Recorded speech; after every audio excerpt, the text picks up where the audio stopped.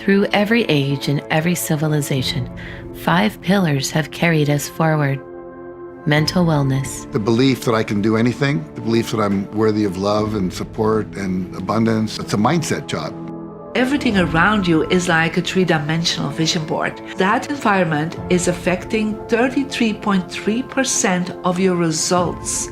spirituality, You establish intention, and then the world starts to bend towards that. But if you don't have an intention, you get bent by the world. I began to experience unbelievable miracles because I sought and looked for them.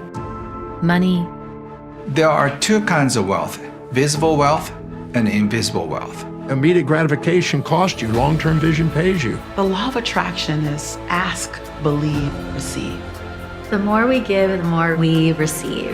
It's the universal law. Nature is abundant, and anything else is not the truth.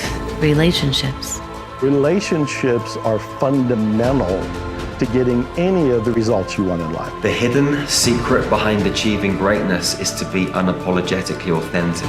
Our first teachers were our parents. They sold us the program, and we have it running in the background. So just like a computer can be reprogrammed, a software can be reprogrammed, so can your mind. health, I invest a lot of time every day on my emotional, my mental, and my physical health. Deep acceptance. That's the bedrock for transformation. Practicing forgiveness is key to any type of healing. When you say yes to yourself, you create that space to grow. For the first time, the voices that have shaped how millions of people think about greatness. They share what they have never said on camera. Ancient wisdom, modern breakthroughs, and together they form the living pattern that leads us home to who we truly are. These are the pillars of power.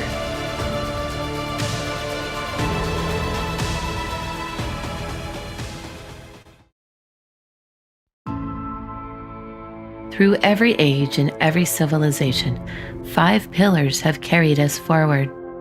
Mental wellness, The belief that I can do anything, the belief that I'm worthy of love and support and abundance. It's a mindset job.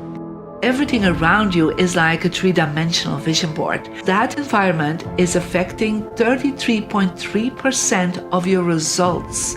spirituality, You establish intention, and then the world starts to bend towards that. But if you don't have an intention, you get bent by the world. I began to experience unbelievable miracles because I sought and looked for them. money, There are two kinds of wealth, visible wealth and invisible wealth. Immediate gratification costs you, long-term vision pays you. The law of attraction is ask, believe, receive. The more we give, the more we receive. It's the universal law. Nature is abundant, and anything else is not the truth. relationships, Relationships are fundamental to getting any of the results you want in life. The hidden secret behind achieving greatness is to be unapologetically authentic. Our first teachers were our parents. They sold us the program, and we have it running in the background. So just like a computer can be reprogrammed, a software can be reprogrammed, so can your mind. health, I invest a lot of time every day on my emotional, my mental, and my physical health. Deep acceptance. That's the bedrock for transformation. Practicing forgiveness is key to any type of healing. When you say yes to yourself, you create that space to grow. For the first time, the voices that have shaped how millions of people think about greatness. They share what they have never said on camera. Ancient wisdom, modern breakthroughs, and together they form the living pattern that leads us home to who we truly are. These are the pillars of power.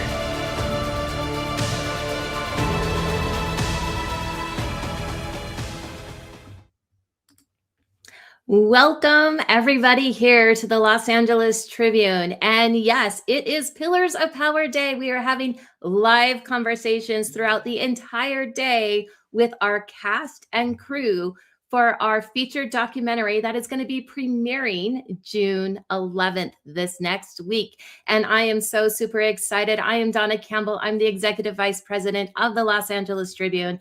And on behalf of Mo Rock, our CEO, who is my executive producer and co-director for Pillars of Power, we truly, truly welcome you. I'm going to bring up a couple of my co-hosts here. So first up here to the stage, we have one of our creative producers of Pillars of Power, Tiffany Cano, and we also have Jeremy McDonald. So Tiffany, let me start with you. How excited for you for this to be coming and for today with all of the work that we have done? This is like a 2 years of cultivating and creation, and it is now coming to fruition. I'm so excited for our premiere next Thursday, June 11th in Culver City. And if you guys have not yet gotten your tickets, get them now at thepillarsofpower.com and come play with us. We have movers and shakers and A-listers from the film that will be there in person supporting you.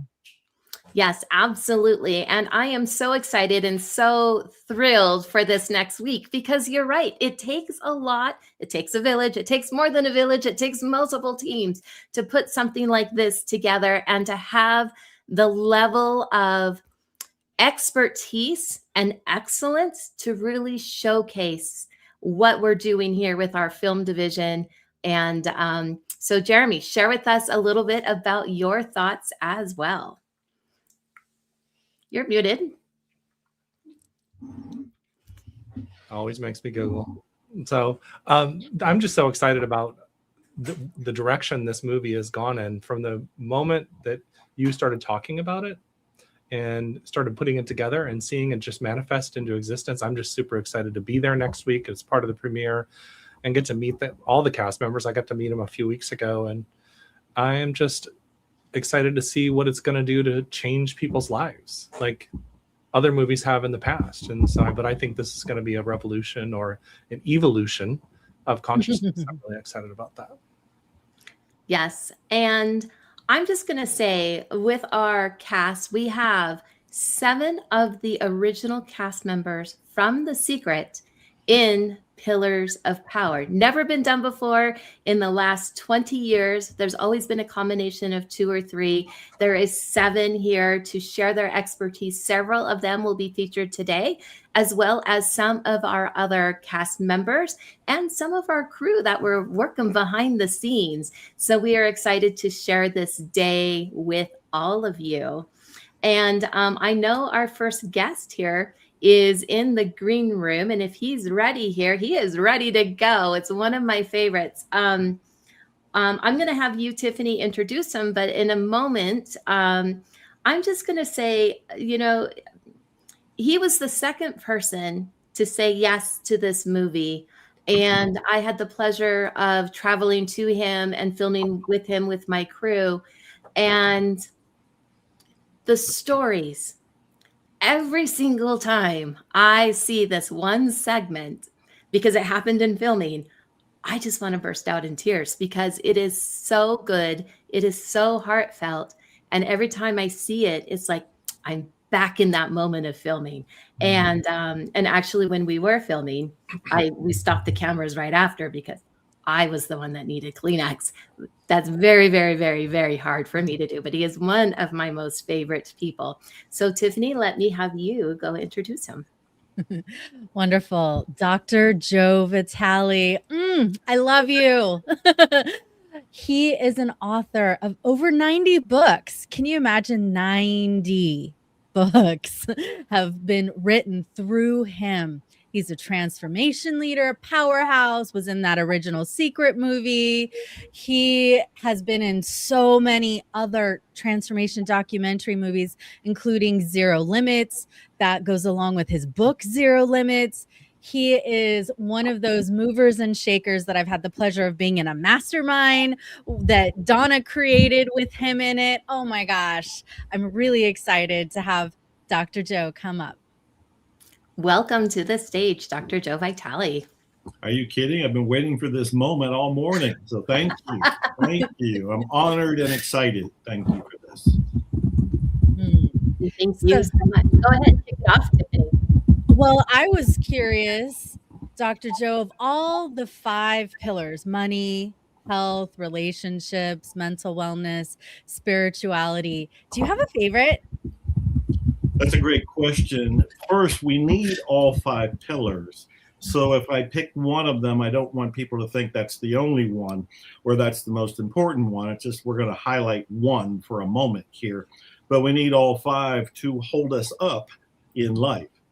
I would say at this point in time, it's spirituality. At another point in time, it might have been the wealth one. But as we go through these and we balance them in our lives, we find out what the most current need is, we'll say. And for me, it's spirituality. I really want to be connected to what I call divinity, and I want to help people find that connection within themselves. So the short answer is spirituality.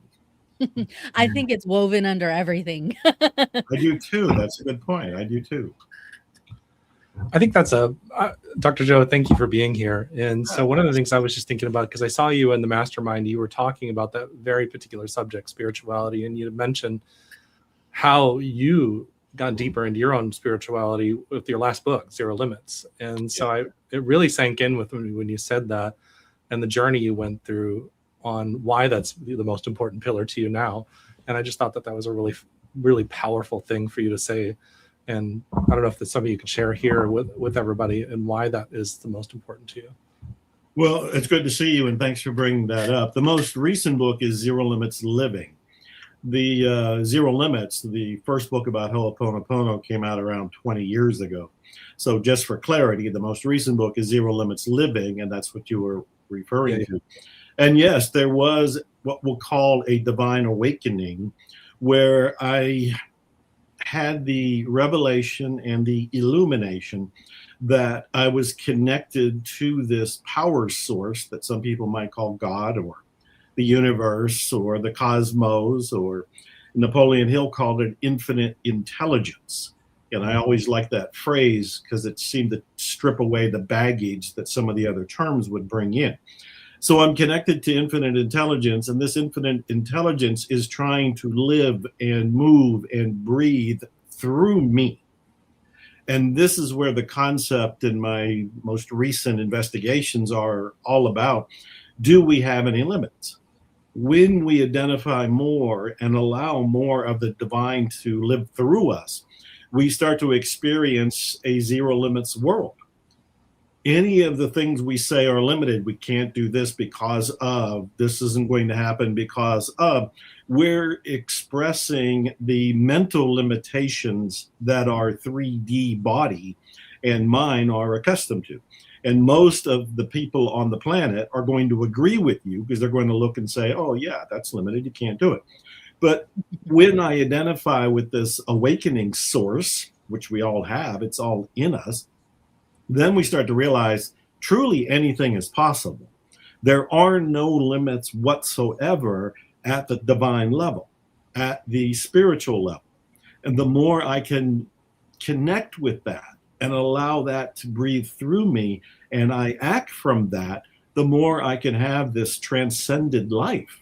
And all of this came to me as kind of a lightning strike of awareness where the Kundalini shot down my spine, shot back up, and gave me this insight that I've been working to share in my movie, Zero Limits, and in the most recent book, Zero Limits Living, and in places like this. Give me a soapbox, and next thing you know, Joe's preaching to the world about this awakening that we can all have. Oh, that's so incredible, Joe. I know you've had low lows, like being homeless. You've had high highs.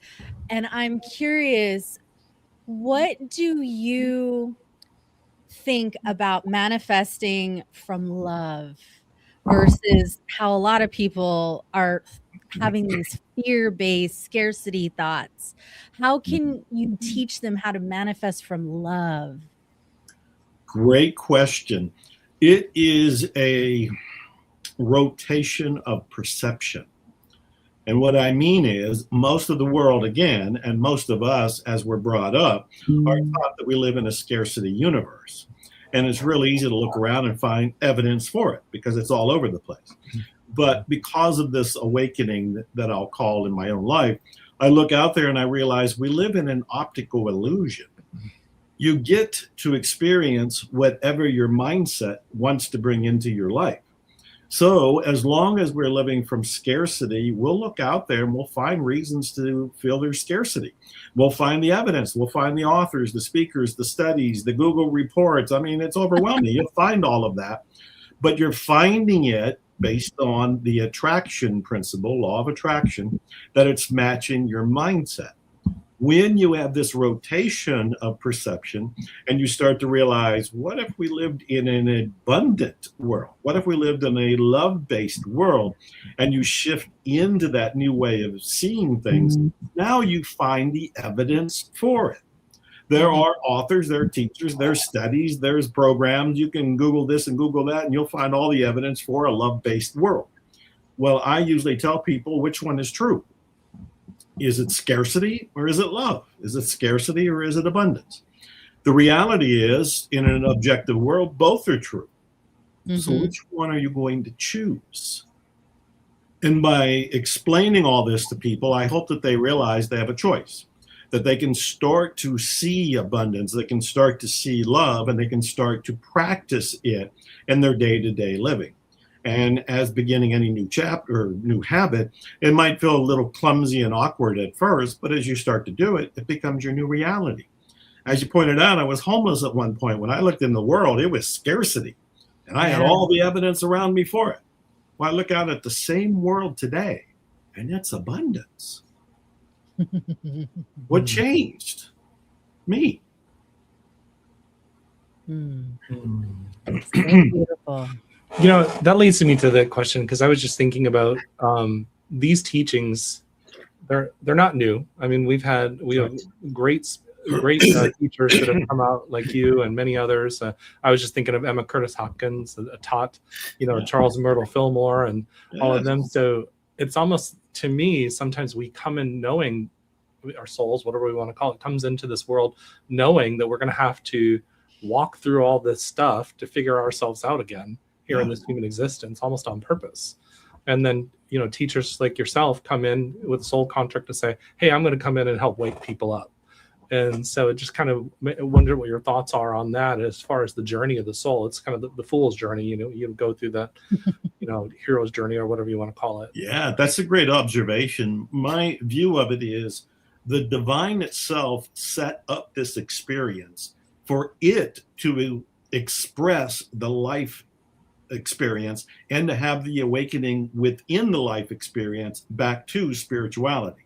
It's almost like there's a game, a divine game being played. And divinity itself said, I'm going to go into Jeremy, and there's a body and there's this soul, and it is called Jeremy, but it's really the divine. And the divine's playing this hide and seek game where it's inside Jeremy, but we don't tell Jeremy it's in there. We let Jeremy live his life. And at some point, maybe he's lucky and he reads the right book, sees the right movie, appears at the right event. Somebody says the right thing, and there's an awakening. And suddenly the very divine that hid itself within Jeremy awakens to, oh, I found myself. I caught myself. I think it's the divine setting this up to experience it for itself. I know this might sound crazy, but that's what I really feel at this point, is the divine set up the drama of life to experience this opportunity to awaken to the drama. And when you awaken to it, it's no longer a drama. Now it's just this kind of could be a farce. It could just be a comedy skit, but you're experiencing it in a detached way because now you know the truth. Oh, life is theater. Life is a game. This is my role. I am today being Dr. Joe Vitale, an author who's in another movie, and we're doing the premiere coming up in a few days. And that's the role I get to play right now. And the divine assigned it to me. It's like the divine is this theatrical director. It's the Ron Howard of the cosmos. And it said, you over there, we're going to call you Dr. Joe Vitale, and we're going to put you in pillars of power, and we're going to have you write books. And this is what you're going to do. So go do your best. while you're on the planet. And at some point, I had this awakening and I look and go, oh, yeah, I'm just an actor here. This is my role. Okay, I'll go do my best. I'll do my best at my role. But it's the divine experiencing the divine, and we awaken to being the divine at some point. What a wild ride. Yeah, a lot of fun. Very interesting at times. I love this spiritual journey. Yes, there's challenges at times, but even those are such blessings in disguise. And for me, like I've cultivated some muscles of resilience to keep going. But what would you say to the people who are on this self-help, personal development, professional development, because it's kind of all woven together in my mind, right? They're on this journey, but they're still feeling kind of stuck. Yeah. What would you say to encourage them to keep going? You got this. It's another great question. I think the big mistake that people make, especially when The Secret came out 20 years ago and people saw it and they got all excited and they're inspired and optimistic and they're taking these big actions. And then there would be something to make them feel like it's not working, or they're stuck, or a negative thing would take place and they would think, oh, this is all garbage. And they'd fall into skepticism and criticism. I think the big mistake is thinking there will never be a rainy day again. It's the big mistake of thinking, oh, I saw The Secret, I read Dr. Joe's books, I attended a couple seminars, I know how the world works right now. And so there's never going to be a cloudy day, there's never going to be a surprise, there's never going to be a pothole that you stumble in, there's never going to be a disappointment. That's the mistake. Mm-hmm. We are in the life experience, in 3D human reality. There are still going to be days where some are sunny and some there's a rainstorm. Some you get a tan and some you got to run for your life because it's too cold, or there's a blizzard coming, or there's a flood or something. We have to realize that in the life experience, we will have what I sometimes call a roller coaster ride. Sometimes there's extreme highs. It's like, whoa, this is exciting. And sometimes there's real dips. And it's like, whoa, where's this going? I have found that if you stay in your seat and stay in the moment and buckle up, you can go through all of it and actually enjoy the ride. That is my biggest advice. You're in 3D human reality. There will be disappointments. There will be exciting moments. If you stay in your seat, you can enjoy it all in equal measure, because this will pass. There'll be another great moment. This will pass. There'll be another whatever. This will pass. And on it goes. Sounds like the roller coaster of life. Yeah. It does. I want to ask Dr. Joe, how much does happiness and joy play in the role of creating abundance of everything in people's lives? Well, it's 100% what it takes for us to get the results that we want, because we want to manifest from a place of serenity, if you will, from joy, from peace, from gratitude, from satisfaction. And the reason why is you attract more of whatever you're feeling. So if somebody is sitting there going, well, I really want more money, but they have a sense of desperation under it, or a sense of doubt under it, or a sense of skepticism under it, they're going to manifest the feeling. They're going to get more of the skepticism, of the doubt, of the this isn't going to work kind of belief. So we need to clean up those limiting beliefs, get back into a zero limits mindset, and start to feel like, oh, I really love my life. And wouldn't it be wonderful if I also was in a home I loved, or in a car I loved, or in a romance I loved, or was meditating and loved it? The more we can have that loved-based feeling of desire, the more we will manifest what we want faster, because we won't have any of the limiting beliefs that would slow it down. And the more we will manifest the feeling multiplied. So coming from that place of love and gratitude is the smartest and fastest way to manifest virtually anything we want. Plus, there's the bonus. you're already at a place of love and gratitude. You're not waiting for something to come in and then you'll go, oh, I love my life and now I'm grateful for my life. No, be loving and grateful now, and along the way, you'll have more to be loving and grateful about. Absolutely beautiful there. And that is so much truth. And I asked that question because it was this last week that I realized that although I have happiness and joy with everything else going on in my life and the movie premiere, I had a little bit more stress than I normally do. And I'm like, no, I got to return back to the happiness and joy and have some fun with it as well. Good. Great. So absolutely. I'm going to bring up here to the stage somebody you do know, Christine Genovese. She is in our cast. Hello, Christine. I know you've been in the background and listening to everything. So we'll give you a minute or so and you can ask Dr. Joe a question if you'd like. Oh my goodness. I love it. Dr. Joe, I think my favorite comment was your analogy of the divine being the director of our lives. Right. And that we're just here playing a role. That really, we got our part. It truly just jumped out at me. And I was taking some notes, you mentioned about, having that love-based feeling and desire and viewing the world from that abundant love place.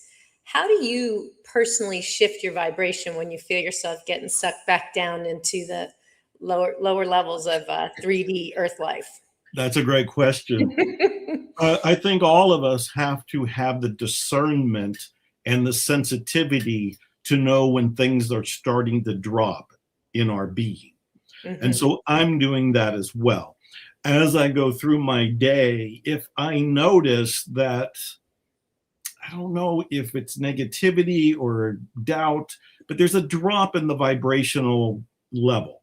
I start to feel like, oh, something's slipping a little bit. I stop right there to find out, okay, what just happened? And it could be anything like, I need to drink some water. I need to eat something. Maybe there was a blood sugar drop.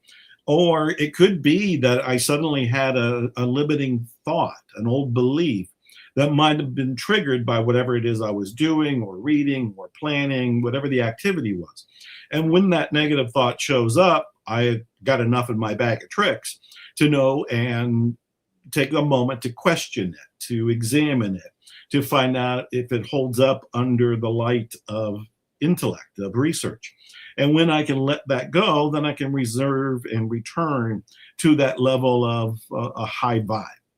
So the short answer is I'm paying attention to the ebb and flow of my energy level. And when the energy level starts to come down a little bit, it's like, okay, what just happened? Why is it doing it? Let me just give you a quick example. I think some of you know that I'm 72 years old. I enrolled in mixed martial arts a year and a half ago. I'm going on a regular basis. It is incredibly challenging. I'm twice as old as my instructor. I mean, I'm 7 times older than some of the people who start out typically. So this is a big deal.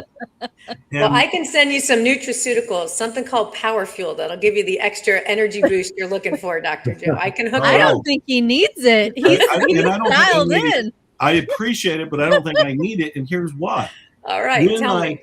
When I pull into the parking lot of the dojo, there's always a fight right there in the parking lot. And it's between me and myself. There's a part of me, high vibe part, wants to go in there. I mean, I've already stated I want to get a black belt by the time I'm 75. I just got my blue belt, so I'm going through the belt system. I'm doing what it takes. But before I go in, there's the energy drop. Because there's that part of me that wants to go, you're in a nice car, just drive home. just turn around. Nobody will care. Nobody will care. But then I care. And I have to look at what's the beliefs going on. Oh, there's doubts about whether I can do this or not. Once I analyze the beliefs that I know, yeah, of course I can do this. I can go in there and do my best. At 72, I may not do what a 25-year-old person can do, but I can do what I can do. And I go in. I was in last night and I did great. Even though before I didn't want to go. So watching the energy level, questioning the beliefs, pumping it back up and moving forward. I love it. Love it. Great love it. advice. So that means you have a black belt in abundance, though. So I think that's I like that. That might be a title of a future book. I love Black it. belt in abundance. Thank you, Jeremy. I'm going to take it and run with it. Well, yeah, thank you that's so much. outstanding. Thank you so much for being here with us, Dr. Joe. And I don't want to speak for everybody else, but I'm looking forward to seeing you. I'll be there. I'm going to be there live for the world premiere. I'll be there in person. Fantastic. We all of us here will as well. Well. All right. We'll all be there. Hugs for all. Yay. Love it. I absolutely love it. Thank you again, Dr. Joe, for being here with us and being a part of this kickoff for Pillars of Power. So, well, wow, Tiffany, that was a great interview. I love Dr. Joe. I do too. Such great energy. Well, but our next guest here is just as powerful. I think she's just as amazing, and she only lives a couple of miles from me. I know, right, Jeremy? That close. Oh my goodness. So, let's welcome to the stage Christine. And so I'm just excited about you being here and being a part of Pillars of Power. And so I wanted to start off asking you a question about what was your favorite part of Pillars of Power? What came out of this for you and the experience and putting together this movie and being a part of the cast?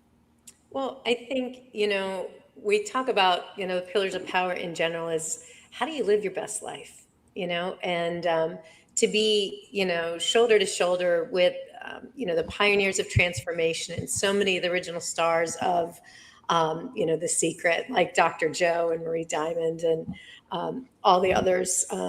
It was an amazing experience. And to be able to stand on a stage with them and be recognized as one of the forefront leaders in transformation in my own field, which is really bioenergetic healing, which is what the soul intelligence method is, was probably one of the coolest things, right? Is to go, wow, you're having an impact and you get to stand on a stage with people who've led the way. And so it's almost like we get to all continue to carry the torch together. So I think that was probably the most impactful thing for me, was recognizing, wow, we're all doing it, and we're all doing it in our own way and different aspects. It kind of reminds me of what Dr. Joe was saying. We all have these different roles to play. And I love that we're all operating from that same place of love to try and make the world a better place. Yeah, good stuff. Thank you, Christine. And I know that based on your business, it would seem to me as an outsider looking in that health is your number one pillar. But why don't you fill us in? Like, what truly is the most important pillar of love, of relationships, money, mental wellness, health, spirituality? Well, to your point, I do focus on health quite a bit. I have the opportunity to really get to the underlying root cause of all dis-ease or dysfunction or dissonance in the frequency in the physical, mental, or emotional body with the soul intelligence method. And I have the privilege of operating in the field of functional medicine, working with incredible healthcare providers throughout the country to help somebody heal on all levels, holistically, physically, mentally, emotionally, spiritually, in all ways. So you could say, maybe it's the spiritual pillar, maybe it's the health pillar. But my method actually helps people shift blocks in all of those areas of their life. Right? And when something manifests in the physical body, it's typically been there for a while. And it's usually some old unresolved pattern or trauma or self-limiting belief, as Dr. Joe mentioned, that's keeping you stuck and has started to affect your physical body's operation. So the other cool thing I get to do, besides the bioenergetic energy side of my life, is what I was suggesting to Dr. Joe, is I'm also the Chief Growth Officer for Nutritional Frontiers, which is an incredible nutraceutical company that helps people heal in the physical and provides those wonderful nutraceuticals and healthy shakes and vitamins and supplements to healthcare providers throughout the country. So I would have to agree with you. Health is probably my number one, but I think it covers so many aspects of all of those areas. Wonderful. Jeremy, love you got next. I'm like, all right, shoot. Let's say tag, you're it. Exactly. So I guess one of the things I would like to ask is there's a lot of intentions behind a project like this or a movie like this. And so what would be one of the intentions you have and how it's going to affect people and affect the world once, the world premiere happens next week and it starts going out to the public? What is one of the things you'd like to see it do? I would love for it to have the ripple effect that The Secret had. Right. I want it to cause people to think. I want it to cause people to maybe have their awakening moment. I want people to be able to connect with at least someone or something. With all of these incredible experts, I think it's going to be hard not to, and we all didn't film on the same day. So I can hardly wait to hear all the nuggets of my colleagues being able to share their wisdom. But truly, one of the things I talk about is quantum physics and how if a butterfly dramatically changes its path, its flight path on one side of the world, how it could cause a tsunami on the other side of the world. And that is because we're all connected. We're all energy. Everyone and everything is energy. And so I really believe that this movie is designed to help raise the level of consciousness. So kind of getting us up out of some of the lower level 3D stuff and hopefully getting us to 5D or higher all together at the same time. Beautiful. And with that energy, everything being energy, in a moment here, we are bringing up Feng Shui master and energy healer. Oh, she's like the Julie Andrews to me. Diamond. I love it. I love it. With such grace and love and joy and radiance, and from the original Secret movie, author of many, many, many books. Please welcome Marie Diamond to the stage. Thank you so much. Hi, Tiffany, Christine, and Hi. Jeremy. I love Julie Andrews. I never been compared with her. I definitely not sing as beautiful as her. I've never heard anybody compare to Julie Andrews either, but that was a great compliment. Well, the way you're just so graceful, it reminds me of her. That's what I see. Well, I definitely tune into all of Marie's tips. So I love her Feng Shui tips, and I do follow you as well, and love it. One of my besties back in Tampa, Allie Brady, is a Feng Shui designer as well, and so she helped me make sure that my home was all aligned. So I absolutely love it. Amazing. One of the tips I got from you, Maria, is I'm cleaning my door handle every day now. So it's I did this little video on. I saw that one. Blog. I think we did like 1.6 million on this little video, but views, like totally organic. So it's really beautiful. Yeah. But power starts at your entrance, right? I love it. I love it. Well, obviously, I'm a big believer in managing, the toxicity, and whether that toxicity is in your home, the physical environment, the people in your life, making sure that you clear all that stuff out. And I love how you also talk about colors and how that is a reflection, and one of the things I took from you, I went to Egypt recently and I heard you talk about the color of gold representing wealth. So I made sure that I got my gold on today because I knew I was going to get to see you. And so I'm like, I'm embodying wealth and abundance right here. And I got the goods from Egypt. So thank you for that tip. My bank account doesn't thank me, but it's okay. Gold is better. Gold is better. Yeah. No, and I love that the pillars of power, also a lot of gold. Right? Mm-hmm. So I really love that because, one of the things, if we look through history, right? So there are some symbols, but not only symbolism, but also colors that always come back, that the powerful people, the people that were powerful of mind, powerful of leadership, they would always use, and that is actually the color gold. And I didn't put gold on today, but I did two other colors that are close to me for some reason.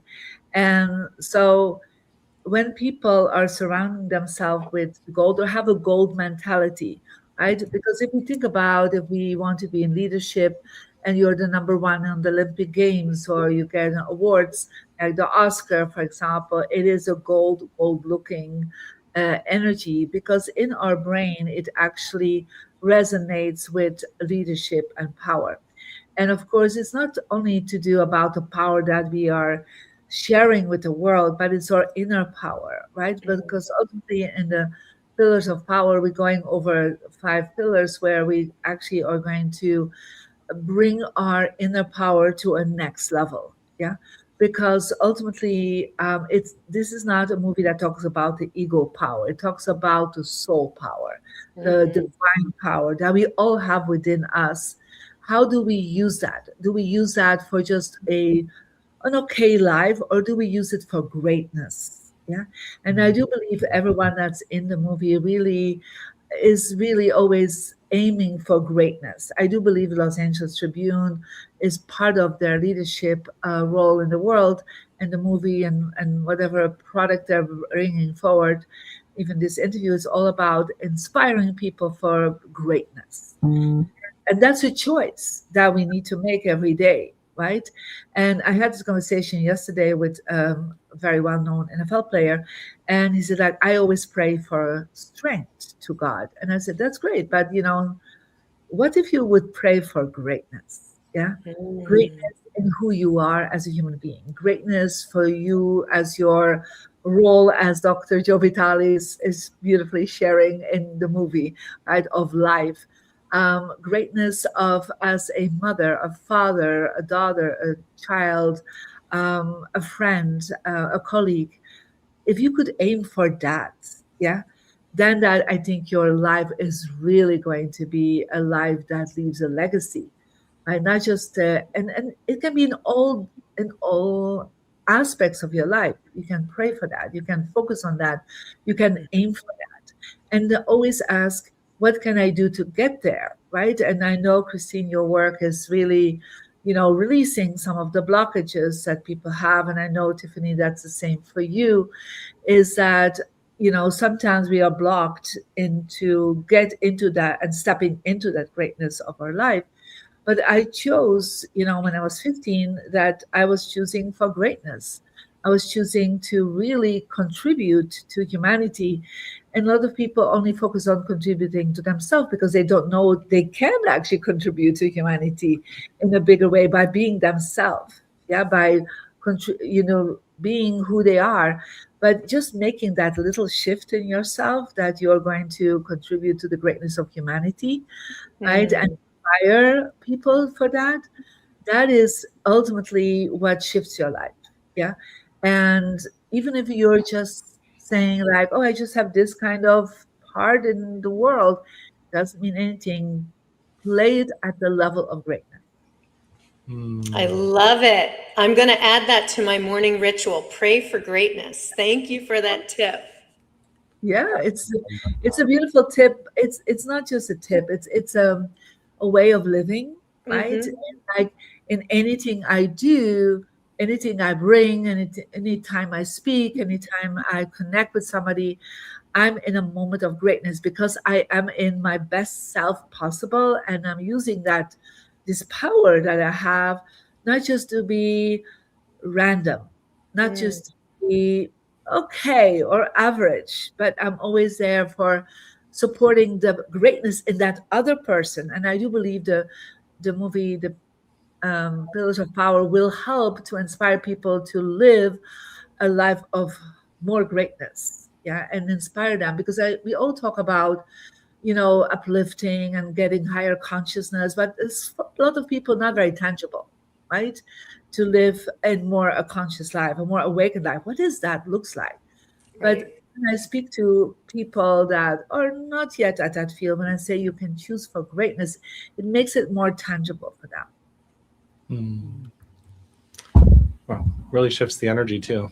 It does. It does. Absolutely. Christine, I want to say thank you here for joining us here today. Let's just have you give last closing statements for you. Sure. Well, one thing I'd love to leave everybody with is just remembering that self-care isn't selfish, it's sacred. And so when you take care of you. You are actually impacting the whole consciousness because we're all connected. And so in any which way you choose to take care of you. So thank you so much for having me. And I can't wait to see all of you and get a hug in person next week.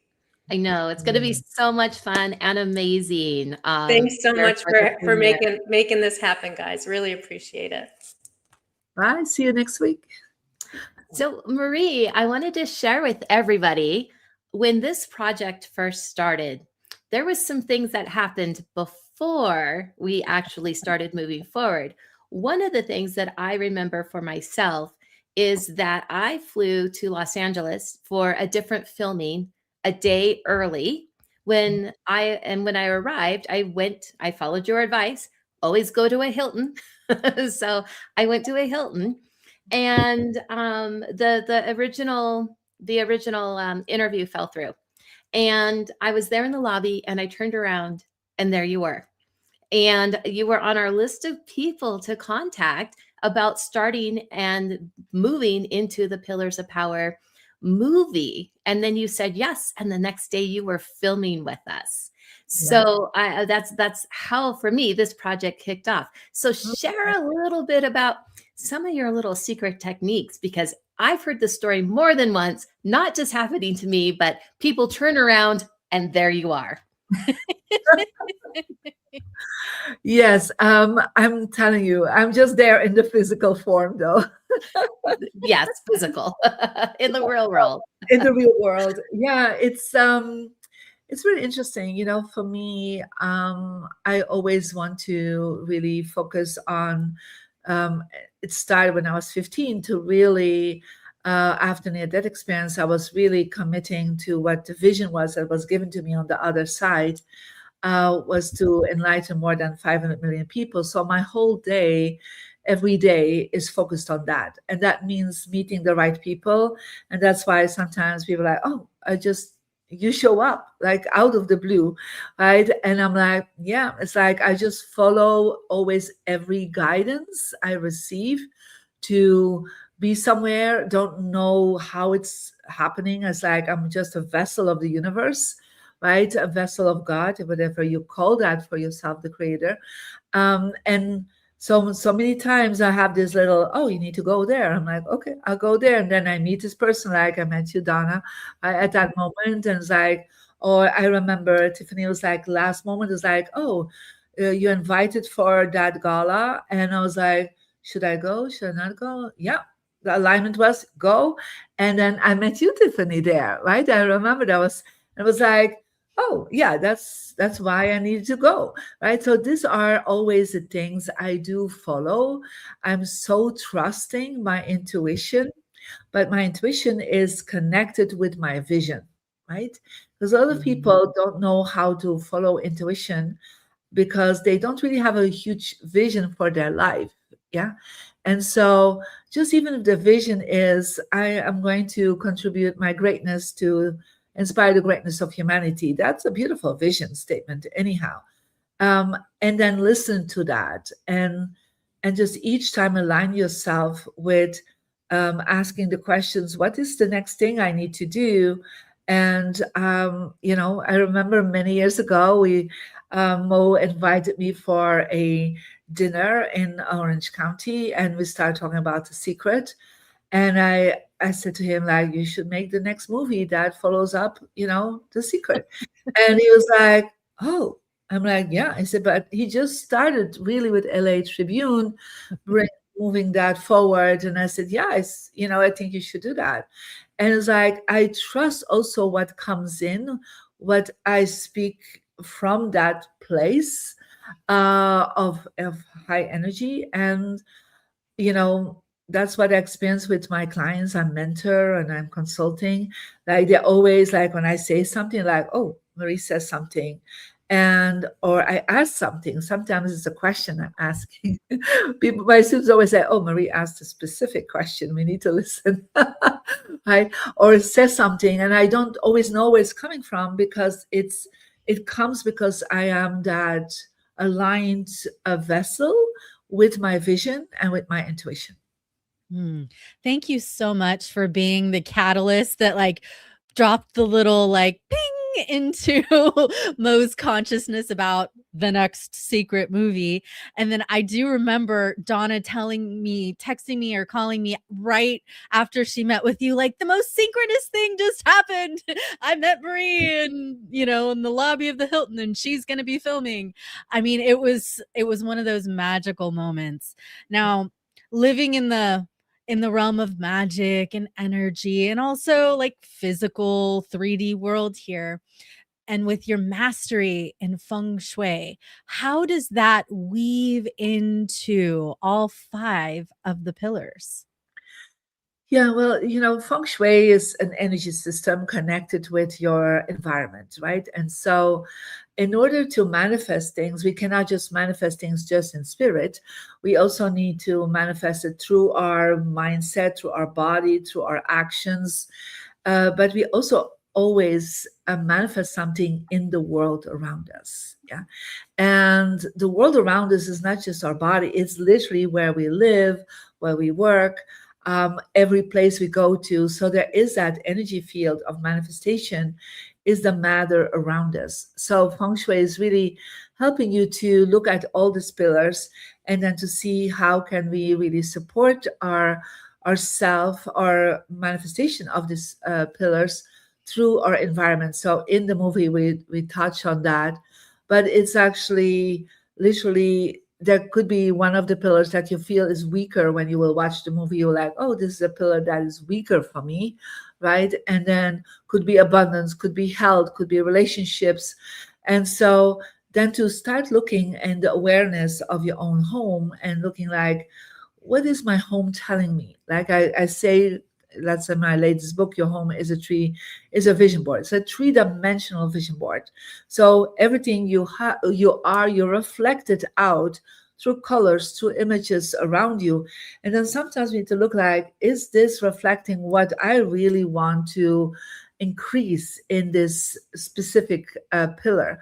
For example, if you have a pillar of health that you want to create stronger, but everything around you is chaos. Everything around you are dead flowers.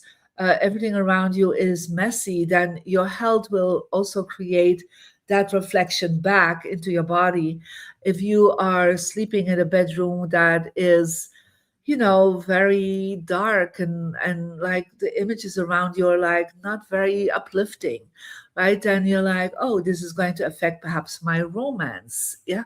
So my relationship luck. So look around you, become more aware of it. And of course, the specific tips that people can do, and they can follow me on my YouTube channel and Instagram and TikTok for specific tips around all this.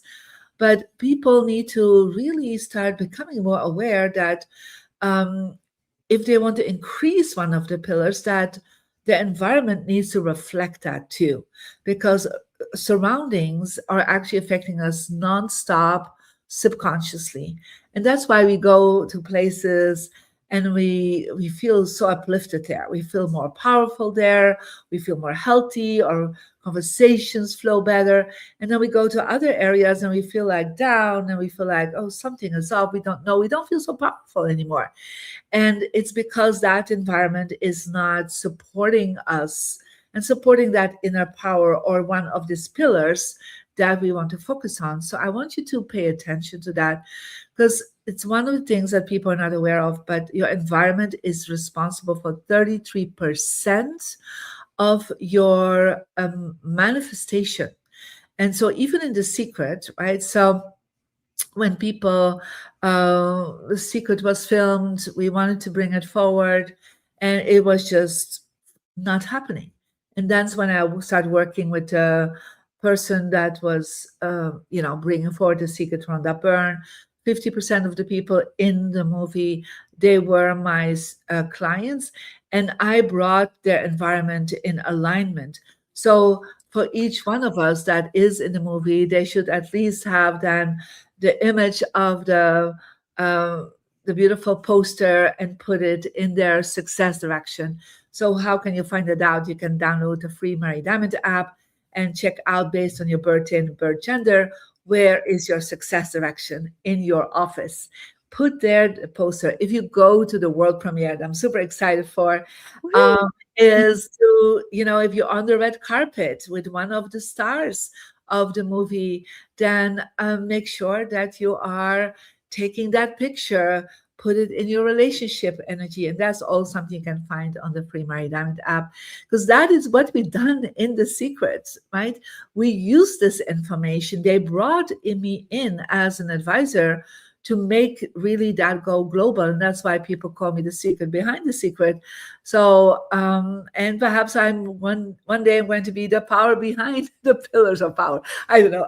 Perhaps I'm the sixth pillar. I don't know. I was going to say you are the power behind the pillars of power here. So, I'm thinking about this. There's an old saying that goes, in corporate America, if you want to be promoted to vice president, you should start dressing or acting as you're the vice president. Correct. So you dress the part, you act the part, you look the part. And to me, this is a reflection of maybe what's going on if you're disheveled and you're not put together, that's an environment of what's going on inside of you as well. I don't know. Correct. And so it's not just behave, act, but have your environment also on that level. Yeah. So it's like, for example, if you're sitting with your back to the door, for example, a CEO will never sit with his back to the door or her back to the door, right?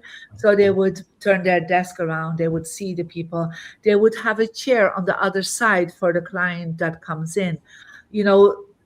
Check what is around you. Like, is your space, I say that many times to people that have online businesses or coaches, and said, your workspace is the headquarters of your business. Yeah. So act like it, make sure it looks like it, like, for example, when you are behind me, you see my books, right? You see my awards. I don't have the Oscars really, but my clients do have the Oscars. So everything is very intentionally placed around me to really say, this is the reflection. So don't just act like it, dress like it, but make sure your space around you is the same frequency, the same vibration as that, because that makes a big shift in your subconscious, right? And so get that high back chair with armrest. Don't sit on a chair that, a CEO would never sit on, right? So make sure that each time you come online, you're all dressed up, yeah? Because a lot of people, and I remember talking to a CEO, and he's like, yeah, I feel like people are not respecting me. And it was in the time of COVID. And I said, like, I'm sure you have a shirt on, you have a tie on. I am almost 100% sure you have like flip-flops on right now, and you'll probably have like shorts on because it was very hot. He said, how do you know? I said, you're not dressing the part. You're not in the right frequency. Yeah. So always, or perhaps you have your pajama pants on, whatever it is, right? So make sure that also your environment is on that frequency. Good advice. Thank you so much. There is such truth in that with what you just shared, Marie, because I've noticed a difference. We try to cut those corners, and sometimes, we do have on those flip-flops, or we just don't put on our shoes. But the second that we do, our whole energy changes, our attitude changes, it all changes. Beautiful. And Dawn, I have to tell you, you look so beautiful. Oh, thank you. New look, new hair. I love it. Okay, I need to go, dear ones, but it was so lovely. And I see you all at the world premiere next week. Oh, my love. Thank you so much. Thank you. All right. Here we are. And I am so excited for this movie premiere coming up here at June 11th in Culver City. We do have just a few tickets here at thepillarsofpower.com. So Tiffany and Jeremy, how excited are you guys about attending the premiere? This has been something in the works for a while now. and it feels like this most incredible opportunity of alignment and expansion and grounding all at the same time for me, being a creative producer of the movie as well as being in the movie. And I didn't even want to be in movies, but I got the divine nudge to do it. And I listened and I took that divinely guided action and said yes. And then life unfolded so beautifully. And even when I was watching the movie in our cast pre-screening party and that we had, I was noticing that the auras of the people in the audience, which were our cast, were getting bigger and brighter and shinier and stronger. The movie is truly an embodiment of a transformational movie. So come. Yeah, and I'm super. Thank you, Tiffany. That was beautiful because I felt the energy in the room when we did the cast premiere, and it was just so incredible to feel everybody's hearts opening up while they were watching it, and you could just feel this, almost like in a sense, when you put together a symphony or a piece of artwork or something, and just seeing it come together and knowing the backstory, and knowing that Donna can maybe get a night's sleep here in a couple of weeks. And so, but watching all that come together and just seeing it on that big screen just was very powerful for me. And so I can't wait to see the actual finished product on an actual movie screen. That's going to be I'm just overwhelmed because we didn't get to see that with The Secret. We didn't get to watch, the backstory, and we've heard the stories now, but to be a part of watching the people that are putting it together, to me, that's just incredible, absolutely incredible. And so I'm excited about the premiere and being there, and getting a hug from Tiffany because she gives good hugs. So it's gonna be a great. You're tall enough to reach me from Florida, and I'm in California for that hug. But yes, in person it is. And now, for those of you who haven't yet seen the trailer, we are going to show you the official trailer for the movie. So Donna, please play that trailer. Cue it up. That's right. Through every age and every civilization, 5 pillars have carried us forward. Mental wellness, the belief that I can do anything, the belief that I'm worthy of love and support and abundance. It's a mindset job. Everything around you is like a 3-dimensional vision board. That environment is affecting 33.3% of your results. spirituality. You establish intention, and then the world starts to bend towards that. But if you don't have an intention, you get bent by the world. I began to experience unbelievable miracles because I sought and looked for them. Money.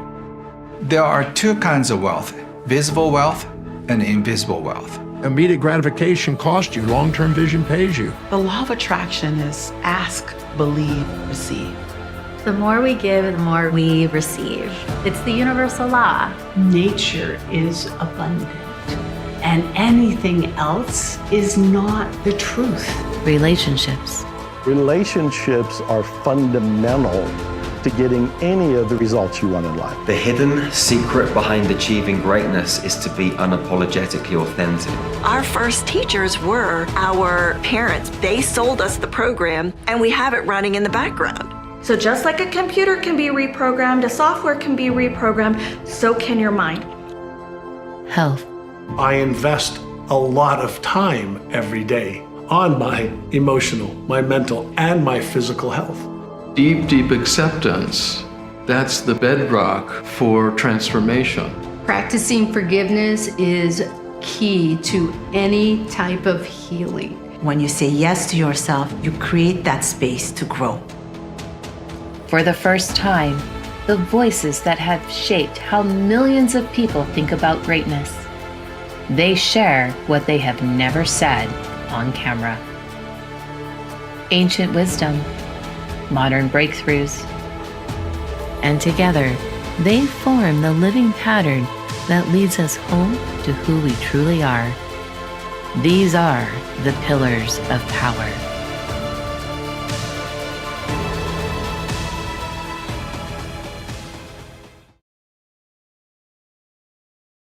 Wow, that was great. Every time I watch that, I get a little emotional. So you're on mute though, Miss Tiffany. Thank you. That's okay. It wasn't me this time, so I'm happy. I'm usually pretty on with that. It happens. It happens. So that trailer, the first time I saw it on social media or any clips from the movie back in, what was it, end of March, just really just sends me out, just really gets me just right here in the heart. So I don't know how you feel, Tiffany, but it's really powerful. It has that cinematic, dramatic feel to it. It's spicy and heart opening and creates curiosity all at the same time. I love it. Right. And then go ahead. I was going to say, yeah, it just does all those things. And of course, you know, we got Donna's voice that's super powerful in there. So, yeah. So, but, and it looks like we have our next speakers here. Yeah. So Dalal is going to be coming in all the way from Egypt. So maybe she's got some pyramids in the background. Definitely. Hello. Thank you so much for being a part of this movie, coming on today, staying up extra late so that you could play with us today. Thank you so much for this opportunity. I love it. Well, I'm just so excited about seeing you because it's been, what, 4 years since I've seen you in person. So I'm going to see you next week. So yes, I'll be there. And then we have Natalie. Hello. I mean, she brings such happiness and joy with her happiness cocktail and her book about happiness. So I'm really excited to hear more from both of you today. We're excited to be here. So maybe we could just start off with a question, because I was thinking about, you know, intention and, you know, all the things that goes into creating something this big. And maybe I can start this question off with Dalal, because I know a major intention she put out a few years ago when she came to an event in California, all the way from Egypt, just from an email. And and how that's manifested for her. So, you know, what are your thoughts? What is one of the things you're excited about with Pillars of Power? And maybe, I don't know, just quickly you can tell about, you know, the intention you had coming into how we all met you. So there's two questions, I guess. Yeah. So I will start with the first one. This opportunity to be featured in Pillars of Power is a result of me breaking every limitation I have, every fear I have, and book a ticket and attend that event in the US. What was the question? I'm sorry, I forgot the question. Oh, I was just saying, you know, how you kind of you broke the boundaries, you know, your own boundaries when you came to that event we had in Temecula, and that brought you in so we could get to know you, and now you're a part of the movie. So. So, and then what are your, I guess the second question is, what are your intentions, or what would you like to see happen from the movie? The movie was not a plan. I didn't plan to be in a movie. It was not even a thought that came through. All I know is that I received an opportunity and I followed my heart and said yes to this opportunity. Although it was not easy, it was scary. I was really scared. It's a totally new experience for me. But I did it, and I'm proud that I did it. And I always say that nothing comes just easy. But when we are able to remember who we truly are at the deep level and stand in that truth and lead from that truth, we reflect that back to others. So they will lead from the same truth.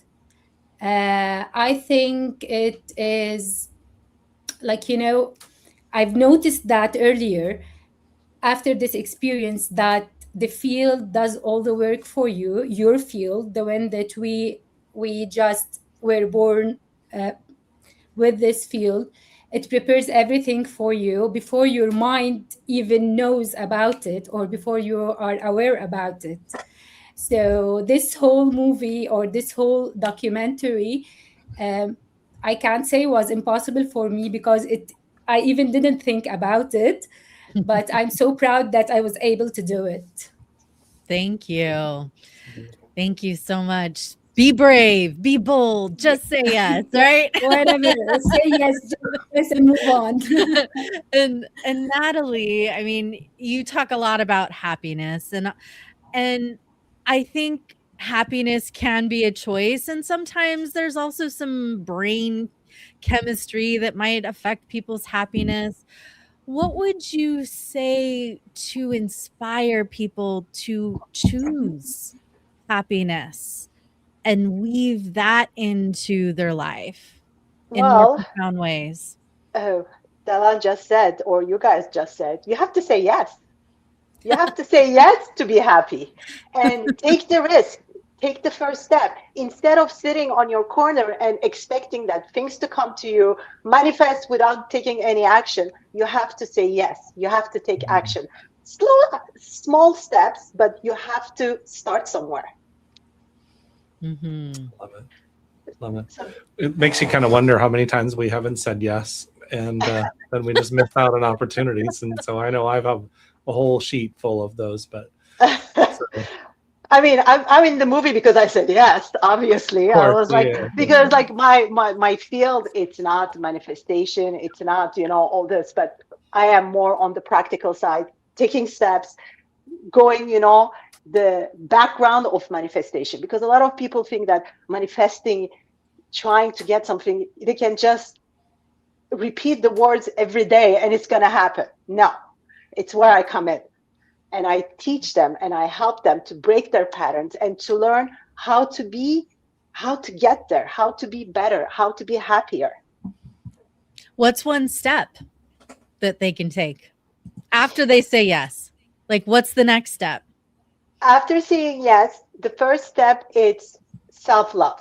What I mean by self-love is accepting who they are, because either you're a leader or like not a leader, housewife, anyone, if you don't love and accept yourself, you won't be able to love, you won't be able to show love, you won't be able to lead with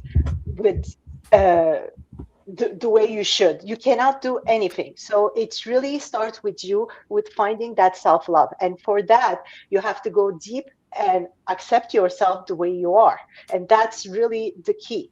And from self-love you'll have self-confidence. If you're confident, nothing is scary. Even if it's scary, you can find ways to get through because you're confident about yourself. You have that self-trust in you. I think that leads me into the next question, because you bring up a very good point, and I'll ask Dalal this question because you both said yes and different passions. And so do you think, Dalal, self-love, you have to have kind of that self-love in order to freely and easily say yes? Do you think that's they kind of go hand in hand together? Yes, sure. It all starts with self-love. Like, before the world told us who we are or what is our role, we are free souls, eternal souls, having this human experience. If we start knowing who we are and we're loving ourselves for what we are, everything will change. If we think we're worthy, then we deserve worthiness. We deserve being in movies like Pillars of Power. We deserve, if we will speak financially, billions of dollars. But if we don't love ourselves deeply and we don't believe that we are worthy, we're not going to have any of these, because our reality is a reflection of what is within us. So if we think we're not worthy, we're not abundance, then we will not reflect abundance. So there's something that I usually say: if you don't like your reality, change it, but don't change the peoples around you. Start by changing yourself, by digging deep inside you, by knowing who you really are at the very deep level, and then you will see that everything around you is just changing and reflecting who you really are.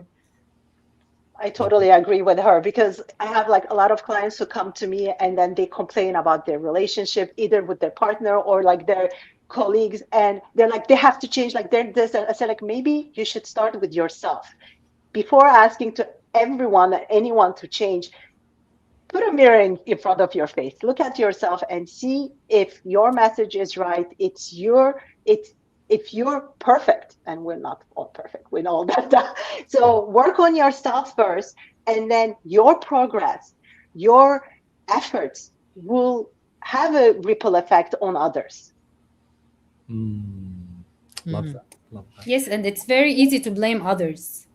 It's much easier than taking the 100% responsibility for everything that just takes place in our lives. Yeah, but that goes with happiness too. You know, everybody's like, oh, I'm unhappy because I don't have this, I don't have that, I cannot get this. Like, don't depend your happiness on things, people, on belongings.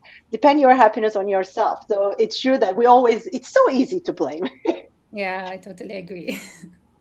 The more we can take that personal responsibility, go within to change our inner environment so externally it shows up, is such a powerful thing.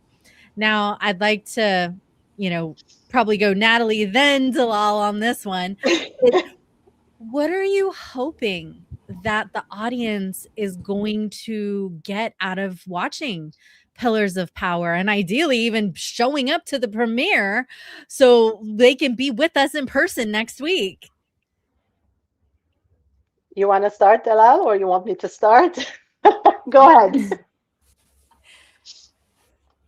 I hope everyone will connect to themselves, not to others, not to the greatness outside, to just the greatness within themselves or within ourselves, because it really, really starts inside us.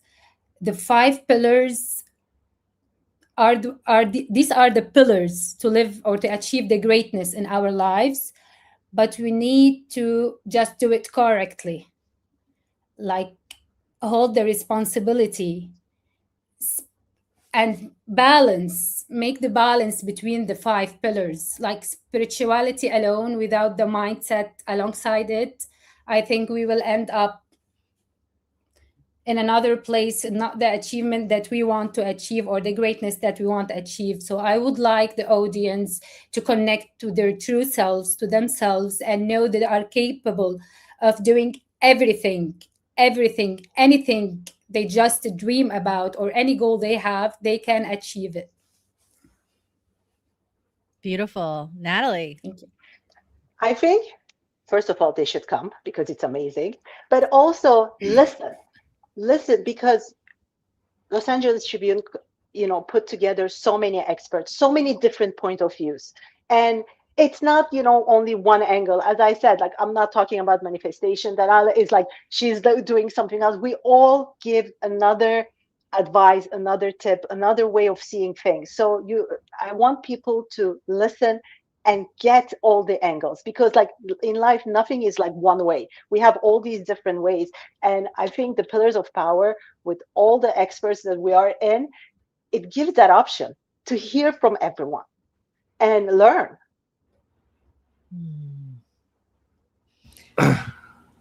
I love that. I was just going to say that I guess all the cast members are giving out hugs next week too, according to the comments in here. So I think that's going to be really powerful as well.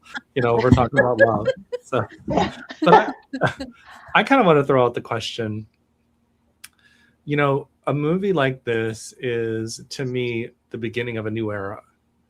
It's 20 years since The Secret. Now we have this new movie coming out, and it's 5 pillars. So we're even going into a lot deeper into the subject of how we achieve greatness in our lives. So what are your thoughts on, and I guess, what was your favorite part about this, to be a part of this new legacy that we're building maybe over the next 20 years? And so I guess we could start off with Dalal and then go to Natalie, because I would like to hear from both of you.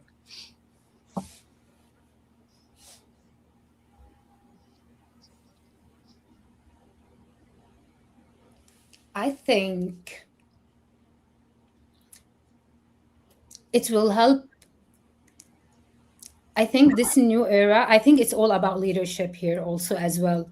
Like, leadership before was built on hierarchy, on like you need to prove, you need. While for the new era, it needs leaders who are present, who pauses instead of react. Leader who can stand in his authentic self, or leaders who stand in authenticity and reflect back to others. So for me, I guess this new era will change the whole life. If you say on planet Earth, it will be totally different. This third dimension will be different. Like we will be in another dimension, like fifth dimension. Maybe they speak of the fifth dimension. Yes, by being able to be authentic and remembering our true selves and knowing more about who we are, we're going to reach there. And pillars of power, I would like to add something. It's going to enlighten people. However, I always say that it's not about watching a documentary or a movie or reading a book or billions of books. You need to listen and you need to do the work on yourself. You need to be there. Love it. Love it. And Natalie? So for me, yes, Secret was a big success, a big wave. Yes, Pillars of Power has the cast from Secret, but I think the Pillars of Power, it's the next step. It's what's coming up. And we have to be open to that because it's going to be another revolution. And that's what it is. It's really, we learn from the Secret and now we're putting it into practice. Love it. Thank you so much. I really appreciate that. Such a powerful conversation. I'm going to thank you both, Natalie and Dalal. But if you're good, I'm going to leave you guys here for a minute. And we're going to bring up another amazing guest with us, none other than Dr. John DeMartini, one of the original cast members of The Secret, who is also starring in Pillars of Power. Welcome, John. Thank you. Dr. DeMartini. There we go. Thank you. It took me a minute to get on, but I'm on finally. Thank you, Donna. We made it. So we met. I flew out to, you live on a ship. I flew out to one day, spent a day with you guys on port. We filmed. I've never filmed on a humongous ship before, but we did. What was that experience like for you? Is that the norm, or how was filming? Let's start there. Well, I actually filmed a movie yesterday on board here, and so I do get to do that periodically. But I remember that day very distinctly, and thank you for that. I had no idea what you were able to extract from that dialogue that we had, but I'm very grateful. I see that some of it was useful and some of it was now in the movie. So thank you so much for that. Thank you for coming all the way to the ship and making it possible to do it in my schedule. So I really appreciate that. But I'm here. I just sailed into San Francisco, just under the Golden Gate Bridge. I'm now looking at the Bay Bridge from my window, and I'm back here in America. So I just came in from the Polynesian area. Wow. Now, I know, living on a ship, you have traveled to, is it over 160 countries? Is that right? 174 countries I've been blessed to speak from now. Wow. It's amazing. Wow. Now that we have a couple of our other cast members here with us, if you're okay, I'm going to allow Natalie and Dalal to ask you a quick question before they leave us. Is that okay? Absolutely. Thank you for letting me join you. Thank you for your patience. Oh, thank you. Natalie? We've been waiting for you, you know? So my question is about one of your messages. It's the hierarchy of values. Would you consider, I mean, I always think about my values. It's family, it's, partners, but would you consider being happiness a value? In 1978, I asked myself a question. Why do some people walk their talk, some people limp their life? Why do some people do what they say, others don't? Why do some people flourish, others flounder? And I started to probe into that mystery. And it led me to the study of axiology, which is the study of values. In so doing, I have noticed that many people write down as a value things that they think it ought to be and what it should be, what it's supposed to be. And they're injecting the imperative values from the outside world instead of going within. And now, after taking literally millions of people through that process of determining values, I find that happiness is the byproduct of the congruency of living according to the values. That's where you have fulfillment or eudaimonia, well-being, wholeness. But the pursuit of a one-sided happiness, a hedonistic pursuit, I didn't find a consistent, productive thing. I found that embracing some meaningful pursuit, that you're willing to embrace the pleasures and pains in the pursuit of, gave more fulfillment than looking for a one-sided magnet, a polarized magnet. The Buddhism, it's been stated that the desire for that which is unobtainable and the desire to avoid that which is unavoidable is a source of human suffering. So if we polarize happiness into a pole and sadness being an opposite, the search for a one-sided world I don't find as productive as the embracing of the two sides and the pursuit of meaning, the mean between the two. I find that really very more profound and more sustainable. So I don't look for a one-sided world. I embrace both sides. I don't try to get rid of half of myself or half of the people or half the world. I try to embrace the whole. People want to be loved and appreciated for who they are, not for a one-sided nature.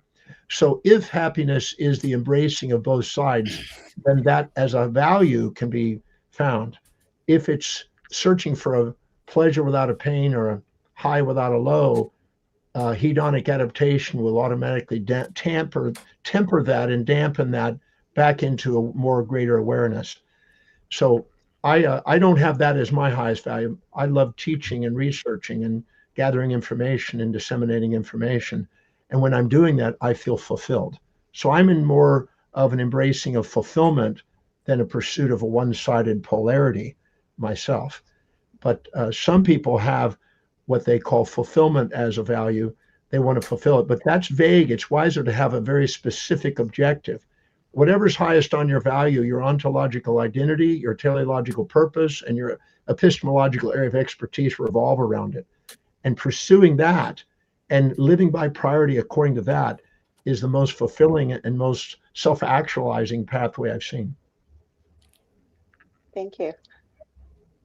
And Dalal, go ahead with your question.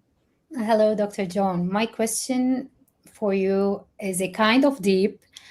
Did you ever feel that you completed your inner work and you feel you're there, you're meant for greatness, you know it, but it's been a while and it's not reflecting outside? I think she froze just a little bit. Yeah. So let's start with what she asked. I think I can answer that. She's back. Whatever you know and have gnosis about is finite.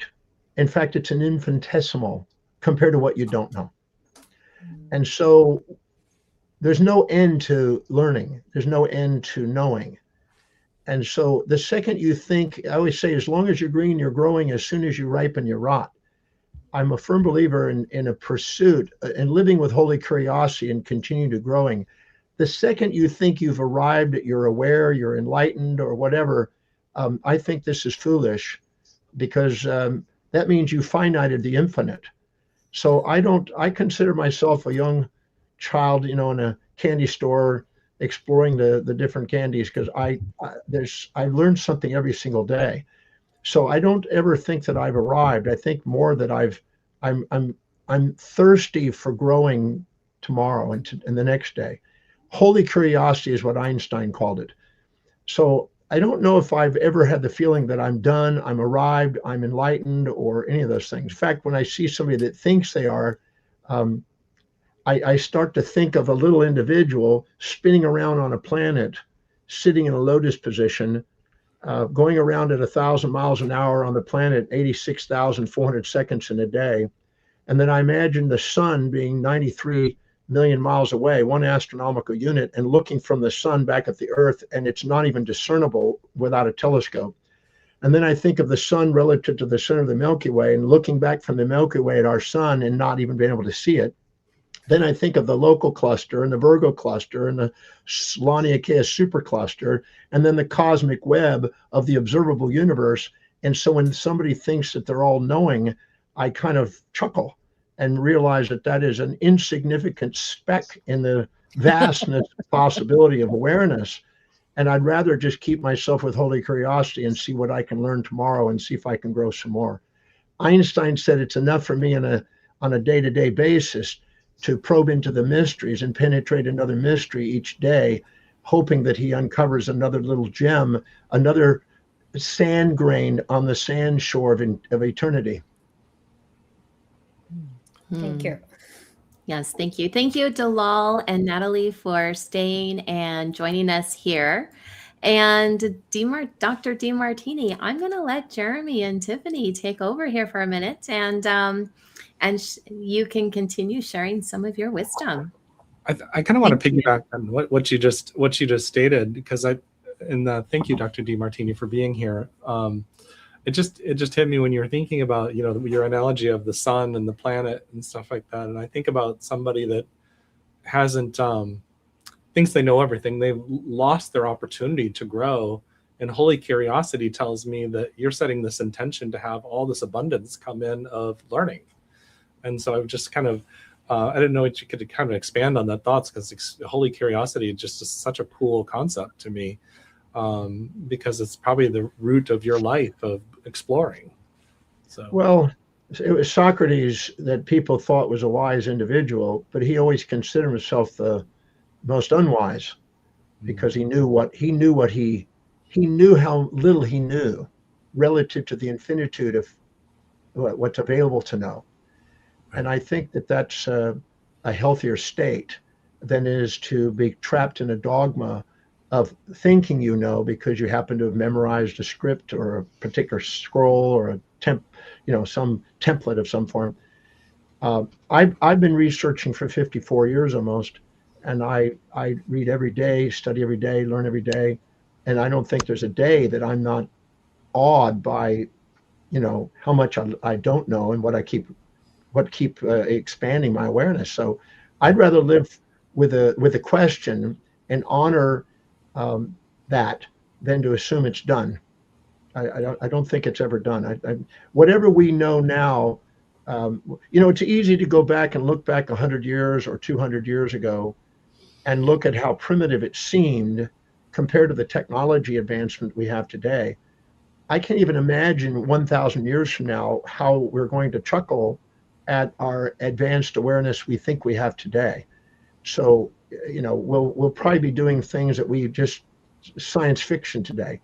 When I saw Flash Gordon back in the 50s, we have transcended Flash Gordon, and that was science fiction fantasy land out there.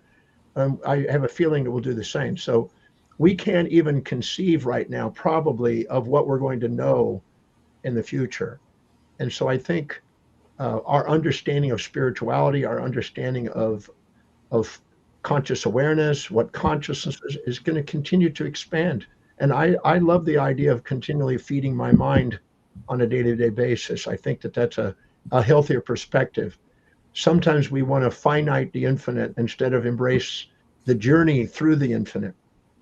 Yeah, I love that. Beautiful. And I know you're a major researcher, you're into, behavioral science, and I'm curious, what does love mean from a behavioral science perspective, and why does it matter for true power? Oh boy, that's a great one.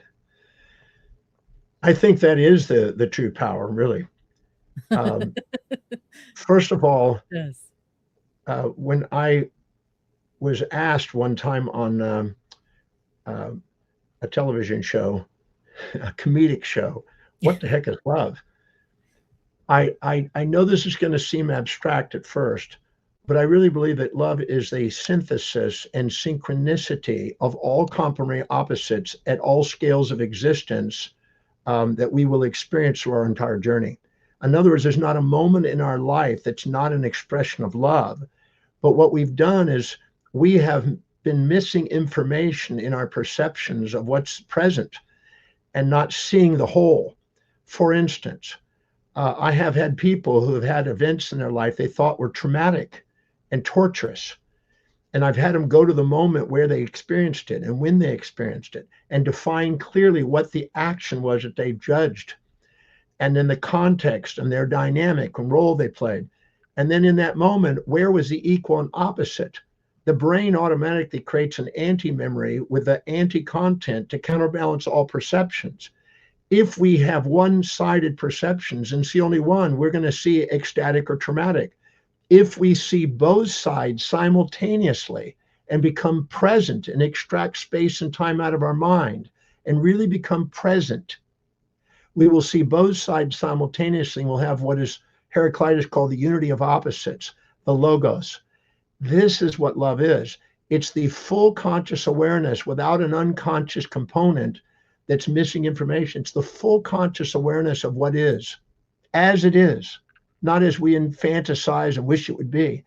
And it's ever present, and it never forsakes us.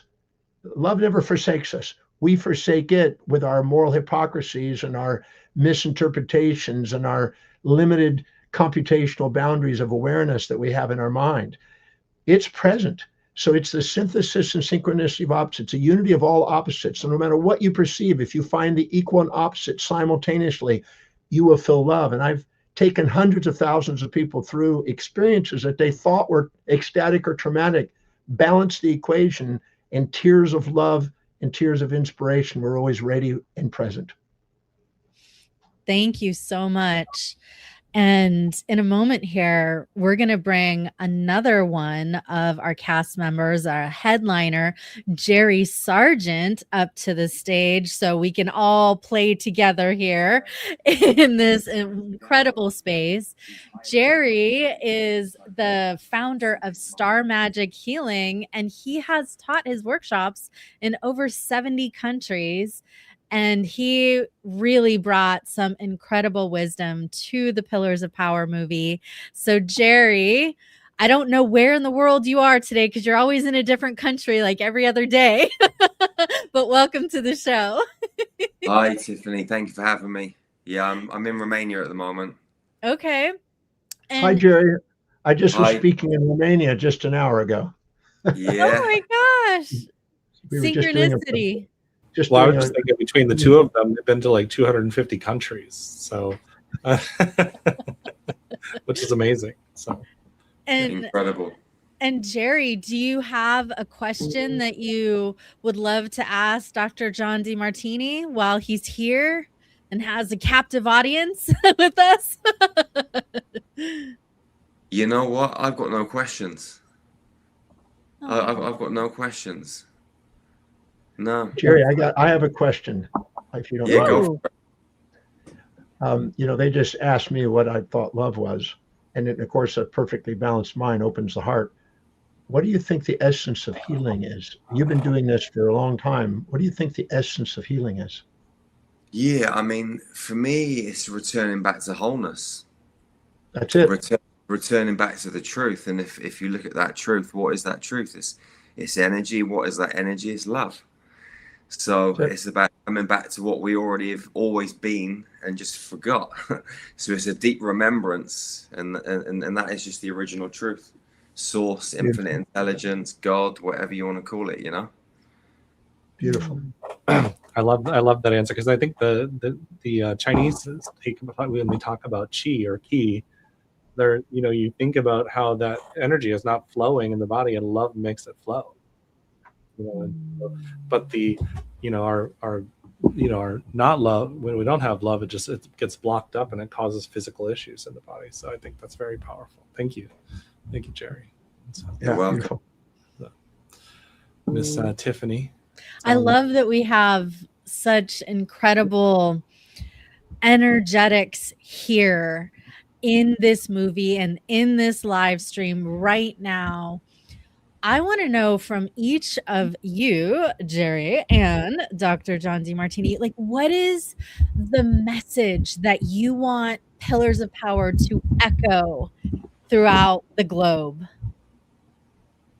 You want to go, Jerry, or you want me to? Yeah, I can take it away, John. Absolutely. I think it's the message that I would just share with any human being.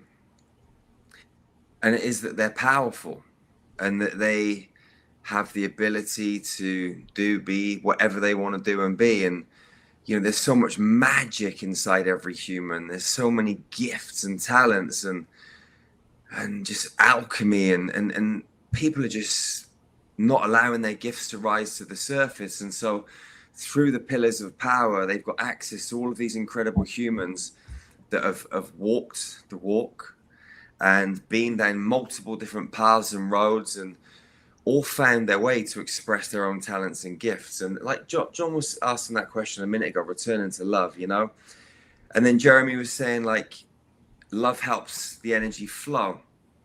I would say, like, love is the energy. And it's not that love helps the energy flow. It's love is the frequency that we need to embody so it can just be what it is. And then when we allow it to be what it is, which is what we fundamentally are at the core of our beings, then all of our gifts and all of our talents and all of our beauty and magic just radiates like a galactic flower when our hearts bloom and blossom and we just stand in our power and we be radically authentic, just stepping into that. Like that in alone is just what is going to change humanity, create this new earth and allow all humans just to rise into the magical beings that they are, just by not trying to do it, but just allowing it to be what it is. And from that foundational standpoint, that's the growth, that's the magic, that's the healing, that's just everything all encompassed into one beautiful bubble of whatever you want to call it, just love,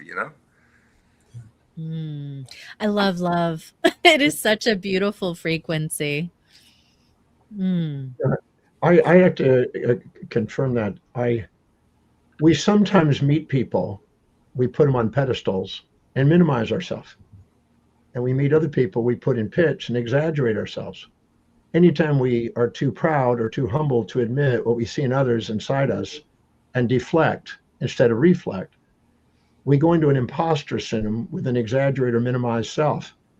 This shuts down the heart. This blocks the love. This gets us into an emotional impulse to seek or instinct to avoid things. And we have a separation of self and other in this moment. But the moment we realize that whatever we see in them is inside us reflectively, and neither put them on pedestals or pits, nor minimize or exaggerate ourselves, and just become present with them as an intimate reflection, out comes love. Love is a confirmation of authenticity, and it is still the greatest healer on the planet. And so wholeness, authenticity, integration, whatever name you want to call it, the synthesis of opposites, the synchronicity of opposites, they're all expressions of love. They're just languages that express this very essence that I know Jerry knows. You can hear it in his speech. He knows that essence, and the magnificence of who we actually are, which is that love, is far greater than any fantasies we'll impose on ourselves or compare ourselves to others by. So I'm a firm believer. I think we're saying the same message. Thank you, Jerry. Thank you, brother. Thank you guys for that answer. And Dr. Demartini, I just want to thank you so much for being here with us and sailing into San Francisco right now. So I'm sure that's an incredible experience. And, looking forward to seeing Pillars of Power and seeing your wisdom in the movie. So, yeah, I'm looking forward to seeing it too. I can't wait. And thank you for giving me the opportunity to be with you today and meeting Jerry and the other people on the panel. So thank you. And I will look forward to see the movies very soon. Thank you. See you next week at the premiere. Thank you. Yes, thank you. Thank you. And congrats, Dr. Jerry, for getting your doctorate in transformational leadership. I just Thank found you. out about that. That's wonderful. Thank you so much. Dr. Jerry. Yeah, Dr. Jerry. The film explores health, right? That was one of the 5 pillars. And what do you think is the most overlooked root cause of physical illness? The most overlooked root cause of physical illness. Yeah. I mean, the body is supposed to be healthy. The body was designed to be healthy, and it naturally heals itself. Like, if we just get out of the way and allow our body to do what it does naturally, it just functions immaculately on every single level, mentally, emotionally, physically. But as humans, you know, we've been conditioned, not just in this lifetime, but for millions of years, to be a certain way, to behave a certain way, to react a certain way. And it's because our minds, not our minds, but our brains, like our brains are kind of out of control. You know, we don't know how to be present. We don't know how to just be still, not still physically, but still mentally and emotionally. When we become still mentally and emotionally through presence, we move into alignment, we move into wholeness, we become congruent, and naturally our body just is. Again, it's just coming back to that original frequency. Everything flows, the love. Like, if you look at a river with a waterfall in it, or you look at a stream with a whirlpool, like, that waterfall is always the same. Like, you go to the Niagara Falls and you look at it, it always looks like the Niagara Falls every single day. You can come back next year, it'll still look the same. If you go and look in the mirror today, you're going to look like Tiffany. And if you go back tomorrow, you're going to look like Tiffany. And I'm going to look like Jerry, and Jeremy's going to look like Jeremy. And if you go back in 6 months, we'll all still look like who we are. But ultimately, we're not the same. Just like the water running through the Niagara Falls, or the whirlpool in the stream, is fresh water, fresh energy. And we're made up of atoms and molecules and chemicals and carbons and fibers. And every single day, there's new energy moving through us. Every 11 months, we become a completely new human. So if that's the case, it should be impossible for disease to hang around. But the reason that disease hangs around is because we think the same old cyclical thoughts, because we're conditioned, we're running patterns and programs that really don't serve us. They keep us unhealthy. And this is by design, because unhealthy humans, they make a lot of money for certain people on this planet. But healthy humans, they can't be controlled. They don't become dependent. They're literally sovereign and free. So when we return to presence, which activates calmness, calmness is the bridge to intuition, calmness is the bridge to abundance, because it's the stillness that the universe responds to in a positive way. The universe responds negatively to chaos. Like, if we're chaotic internally, we're going to have chaos show up in our lives, left, right, and center. If we're calm internally, we're going to have calmness show up in our lives. And calmness is safety. And when a human being is safe, then the universe, it's like, well, this human being's safe. Let me bring stuff into this human being's life because I feel safe enough to do that.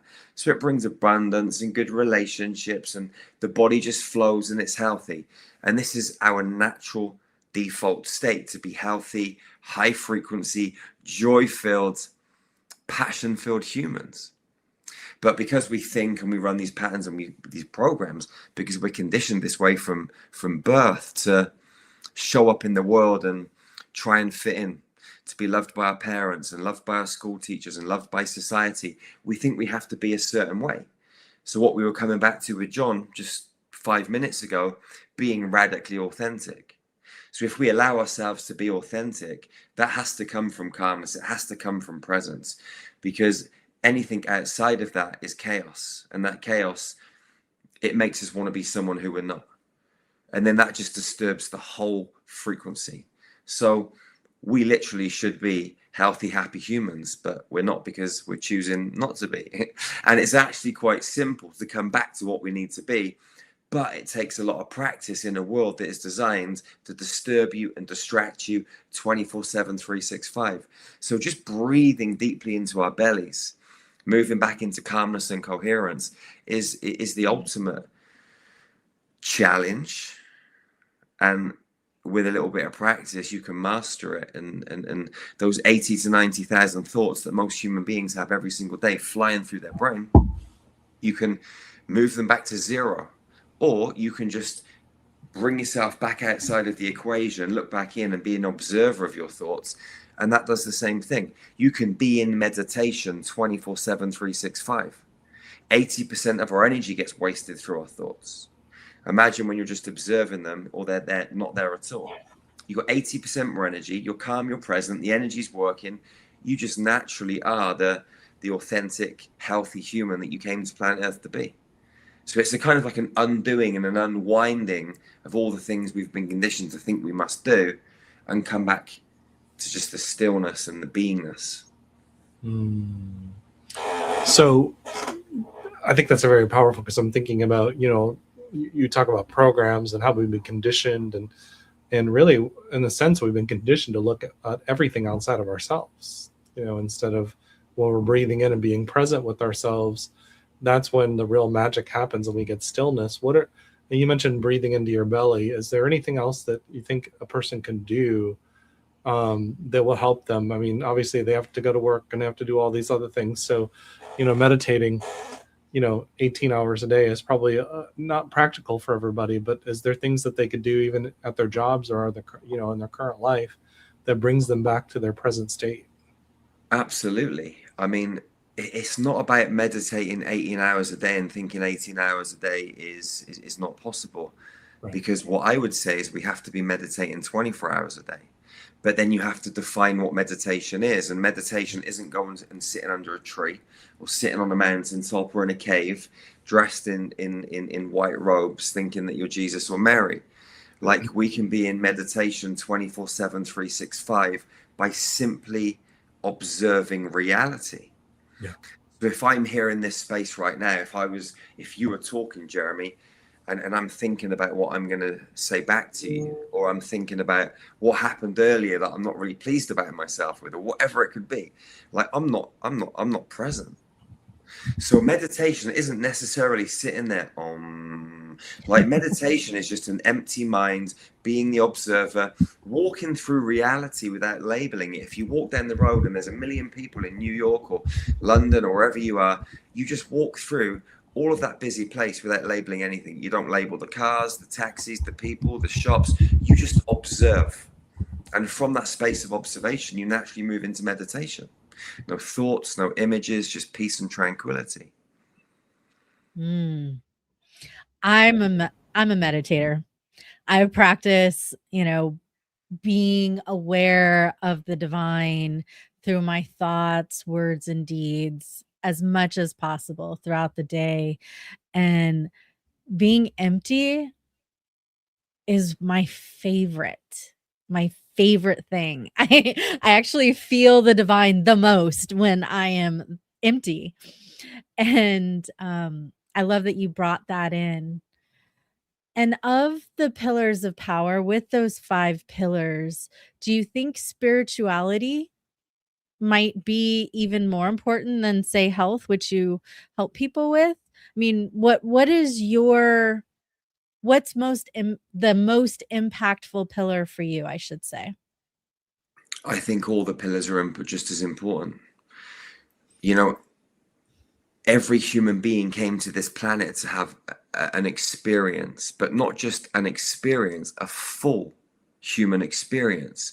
And that encompasses everything: health, wealth, relationships, spirituality. To say that one is more important than the other, I think is like it's like an injustice, I suppose, to you as a human being, or any human being that would ever state that, because You didn't come here to pigeonhole yourself and say that this is more important than that. And ultimately, if you look at all of the pillars and, you know, you put them in a space in front of you and you have to analyze them, observe them, whatever you want to call it, they all fundamentally are linked into the same true essence. And it comes back to what the very, very first thing that John was talking about and you brought up about love, because whether it's abundance, money, health, wealth, relationships, business, whatever you want to achieve in this world, whatever you want to experience in this world, it's based on the quantum field. And everything is mathematical. I mean, for me, my primary main thing that I'm doing on the planet is training people to heal with the star magic frequency, and also facilitating the healing of other people through that. And when I look at any kind of injury, ailment, disease, when I look at a business that isn't working, when I look at a human being or a couple of humans that are in a relationship that aren't working, I just have to go into the frequency that underpins all of it in the quantum field and change the code, change the energy. And that energy, that underlying frequency, you could call it spiritual, but I wouldn't even pigeonhole it as spiritual, because it's the energetic fabric of the entire multiverse. And to even give it a label and try and define something so vast and expansive, you just can't do it. Or you can do it, but again, it would be doing it a disservice. So I think frequency, energy, is the pillar that underpins all the other pillars, or it's the baseline frequency that underpins all of the pillars from the pillar of power. And so you get the frequency right, you get the energy right, you get the fabric of the quantum field, the baseline template right, the money, the relationships, the business, the health, all of it just falls into place. And again, it comes back to coherence, alignment, wholeness, love. That one equation just melted into that alchemized melting pot. Yeah. Thank you so much. And we just brought Alicia Magnus Lewis onto the stage as well. She is another creative producer of Pillars of Power. She was there during your filming. And Alicia, I'd like for you to throw out a question to Jerry and see, you know, what other little golden nuggets we can spark out of him.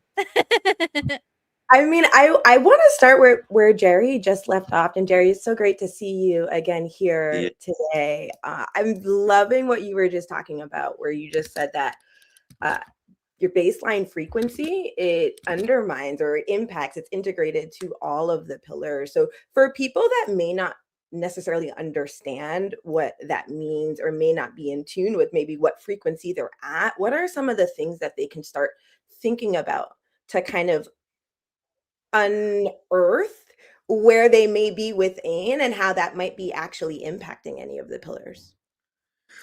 I would say try not to think about anything, and just, instead of like thinking about things, just decide, whenever I go into any situation, whether it's a business meeting, whether it's you go and have a meal with your girlfriend, your boyfriend, your husband, your wife, whether you're going down the gym, like whatever you're doing in life, going for a walk in the park, just focus on your breathing. In through your nose, down to your belly. When you breathe into your belly, you activate your calm receptors. When you breathe into your chest, you activate your fear receptors. So long, slow, deep breaths, and move through time and space, or sit in your business meeting, or just be very still internally and observe everything around you and see how you feel in that environment. Like when you show up fully present, what is your internal intuition telling you about the people that you're with, the environment that you're with? Not to judge it, but just to feel it. And if you can start to really feel the entire environment and the entire space, you're going to get to know yourself at such a deeper level. And when you get to know yourself at that deep level, you're going to start to interact and interface with other humans in such a different way. And it's going to give you the opportunity to be of better service. You know, instead of showing up and thinking about everything, you know, you're blocking that frequency again. You're blocking that flow. So let the thoughts simmer, let the heart open, and just be in that space with no ulterior motive apart from to be present and feel yourself in that space. And what are you picking up? What's the perception? What are you perceiving? How is the universe responding to you when you show up in full presence? Observe the people. They're gonna give you such a different experience. A lot of people show up to a business meeting and they want to talk and they want to share and they want to get their point of view across. But silence is magnificent. But silence only comes from presence, stillness, and calmness. And again, that alignment, that love, that truth. That presence. That's so good. It's an amazing reminder in a world where we are inundated with so many messages, just to be still and to be present and allow that connection to come through you. So thank you so much for sharing that, Jerry. That's really powerful. Pleasure. Awesome. Thank you so much, Dr. Jerry Sargent. Congratulations on the new doctorate. And thank you so much for being here and being a part of Pillars of Power. Very excited about all the energy that's coming into that and your contribution and wisdom to it. So very much. It's been an honor and a pleasure to be here with you all. Thank you so much. Thank you so much, Jerry. There's so much that you shared in the film that when people watch it, it's going to inspire thought, which is one of the best things that can be done, because inspiring thought gets people thinking and coming from within. So thank you, Jerry. Thank you so much. Awesome. Thank you. Thank you. And I guess we'll bring everybody back up here. Alicia, it's so great to see you. Hi, Jeremy. Hi, Tiffany. Great to be here.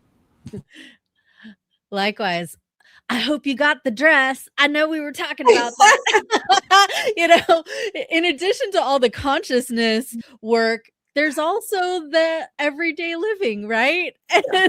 And I think for the dress, it's, the dress for the premiere, I think it's really about the celebration of the experience that's about to happen. I mean, Tiffany being one of the producers of the film, Jeremy being a core integral part of the team, and the entire both cast and team is coming together to celebrate the messages that are in Pillars of Power, and this moment where people can connect with the film that it's not something that it's told by, it's experienced through. Like, everyone in the film shared their lived experiences for us to really understand their perspectives around each and every single one of the pillars. And really the film is challenging that idea of what greatness actually is, and inviting the viewers to consider that greatness is something that is cultivated across alignment through all of the pillars. So I'm excited. It's a celebration that the movie is coming out next week.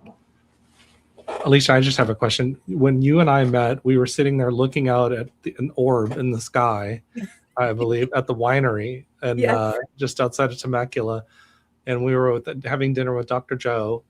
Did you ever think we'd be sitting here several years later and a movie would be coming out?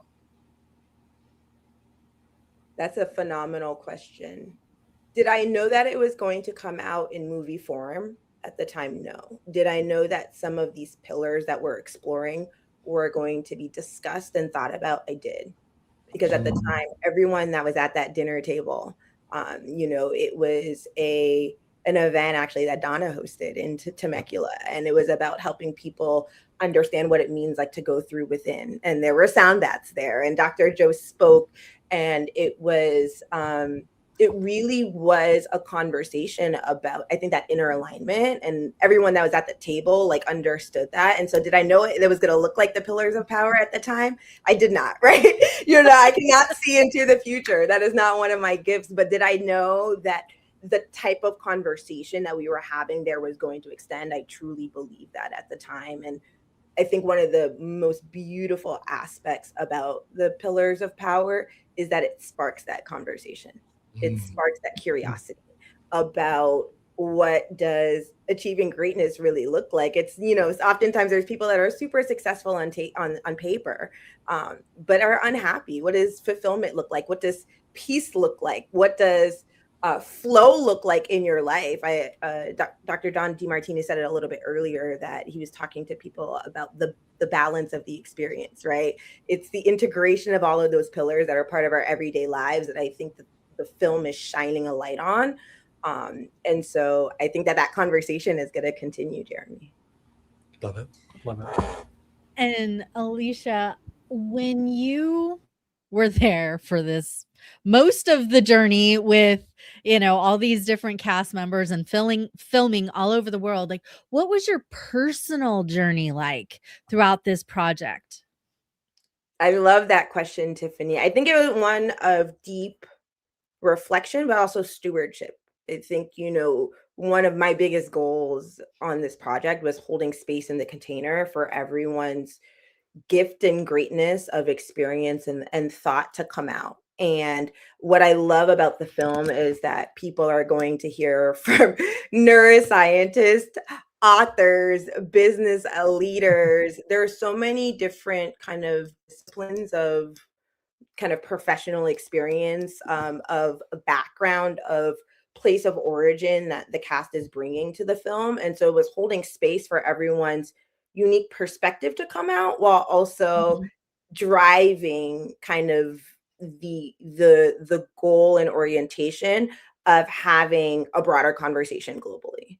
And so for me, a big part of my experience was reflection. I was taking notes, and there were parts of the time when we were filming where I felt something and I'm like, ooh, I really hope that line makes it into the movie, because that line alone will shift. And, you know, I continued my practices of meditation and journaling and going within. And so for me, a big part of the experience was being present in the experience, kind of going back to what Jerry was just saying about being present, right? Really, really connecting with what it is that we're doing.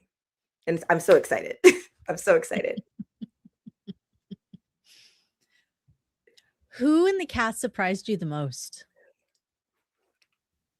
Who in the cast surprised me the most? Okay, I will flip that a little bit to say what I loved about the cast experience, and we had people from all walks of life and disciplines, is that a lot of the cast was drawn to the same conclusion. Not conclusion, but was drawing towards the same principles of the fact that it's the integration of the pillars that make them so impactful.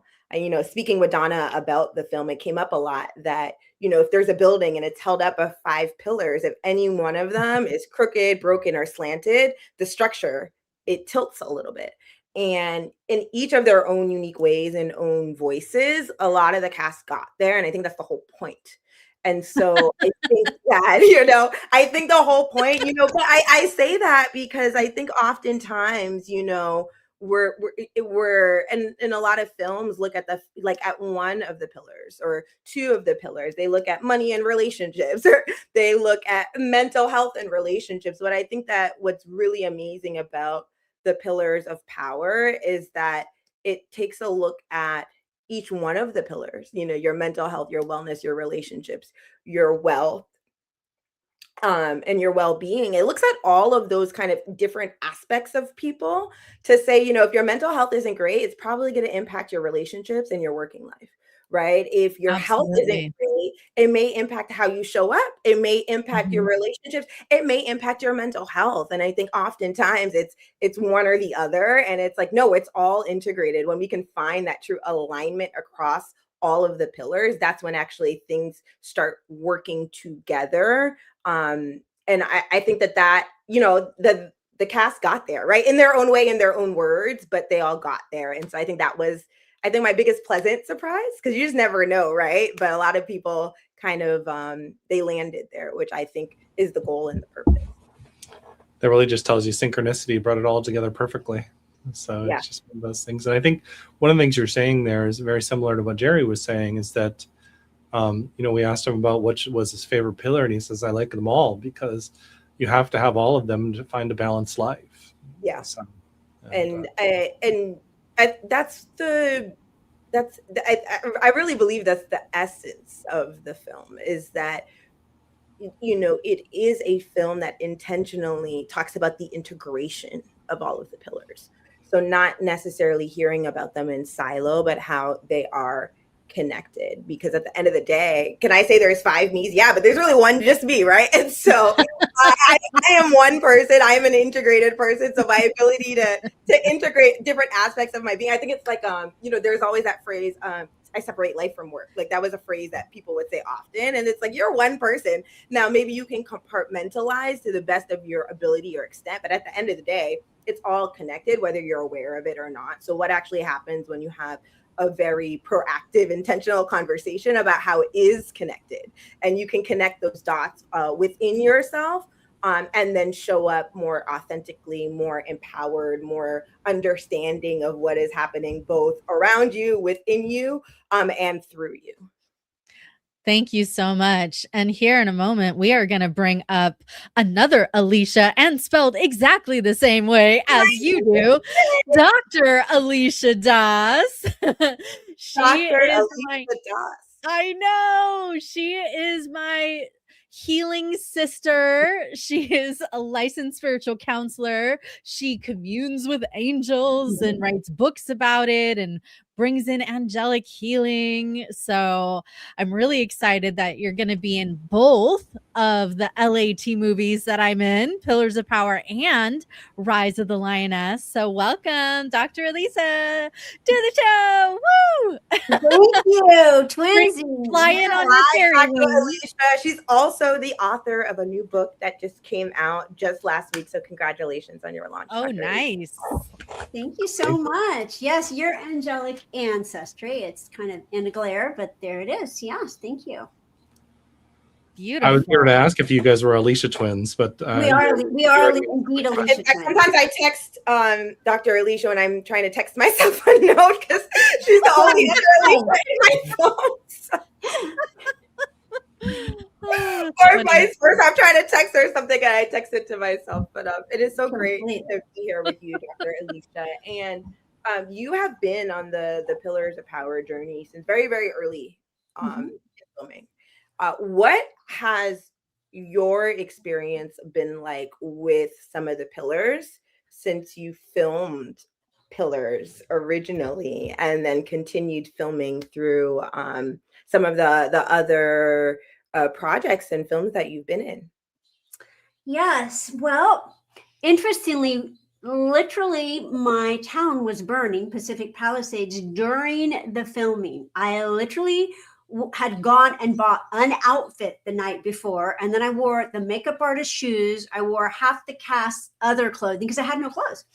And, and while I'm in that day of the filming, of course, I'm scrolling on my phone trying to find out, is my house still there or not? Has anybody died? I mean, it was intense. And so it's been quite a journey in this last year. And it was so beautiful to be able to just drop in and set that aside. And because I have such grounding in spirit, which is one of the pillars, to just go, inshallah, God's will, I trust, right? And to be fully present with you all. And the support was just so beautiful. And so my pillars of, wealth and grounding in this world, that's been something that I've been working on more this year than I had in the past.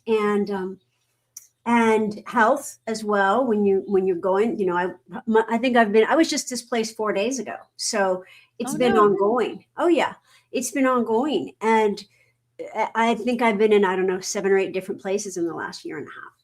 And so that grounding in all of the 5 pillars is very important. It's important in any case, but especially when we go through crisis, or opportunities for evolution, we have to be. And for me, because I've been an ordained minister since I was, my early 20s, lived in ashrams, that's the spirituality, and then been a spiritual practitioner since I was very young. That is such a grounded pillar for me that it also informs the other pillars. And so I think the pillar that has possibly grown the most since filming Pillars of Power and then filming Rise of the Lioness, which was such a beautiful experience with my beautiful sisters and our chaperone Mo, who was there, who I call Mom, by the way. I call Mo Mom because he's always bragging about me. I'm like, dude, you're like my mother. Yeah.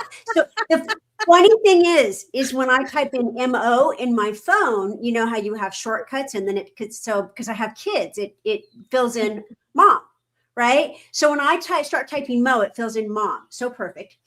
So the pillar that's grown most is mindset, because again, spirituality was so ingrained. You know, wealth is always an opportunity I'm working on, but I've had such a long practice. But mindset, right? To be positive when I don't know where I'm going to be living that night, you know, which is has been an unusual thing. And the incredible wealth of going, I've lost everything and I'm fine. At the end of the day, things are just things. So the incredible wealth of going, well, I built it. Once I can build it again. I'm still me. I still have my abilities and my love and my healing. I did it once, I'll do it again. And that's really proved to be true. I've already somehow acquired so much stuff, I'm giving it away. And I had nothing. Oh, wow. I love the cycles of destruction, creation, all of that. Well, I just wanted to take a second to thank Alicia Magnus Lewis, but you're saying, for being here, and I'm looking forward to seeing you next week, and for being here and sharing your wisdom and all the work you put into Pillars of Power. So, thank you so much, Jeremy. Thank you, Tiffany. Thank you, Dr. Alicia. Congratulations to everyone in the cast of the film. My hope is that the viewers are going to walk away just really asking better questions, not around, you know, how can I become more successful, but how can I become more whole? How can I become more healthy? How is my health impacting my relationships? And really thinking about those connections. And Dr. Alicia, I know that you went through so much around the season when we were filming, but you showed up and your presence was a gift, and it really brought a lot of realness to the fact that life's, but what happens when we are experiencing something? How do we show up? How do we pivot around that?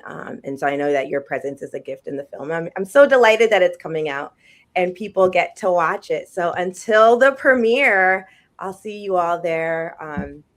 Continue to have a beautiful day, and thank you so much. We love you. Thank you. Many blessings. Thank you. All right, Dr. Alicia, I've been talking to God, angels, celestial helpers my entire life. I've been clairvoyant. And I remember, gosh, probably 25 years ago, I read this book about hiring the heavens. And I learned about all these, you know, different angels have all these different JOBs, right? Different specialties. And you have this new book coming out about your angelic ancestry. Do you notice that people are assigned particular angels for different pillars of their life? Absolutely. And you know, here's the beautiful thing is these monolithic great archangels, and I do recommend we mostly work with the great archangels, which are very rarefied and much higher than we might think. They are living embodiments of God's intentions, Spirit's intentions. So they can, any particular great archangel can help us in any area, but they do have areas of specialty, if you will. You know, Archangel Michael for cord cutting and for being a spiritual warrior and knowing the will of God. Yes. And I like Uriel and another one called Mirael, which is not as well known, but very, very powerful being for health. And some of these angels that we do know are much higher than we have commonly known. And there is a way to connect to that higher aspect. And there's also others that have been serving in relative anonymity until now, because we are in a pivotal time on our planet. I mean, we can all feel that. Are we going to go to the light? Or are we going to go to the dark? Both microcosmically and macrocosmically. You know, what are we choosing individually and what are we choosing as a collective? Beautiful. Thank you so much. This is beautiful. Dr. Alicia, I can't wait to see you next week. You too, Jeremy. And you can just call me Alicia, pretty please. Okay. Well, now that we don't have the other Alicia here, so we can differentiate. The twinsies. So I love it. I love it. So I guess looking at this project and everything that's gone into putting this project, what is the, I've been kind of asking this of all the guests today, what is it you're looking to see this movie do for consciousness? I mean, you were just talking about where we're at in the world, but how do you think this movie is going to impact consciousness? I think it'll make it more ubiquitous, more this idea. I've had this fantasy since I've been on a spiritual path my whole life, this fantasy of, going to the not that I go there anymore, but, cashier of a 7-Eleven or at a Erewhon or at a Barnes and Noble, wherever, and like talking about consciousness, where just like we talk about the news or we talk about, what books you read, we just start talking about consciousness to anyone. So my hope is that this makes it ubiquitous. This makes it common. This makes it everyday. This makes it woo-woo to not talk about consciousness, right? To not talk about mindset, so that it becomes more accessible, more commonplace, and it might sound contradictory, but more deep, more profound. Like, are those who are talking about consciousness, like that we lift the ground upon which we stand and take greater accountability to do what Spirit has sent us to do this lifetime. Love that. Thank you so much. And what else do you want the people watching this to, because we have spiritual muscles, just like we have, physical muscles that we can strengthen. What spiritual muscles do you want to hold space for people watching Pillars of Power to walk away from this movie having flexed? Yeah, beautiful. I think the first one is to be encouraged and optimistic. There is so much seemingly bad news and challenges, but to go, well, people are awakening in a magnificent way. I've been doing this work for 35 years professionally, clearly since I was a toddler, and people weren't really ready. I had to kind of, we had to wade in, and now I can just shove them in the deep end of consciousness, and we can go much further and higher than we could 20, 30 years ago, even 10 years ago. So I want them to walk away spiritually flexing that muscle of optimism. And it is a muscle, because the momentum of this level will go, oh, it's all awful, I'm off. And it's like, no, you get to choose your thoughts. You're not responsible for the thoughts that enter in. You're responsible for the ones you entertain and you invite in to, put their feet up. So it's that's a writer downer. Repeat that so they can do a writer downer. You're not responsible for the thoughts that enter your mind. You're responsible for the ones you entertain, the ones that you invite in and have them put their feet up and be a guest. And what kind of guest do you want in your mind? A beautiful, optimistic, brilliant, funny guest? Or do you want a downer and a mean, harsh? So, but we don't take that opportunity to, something I heard when I was, 21, babysit our thoughts. So we really need to flex that spiritual muscle of mental dominion, which doesn't mean the mind rules. It means the mind's a great servant, not a ruler. So that we direct ourselves to the positive, because there is so much to be hopeful for, not as a spiritual bypass, but to really tell the truth about the goodness on the planet and within ourselves right now. I love that, because what you're saying is that invite the people that you want to party with in your mind, Exactly. Don't allow the people you don't want in their mind to have real estate there. Because they may not even be you. We think all our thoughts are ours. They may be ancestral. They may be in the collective. They may be, the last conversation we had. So we need to kind of clear our consciousness and keep restoring and go, wait, which voice am I listening to? Yeah. That's powerful. So I think one of the biggest questions I'd like to ask is, how does one, because there's so much going on. I mean, when you really think about it, people always ask me the question, well, yeah, but that's very difficult. And, you know, where I'm at, I don't feel it's difficult, but, you know, to have compassion for somebody, what is some tips that you would give people to be more present in themselves and maybe invite in the people or the thoughts that they want to have in their presence? Well, first of all, I would say that, you know, I like things in steps because it's easy to remember, right? The first step is humanity. Have compassion upon yourself, empathy. Like, you ever be like, oh, you're like grieving or something, and somebody's like, oh, it'll be okay. Everything happens for a reason. Yeah. You know, never in the history of calm down has calm down ever calmed anybody down.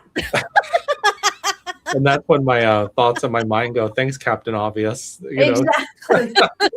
Exactly. And so first step is empathy, like really put our arms around ourselves. It takes 4 seconds and go, oh, sweetie, that really hurt your feelings. Or, oh, you're a little scared. You know, I hear you. It is a little scary.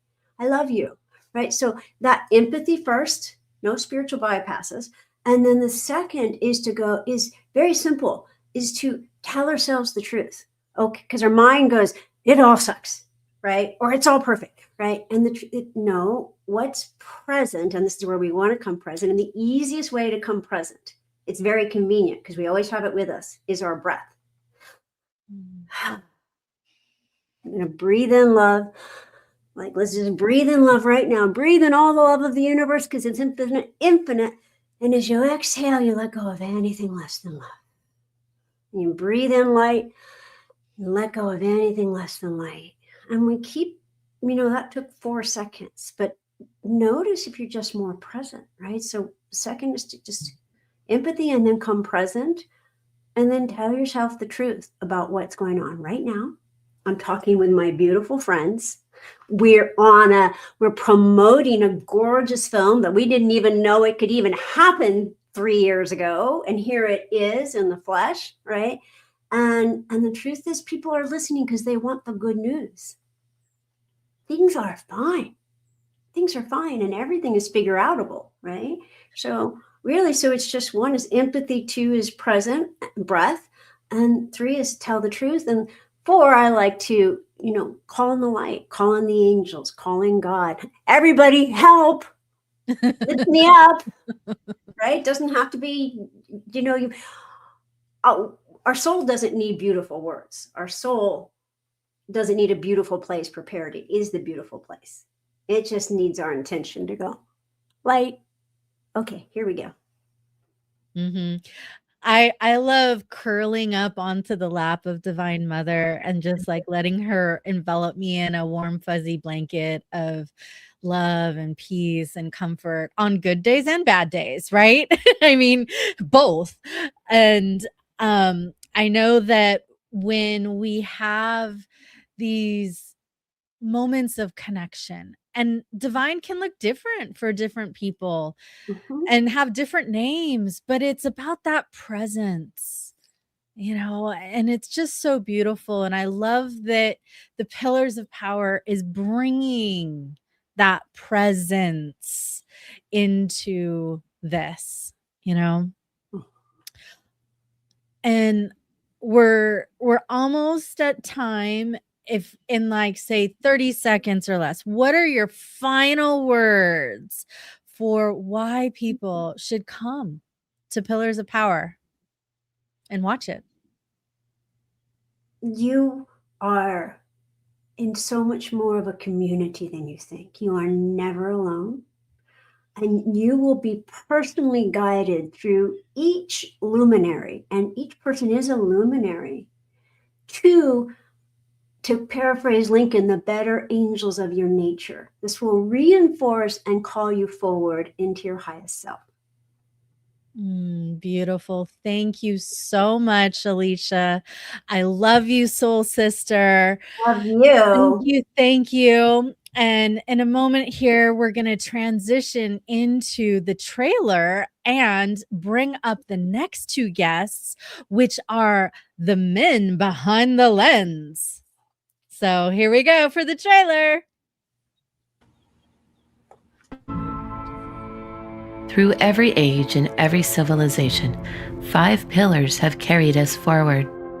Mental wellness, The belief that I can do anything, the belief that I'm worthy of love and support and abundance. It's a mindset job.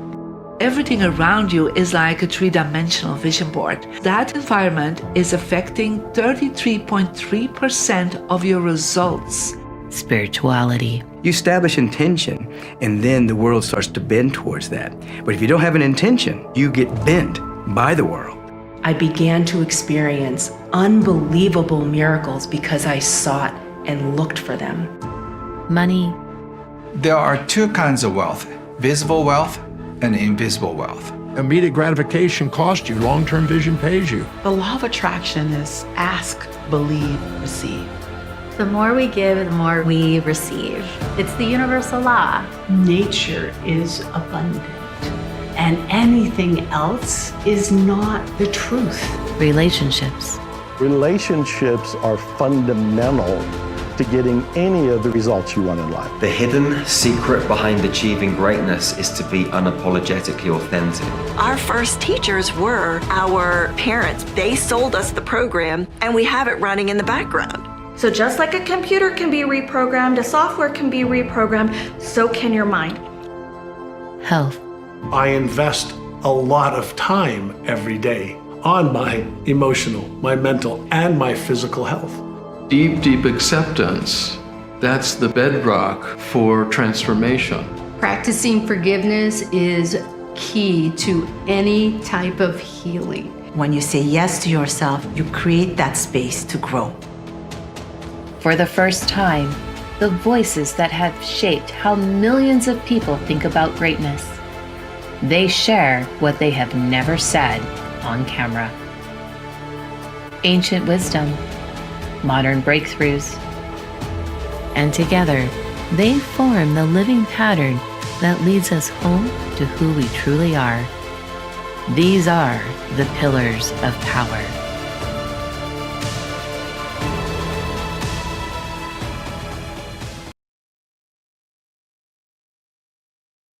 You're muted. Of course I am.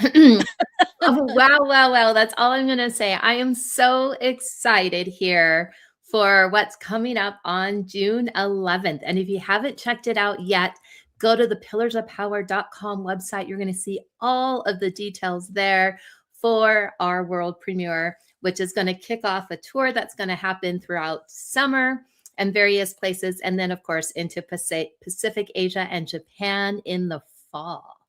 So, yes. How excited are you, Tiffany? 100% over the moon. I just, there's a part of me that can't wait until next Thursday. I know that feeling. I know that feeling here.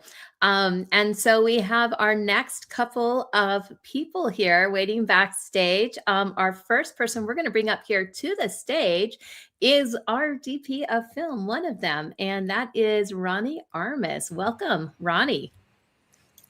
Good afternoon. Hey, everybody. How you doing?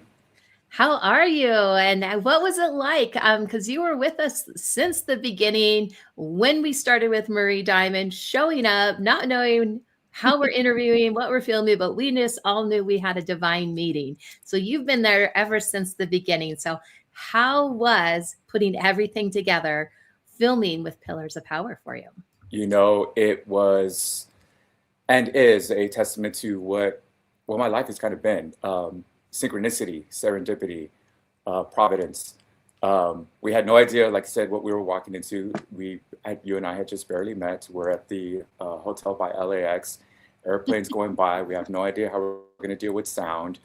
And somehow everything just happened to line up. It worked out. It was a great first experience, I think, for all of us, seeing what we could do together as a team. Right off the bat, right off the cuff, there was synergy. There was just a good vibe overall. And just, again, the magic of it all, running into Marie Diamond in the lobby, right? Just the alignment of everything was okay, this is supposed to be. This is supposed to happen. And I was definitely grateful to have been part of that alignment. without giving too many spoilers, because we want them to come to the premiere next Thursday, what are some of the golden nuggets that you remember filming? Because you got to meet so many people from this incredible cast. That's a very difficult question because there really was there were so many, but I think trying to boil it down, it was generally speaking the ideas of identity and potential, right? Ideas of pursuing potential, of the voices that get in our way, right? The traumas or the programming and all those things. And so there was a universal, like there was a common denominator across all the amazing speakers, all these experts that acknowledged that, and through various techniques, right? Teaching us and through their stories how they overcame those issues, right? Overcame those voices, overcame those obstacles and traumas and whatnot. And at the end of it all, that we are, in essence, the authors of our own story, right? And again, that common denominator across all the speakers is that we can be that. And we are doing that. And, you know, here we are, all of us as examples of that. Yes, yes, we are all examples. And that is such a key point there, Ronnie. I'm going to bring up here to the stage with us as well Shane Mitchell, because as I mentioned earlier, it really takes a team, it takes a village, it takes so many different people. And so he was also a large part of putting things together here for Pillars of Power. So welcome, Shane. How's it going, everybody? You guys hear me all right? Yes, we can. Thank you for joining us.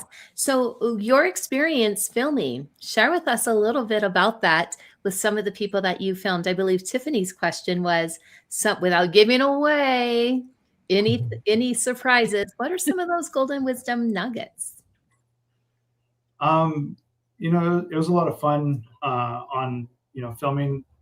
It's really cool when you sit in front of these people and you're listening to the questions being answered. You know, you get a little bit more insight than the people that are actually watching the final film, because you get to like live it, right? And you know, just some of the things really, you know, you find yourself trailing off in thoughts, you know, based on something they said, and really bringing it into yourself and embodying some of the things that they're talking about. And it was really powerful to be in those spaces with those people. I wish I could have been on set with all of you that whole time, because there were so many hours of footage and those golden nuggets, and only a sliver gets to go into the actual movie, right? And so part of me is like, oh, I want to be there. You know? Now, for both of you, and we'll start with Ronnie and then go to Shane, like, what do you envision for the audience to walk away with? Like, what new tools, what new lessons might they learn? You know, it's interesting that we're kind of living in crazy times right now. There's a lot of chaos, there's a lot of worry, there's a lot of instability in the world. And I think I think deep down, most of us, all of us really do know what we need to be doing, but we forget. And I think this film can be a powerful reminder, right? A reminder of what we can be doing, who we really are, what we should be pursuing, which is elevation, right? Elevation of ourselves, elevation of our communities, elevation that we can achieve together. So I think it can serve as a powerful reminder of all the things that deep down we know, but we get so distracted with, again, social media or concerns, bills, work, all the things that keep us on edge, anxious. And I hope folks can watch this and listen to the stories, listen to the experiences, and just remember, like, oh yeah, I've overcome stuff. I'm good at overcoming things. I can have a goal and achieve it. Let me get back on that horse. Let me use a lot of these stories and techniques to remember how to do that. And so I hope that's what it does. And I hope through that as well, community, right? That it's easier for all of us to achieve what we want to achieve when we work together. So I hope community and a reminder of our actual potential that just really comes down to us making the choice, waking up in the morning saying, you know what, I'm going to not jump on TikTok. Let me actually set up some appointments. Let me get some work done, or let me exercise or make a healthy breakfast, right? Just little tiny choices that over the aggregate, change our lives. And Shane, what about you? So, it's the pillars of power. We identified 5 pillars, right? And so, what's really going to happen for people is they're going to identify with one pillar or another, that maybe they need to work on it in their life. And so the great thing is you can watch this film multiple times, and depending on the state of where you're at in life, a different aspect of the movie is going to appeal to you. A different aspect of the movie is going to affect you, and so, like there might be, you're in a place in life right now, you're stressed out, you're all this stuff. And then you realize like, oh, I got to unplug. I have to like separate myself. I got to work on this up here. You know what I mean? And then you'll get some feedback and some download from the film from that, when you're watching it this time. And then another time it might be, I got to get back into the gym, like it's where am I at right now? And I think that's what's really going to help this like stand the test of time. You can go back to it just so many times.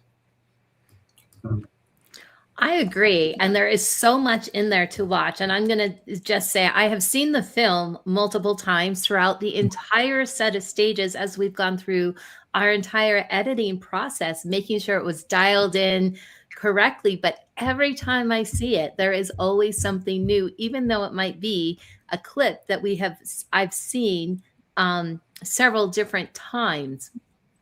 One of the things I am going to say, because this is the first movie, Pillars of Power, the hidden secret behind achieving greatness, we are getting ready and casting because we are doing a deeper dive on each of those 5 pillars. And so we're going to be together again for a while, filming even more, because as Tiffany mentioned, she's absolutely right. Only a small piece was able to go into our first introductory movie. So we are doing deeper dives on each of those 5 pillars, and we are filming even more people. So I know both of you, I'm hoping you're both up to the challenge there, but Ronnie, what are your thoughts on that? Absolutely, yes, and 100%. I think we do need to delve deeper. I think there is so much to share, to unpack. Being the fly on the wall, I mean, that's part of what I love. What I do is as a photographer, cinematographer, DP, is you get to be there throughout the whole thing and listen and absorb. But there is truly a laundry list of those nuggets, those golden nuggets, those little tidbits that give you those aha moments. I mean, I had myself a good handful of epiphanies throughout the process. And got to share a little bit of that as well in the film itself, which was amazing. And I think it is important to expand, because like I said, back to it, there's so much distraction, and we need more tools to kind of help us, again, remember what we can do, what we're capable of. We need health. Without health, we can't do anything, right? We live in the modern world. We need money.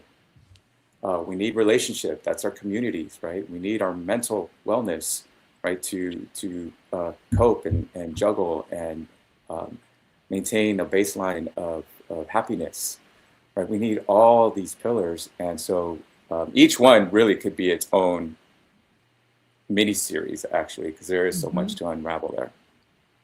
There is. And Shane, yes, open to our challenge here.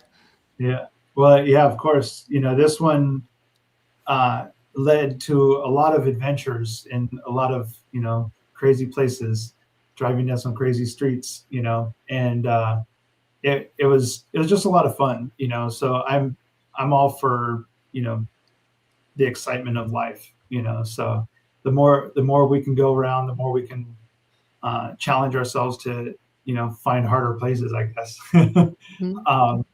I'm all in. So Fun there. And Ronnie, I wanted to ask you too, because you weren't just behind the camera in this, you're actually on screen in this movie. Tell us a little bit about that experience for you. It was a little daunting. Absolutely. I'm used to being behind the camera. Like I said, I'm used to being the fly on the wall, just absorbing, listening, capturing, framing, lighting, sound, all the things that come with that. And so there's a little bit of kind of a protective layer, which is the camera. But I was also very honored to be a part of that because I'm also human. I'm a mere mortal, and I've gone through some stuff in my life.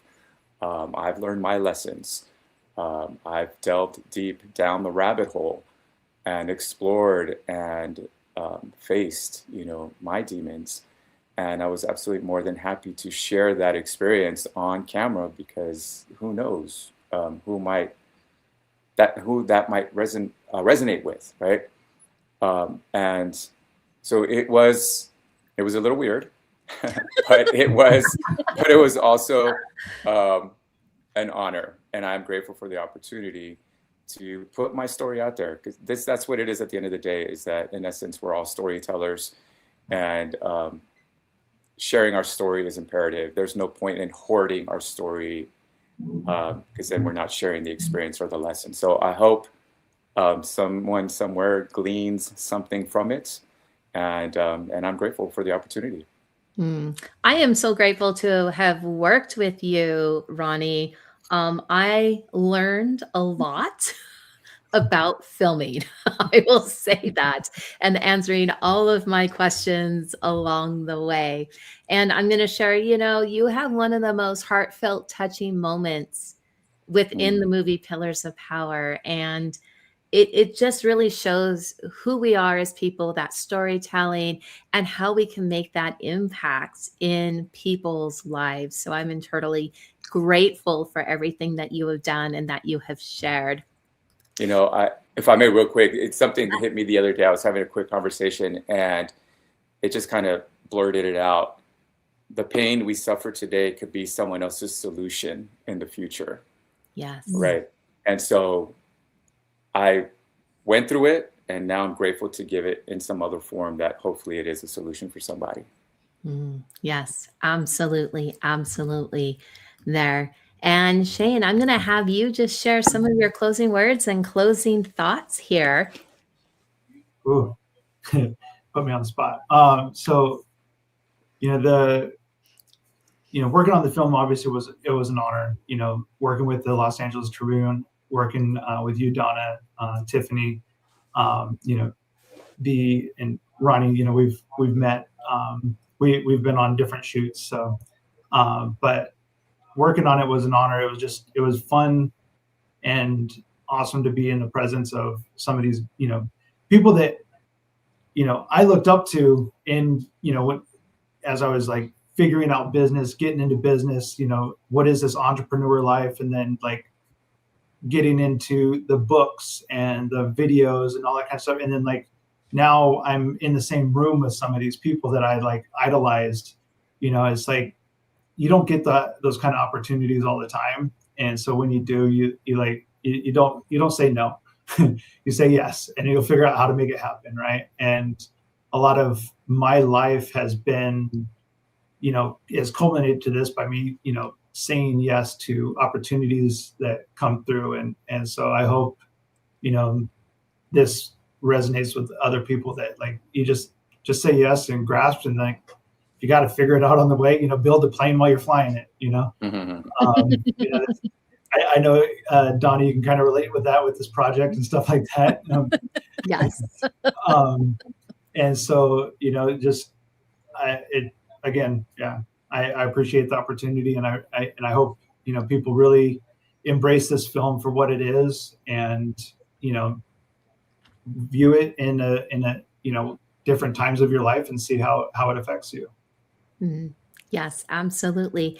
And for everybody out there, of course, our world premiere tour, it starts and kicks off with June 11th this next week. And I'm excited to see both of you there as well. I'll be a little more prim and proper. Well, thank you both for joining us here today. Thank you all. Much appreciate you. All right, Tiffany, we have another guest coming up here, and are you ready to do a quick little introduction here? For Ken? We have one of our other producers that were with us, Deepika Sandhu, and so she assisted me in this interview. Oh, okay. So but for Ken, right? Yes, it's all okay. Ken. I really, really love Ken and his whole arigato money. I've been practicing it myself. He is a #1 best-selling author. He speaks all over the world. He's like the Tony Robbins of Japan with money and happiness. He is just such a genuine, heart-centered guy. I want him to like be in my inner circle for the rest of my life because he's just so caring. And I can't wait to go to Japan for the premiere that he is helping us to do over there this fall. So super exciting. So here we go with Mr. Ken Honda. We are here, and I am so excited for our next guest. And literally, I will always introduce him this way for me, but he is the most amazing human I have ever met. So would you like to share who we have up next? Thank you, Donna. I'm actually so excited for this conversation because not only is this person in the upcoming film Pillars of Power, but he is also the author of a book that I have absolutely adored and recommended to people over and over and over again. It is such an honor today to have the incredible Ken Honda with us. Hello, Deepika, Donna. Thank you so much for introduction, and I'm so happy to be here. Oh, we are just so delighted to be able to speak with you, Ken. You are one of the stars of the upcoming documentary film, Pillars of Power, and you've been such a fierce advocate in the development of the film and with everything that's coming with the movie that everyone is going to see here soon. What was the original impetus for you to want to be involved with a production like this? You know, first of all, I thought the email I received is some kind of scam. Like, do you want to be in a movie, right? And especially it came from Dr. Joe Vitale, who is my mentor, and he just texted me he always texts me, just a few sentences.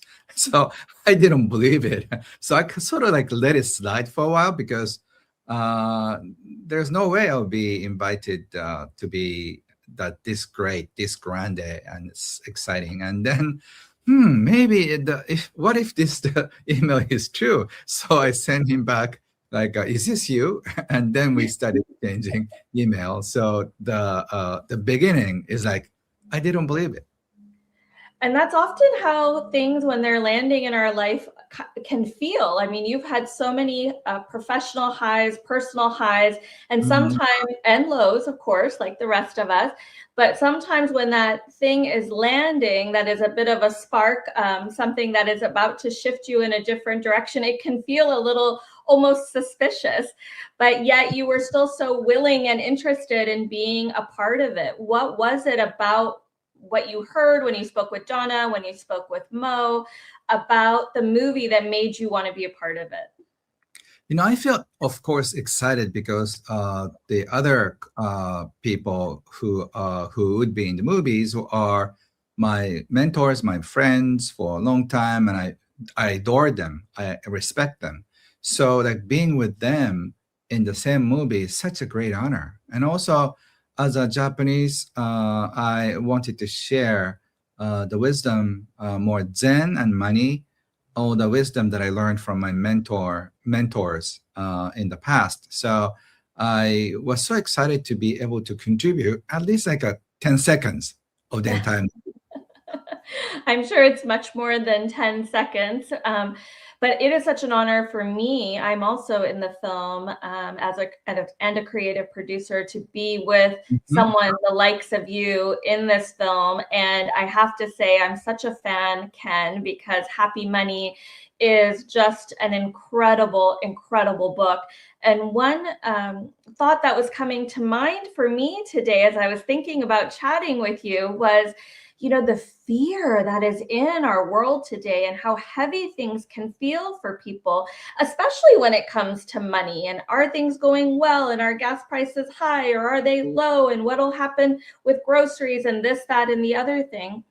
But how can we continue to arigato our money, as you say, in a time when it just feels so heavy and hard and things can feel a bit scary for people?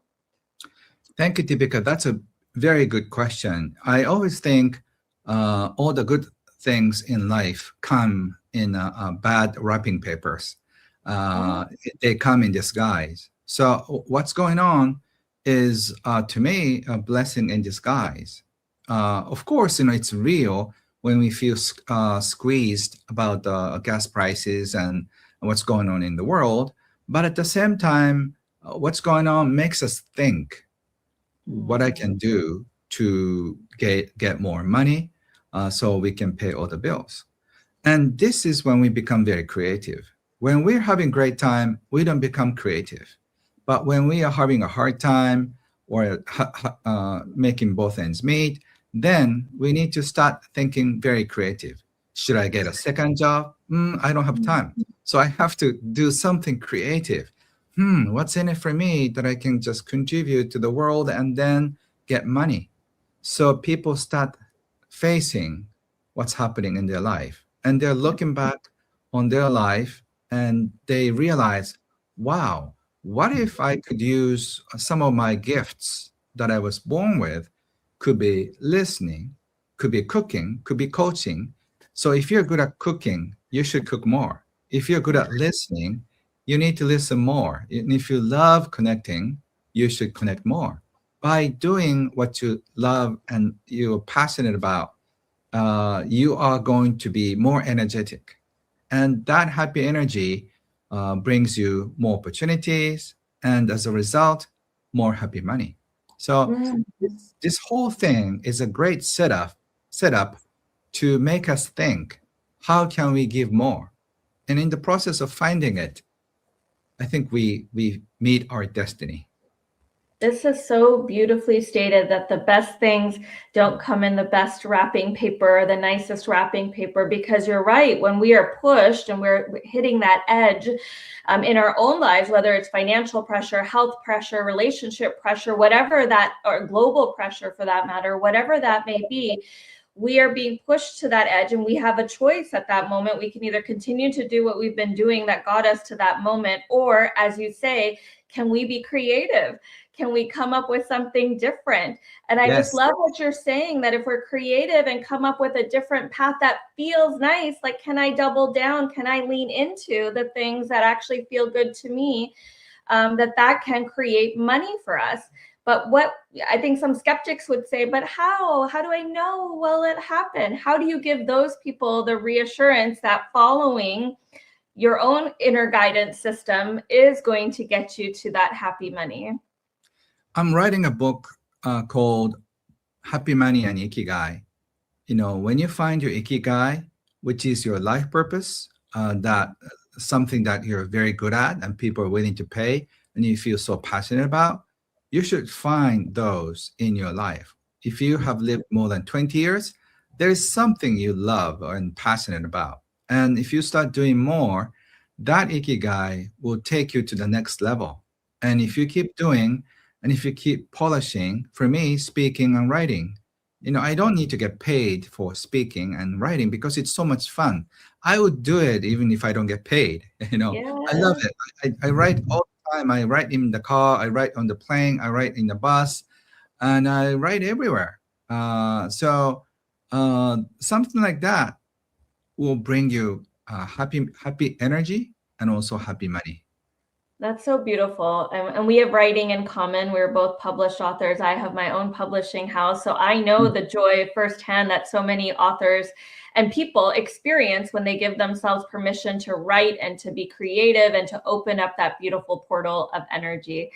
Yeah. So Ken, now with the movie Pillars of Power, you've seen the film, you did an advanced screening in Japan, and I heard a lot of really wonderful things about that. When you saw the full movie, what was your reaction to it? How did it feel to see that film?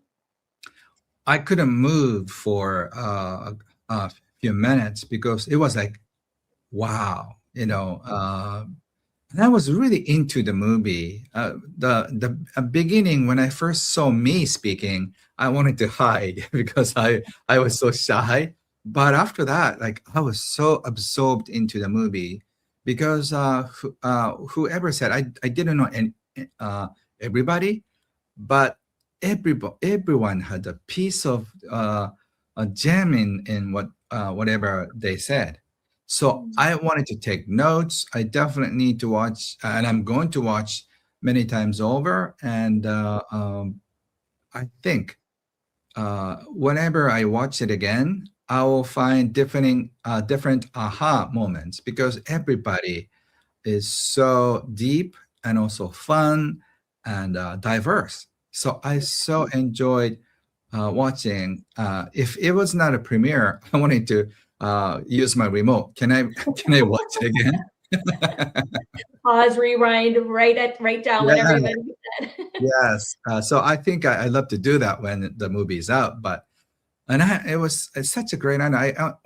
I flew to US only for 3 days, and at the beginning I had to go to India right after. I don't feel like going to US and India in 2 days, but it was worth the visit. And I really enjoyed meeting other cast members as well. I love that. And what do you hope, especially for audiences in Japan and Asia, what do you feel is going to be the big takeaways from the film? What do you feel like people are going to walk away with when they watch it? Because the film is going to resonate with people all around the world, but especially since you're based in Japan, and I know we're going to do some great activities with the film in Asia, I hear. What are you hoping that the Asian audiences are really going to get from this film? I think Asian people will be given certain permission about their life can be different. And also they will be probably given the permission to themselves, which we could have by ourselves, the permission to be different, permission to be shining and live a life with overflowing joy. And because everybody in the movie is so passionate about what they do, and they're radiant with so much love and light. So just feel the energy during the time is good enough. It's almost like you're taking an energy shower, energy mist. You feel so happy, and then without motivating yourself, like, wow, I think I can live a different life.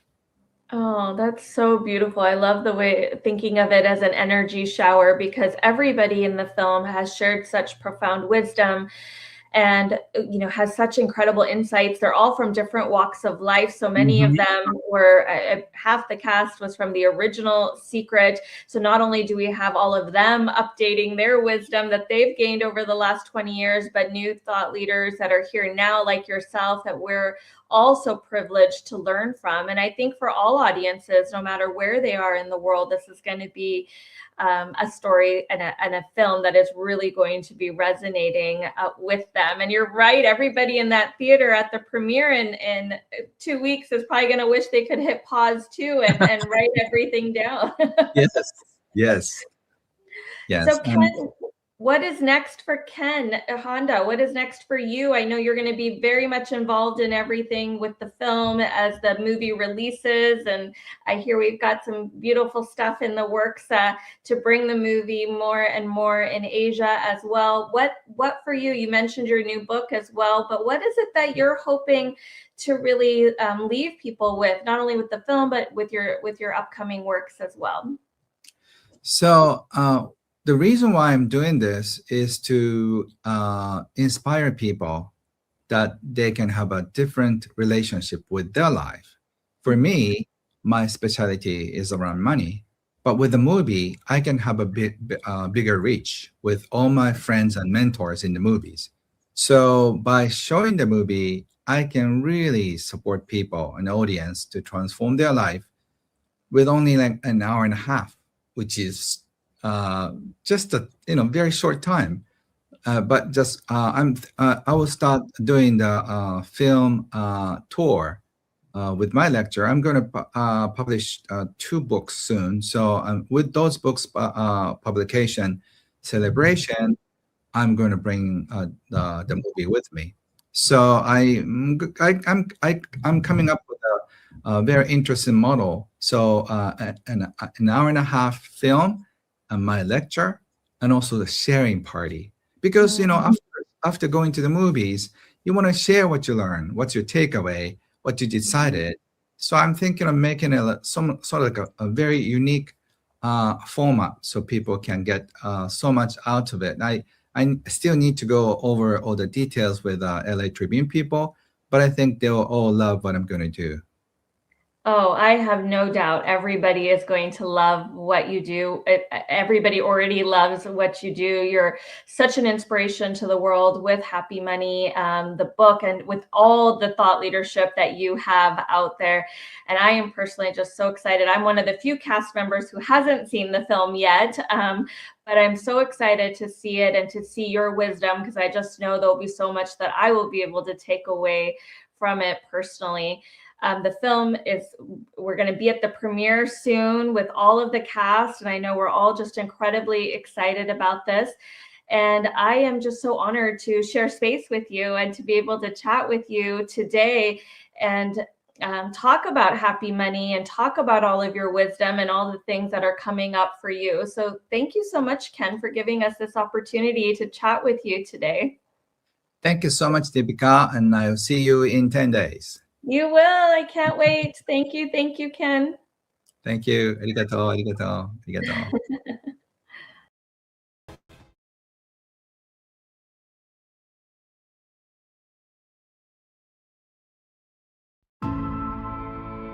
Through every age and every civilization, 5 pillars have carried us forward. Mental wellness, the belief that I can do anything, the belief that I'm worthy of love and support and abundance. It's a mindset job. Everything around you is like a 3-dimensional vision board. That environment is affecting 33.3% of your results. spirituality. You establish intention, and then the world starts to bend towards that. But if you don't have an intention, you get bent by the world. I began to experience unbelievable miracles because I sought and looked for them. Money. There are 2 kinds of wealth, visible wealth and invisible wealth. Immediate gratification costs you, long-term vision pays you. The law of attraction is ask, believe, receive. The more we give, the more we receive. It's the universal law. Nature is abundant, and anything else is not the truth. Relationships. Relationships are fundamental to getting any of the results you want in life. The hidden secret behind achieving greatness is to be unapologetically authentic. Our first teachers were our parents. They sold us the program, and we have it running in the background. So just like a computer can be reprogrammed, a software can be reprogrammed, so can your mind. Health. I invest a lot of time every day on my emotional, my mental, and my physical health. Deep, deep acceptance. That's the bedrock for transformation.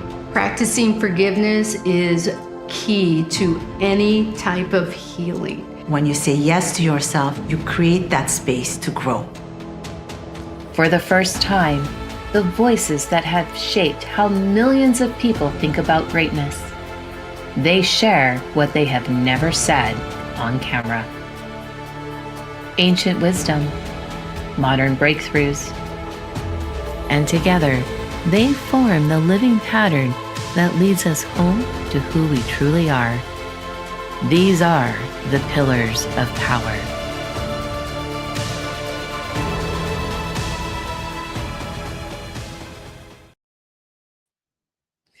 Wonderful, wonderful. We are back. And I just want to show you guys, this is the sticker that Ken Honda gave to me, and it has like prosperity blessings on it. Happy money stickers. Live your dreams. And I keep this in my wallet. So thank you, Ken. I'll see you next week. And Jeremy, it looks like we have our next speaker here, the beautiful Dr. Angela Kong. Yay! We do. I'm so excited to have her come on the stage and hang out with us for a little bit. Let's just bring her up here. Dr. Angela, she is an acupuncturist. She's a healer, a trauma specialist. I personally work with her. She has a gorgeous, queenly healing space where we've co-led a retreat together as well. So I'm really excited to continue deepening our connection and play more. Hi, sister. Hello, both of you. I'm so excited to be here with you guys and looking forward to chatting about this amazing premiere and movie coming out. Can't wait to shift and shake the world. I feel like I'm spending more time in California now than I am in Florida. So I know I'm trying to, like, pull you over here because I just want to spend more time with you. Is that what it was? Well, that's okay. You're a great person to spend time with. So I guess let's just kick off the questions here. And just one of the things I wanted to say is, what was one of your experiences while filming Pillars of Power that really stands out to you? It really just makes you go, just kind of smile and go, wow, we did that. I think it's the topics that we got to talk about. I think, getting to the pillar that I love the most, which is spirituality. I think that it has such a huge impact on my life and where I've been, where I've come, and how I've overcome so many trials and challenges to be the healer that I am today and to be able to accomplish the things that I do. And for this to be a part of the hidden secret to achieving success for this particular movie, I'm very, very elated to have this be a topic of conversation. So that's kind of what, just really got me excited. I love that spirituality is so meaningful to you. I know when we met, you were the reigning Mrs. Asia USA, right? And a lot of people think, oh, beauty, superficial. No. Angela, for those of you who haven't yet met her, she is one of the most genuine, authentic, deep people on the planet. She is really about self-empowerment and empowering other people to live their best life. And I know you're doing that here in Pillars of Power and also as a producer for Rise of the Lioness movie. Grr, my fellow lioness sister. Well, thank you so much, Tiffany, for those beautiful compliments. And I do feel that I am a very deep person. And, there is a connotation to pageant women that, they're maybe superficial or maybe they're just focused on outer beauty. But I really have to say that the pageant I did was one of the most spiritual journeys I've ever been on. And I have never done a pageant before, but because of the spiritual life that I lead and am guided by, this pageant actually came into my life on a spiritual note. And it was basically told to me that I was meant to do this And I don't think I would have found the Los Angeles Tribune or been in the movie Pillars of Power or The Rise of Lioness if I hadn't done the pageant, because it was right after the win and I was feeding the homeless in Los Angeles that I met people from the Los Angeles Tribune. And this is how it all came to be. And so there is a path for all of us. And the pageant was definitely one of them. And I'm so I guess I didn't really think that I would ever do a pageant. That wasn't really on my agenda, but going along the lines of, Tiffany, what you were saying about that I am a very deep and, sort of spiritual person. I've been that way my whole life. And even to the point where it was sometimes tough having conversations with my peers because I would go so deep and they kind of couldn't really follow, or they didn't really know how I would think of such things. And so I think, I kind of say, well, maybe that's why, maybe I can just blame my great grandfather Confucius on that. I mean, I am like 71st generation direct descendant. So, that's another like fun fact about me. But even among my own family, and like, I think that there is still a deeper spiritual desire for me to live in a way that fulfills a purpose that I know that I'm here to fulfill. And I really want everybody to feel inspired to seek out their true purpose, because honestly, that to me is really the key to happiness and joy. And I hope that comes across in the movie. I just want to start by saying that one of the best, deepest conversations you can have with Dr. Angela is at 3:00 in the morning. While everybody's sleeping in the house. Yeah, that was hilarious. I can't believe we had the best chats. I mean, really. And it was like quiet as a mouse and everybody in the house was sleeping during production. It was hilarious. Yeah. But yeah, that's when I fell in love with you, Jeremy. You're so fun and amazing and deep. And yeah, it was really great. Thank you so much. Well, with that being said, I wanted to just kind of ask a question, because I'm thinking we were talking about pageant winners and all that kind of stuff, because I really think that everything can be a spiritual path. I mean, and just in this spiritual path, you got crowned on your head with a beautiful tiara, but we all have that crown, right? It's Absolutely. when we finally say, enough is enough, and I'm going to head towards this journey. So could you talk a little bit about that, and a little bit about your journey? And I know you mentioned this took you to Pillars of Power, but there could have been a lot of thoughts going on in your mind through all this leading up to Pillars of Power.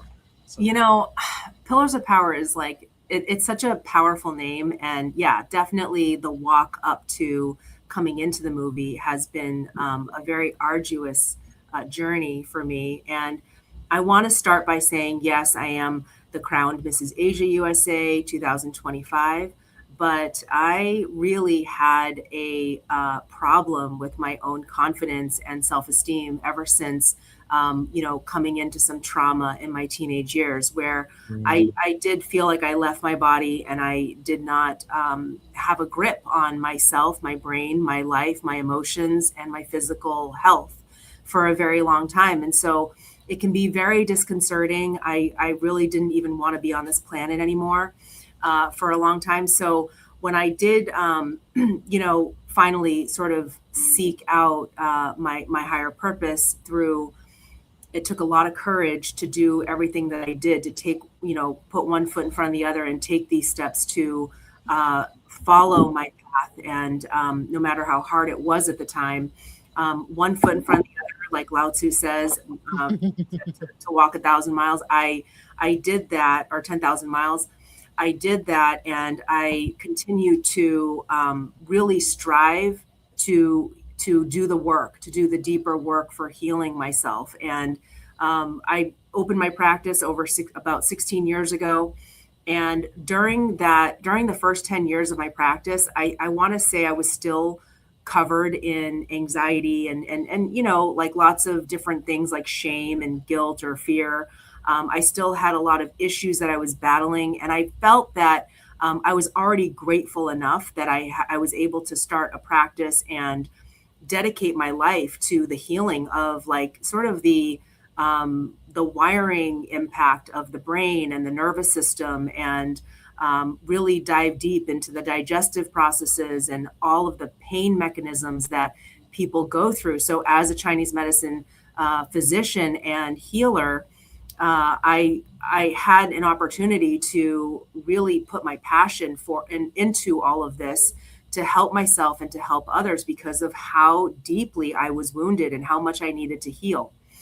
And as I was about 10 years in, maybe even 12, it sort of dawned on me that I had been hiding under a rock all this time. And it wasn't that I wasn't happy, but that I knew it was time for me to start networking and getting out into the world and stop hiding, you know? And so the road to Mrs. Asia USA was one of those gifts that I know I was given and I was blessed with, because it was like, here, we want to give you a path to really dig deep and know how beautiful you are. I mean, that to me is like a gift from heaven. I cannot, it makes me emotional to think about like how much of a joy and a gift that was, because it was a miracle. It really was a miracle. Like me winning a pageant. I've never done a pageant. But it's not only that, but you also help facilitate miracles and you facilitate healing.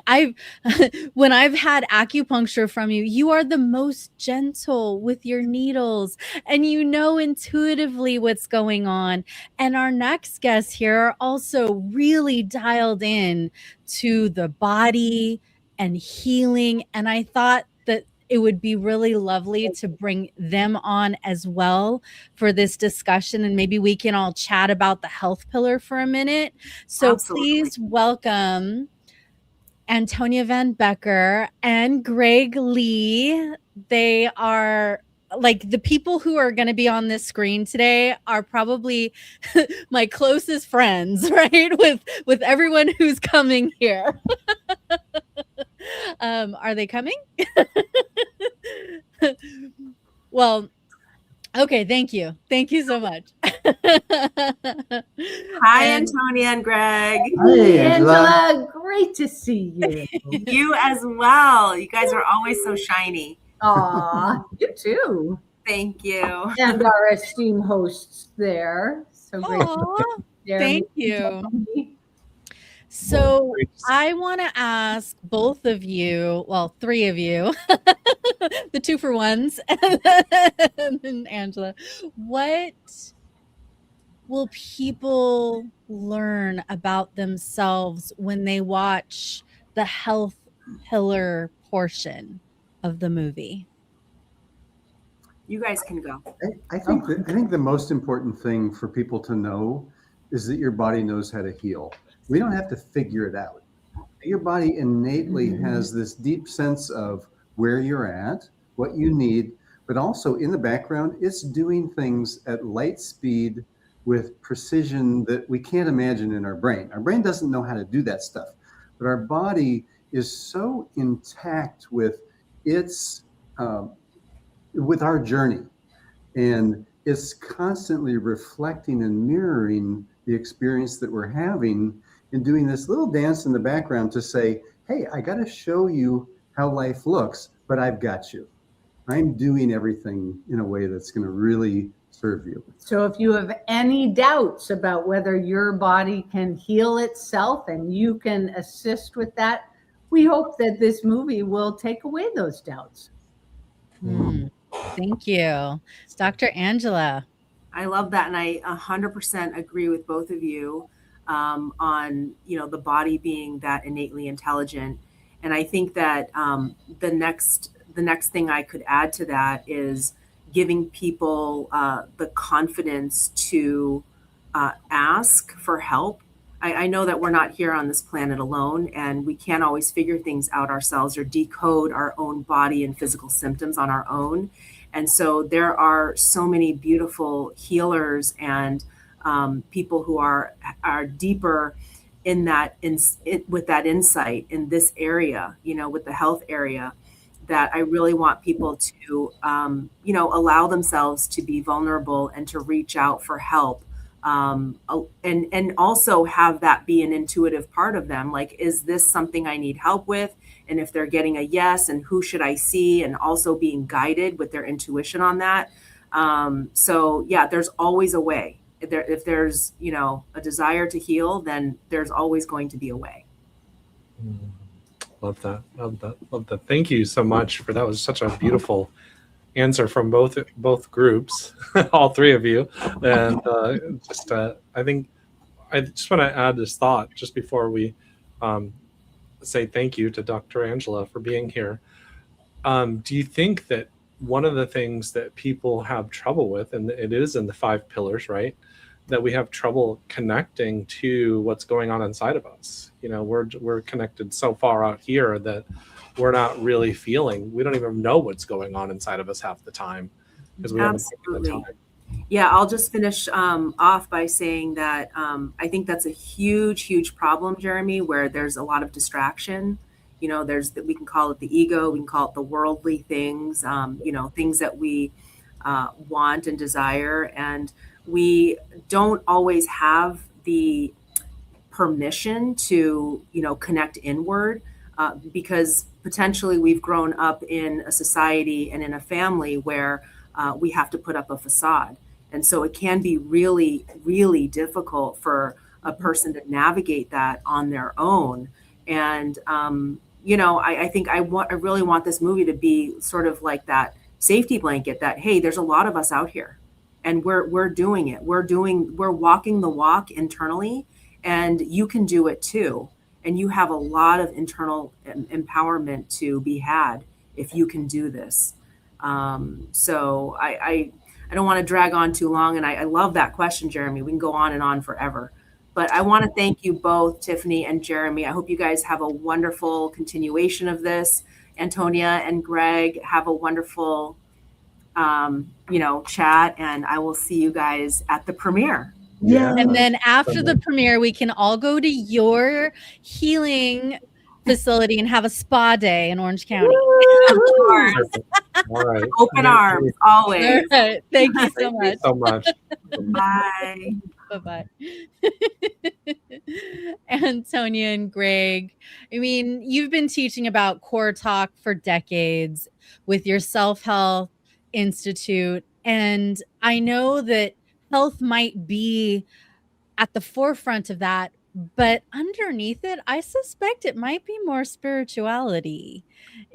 What is your driving pillar if you had to only pick one?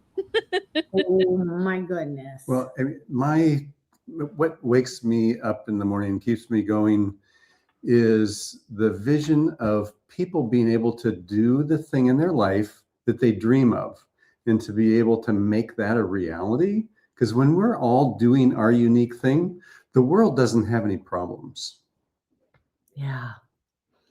And I think the for me, spirituality is really growing into your own divine self and recognizing all of the gifts that you came here from, here with. And just to tag back to that last question, because that's so darn important for everything that we do and for growing our spirituality, is how much we were taught to stuff all of our emotions and not to speak about how we feel. So we didn't use that muscle. And when you don't use that expression muscle or the feeling muscle, then you end up in your head and you're only thinking about stuff. You're not feeling it in your body. And that's where the soul resides, and where the center of spirituality is, in your soul, in your heart space. And to access that, you have to get out of your head and into your body. And even more so in your heart, right? Right. What's the old saying? Stop your stinking thinking. So 100%. Take you to a dark alley there. It's a tough crowd up here. I always say that there's a tough crowd going up inside of here, but yeah, I love that. In between those ears. Yeah. So Tiffany, it's all you. It's Oh, okay. Well, yay. Now, you were with me and Jeremy at the cast screening when we had our little cast party a couple months ago. And you saw the mostly edited version, not the final complete yet, but based on what you did see, what are you yearning for the audience to take into action into their life? Like if they could just not only think this up level of a thought, but like take the action to make their life better. Is there something that sparks you that you think that they will take away and then go do, not just think, but do? Right. And really, you know, being at that preview and watching it for the first time, it took me, and I think it'll take everyone, into such a beautiful, divine, kind of private and intimate, space that reflects everything that we are inside and helps us connect to what we are. And so that's what I hope people will do, is become more aware of the different pieces of their genius. Go out and be that.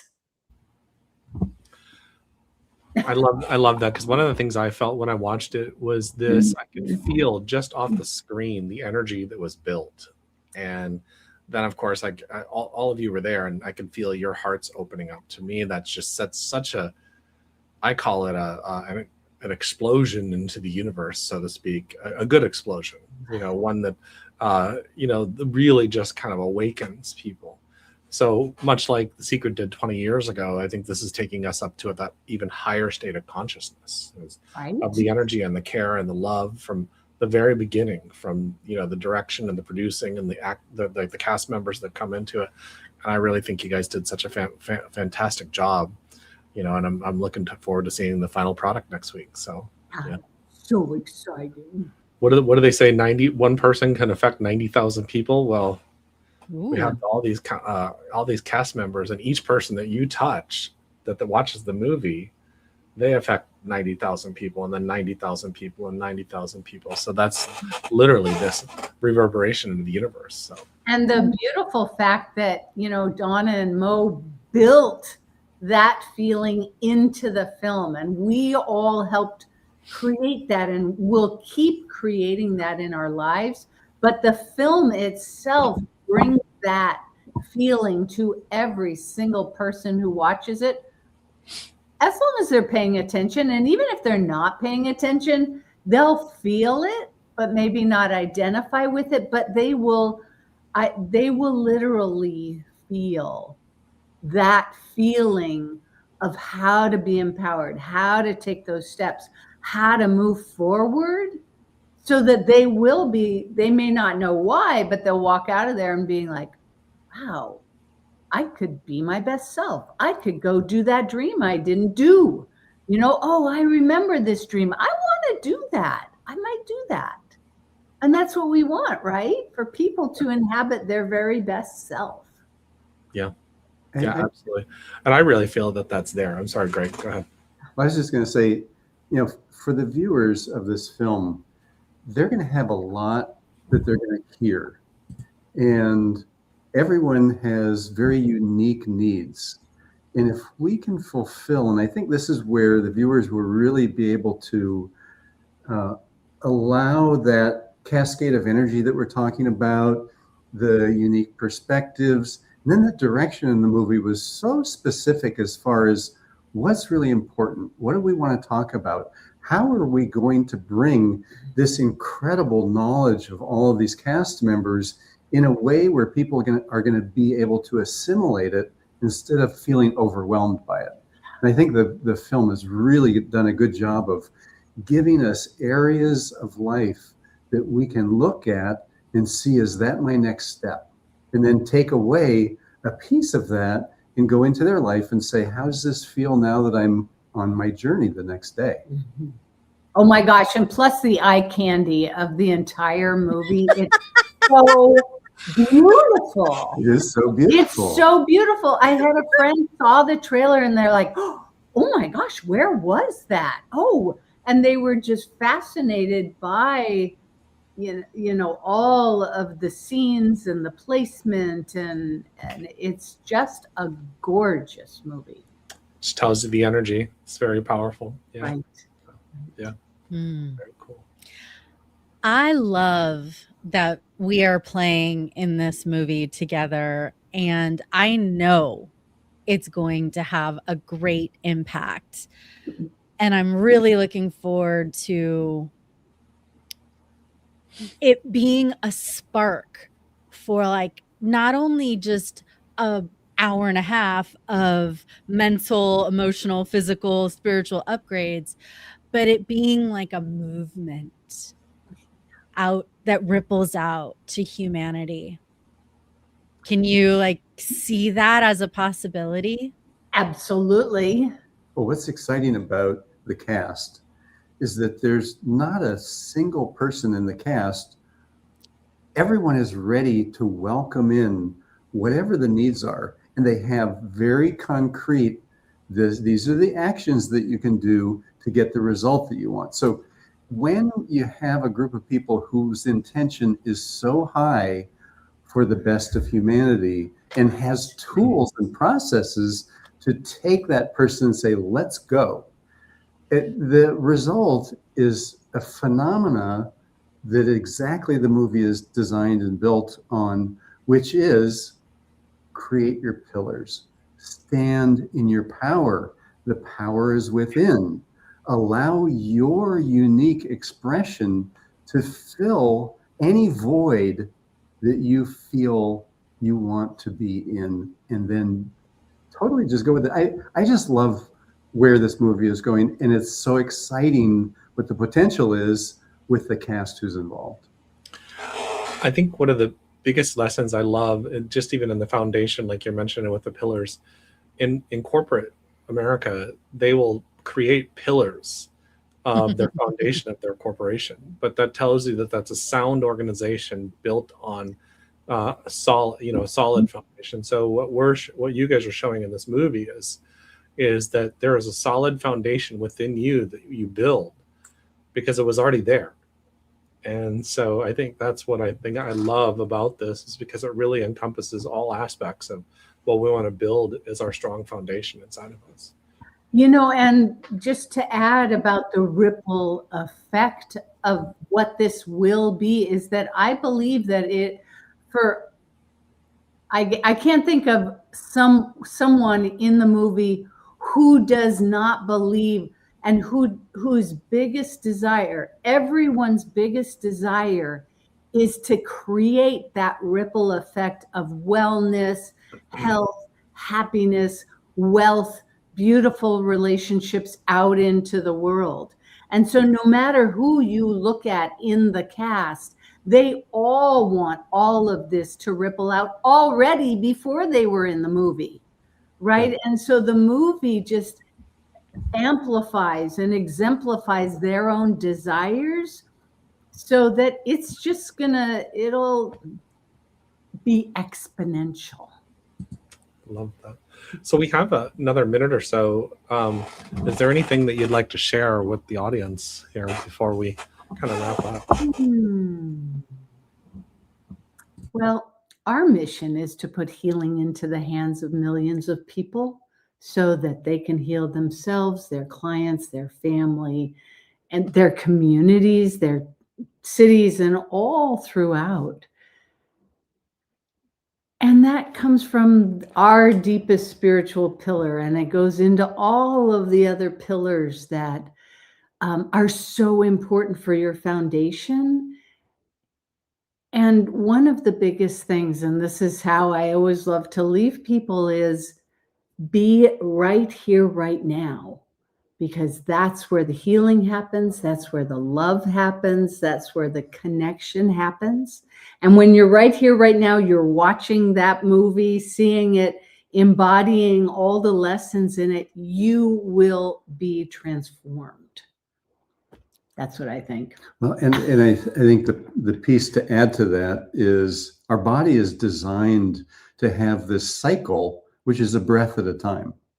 And when we can intentionally build our life around that cycle, taking in what we need and letting go what we don't need, we get to renew in a way where we can move quickly. And we're in a time in the world where we need to build these pillars quickly. We need to get this information out so that we can begin to affect the world in a way that is so positive that nobody can deny it. There you Thank you. Thank you. Thank you. Thank you so much. Play with you soon. I'll see you next week. All right. Thank you so much. Bye, Antonia and Greg. And in a moment here, we're going to transition to Barry Goldstein. And Jeremy and I had the exquisite pleasure of hearing him talk last night in the Los Angeles Tribune's Speakers Inner Circle. And Barry spent maybe 10 minutes with us customizing a song for our group. And it was so healing. Yeah. What did you think, Jeremy? It was powerful because past couple of days I've just been go. Well, actually for the past 2 months I've been go. So it was nice to have that energy that just helped me kind of clear. And I slept really well last night, which was great. So thank you, Barry.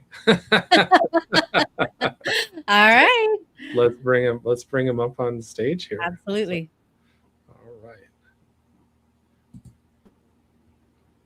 All right, and the show continues, and we are here with Tiffany, and we have an amazing guest, and because with him, I have learned so much more than I ever bargained about with sound, and I'm so really excited to bring him up on stage with us, Tiffany, so go ahead and introduce him. Yay! Okay, Barry Goldstein. He is an award-winning Grammy award-winning musician, composer, producer.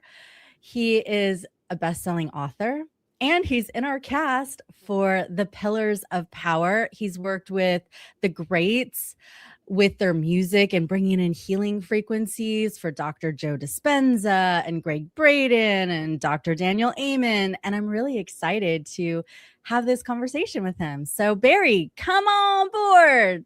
Let's play. Awesome. Great seeing you, Donna and Tiffany. Thanks for having me. Absolutely. At the cast party, I was sitting directly behind you, and now I get to, have the face-to-face with you. I'm really excited. Same here. Healing frequencies. Talk to me about the power of that and how it fits into the 5 pillars of power. Sure. Well, I want to start off by saying that I think the most powerful frequencies that we can explore are the frequency of our heart. Each one of us has our own unique vibration. And I think that's an important starting point for people. And also, even if you've already mastered it, that we start with ourselves. Music's not just something that's happening to you. It's something that's happening in you. And when we begin to explore and get curious about our own inner symphony that's going on, then we can utilize that to attract other things in our lives. And a lot of the terms that we hear in music are very applicable for things that are in the pillars of power, such as resonance, orchestrating your life, composing yourself, moving into sync. All of these terms that we use in music are really important in terms of transformation and bringing things into your life. And when you talk about music is within you, are you meaning like aligning ourselves so that we have heart coherence, or are you meaning like our body actually plays music in our cells? Well, it's both. And I talk about this in the Pillars of Power, where our heart is the metronome that works throughout our body. So it is setting time.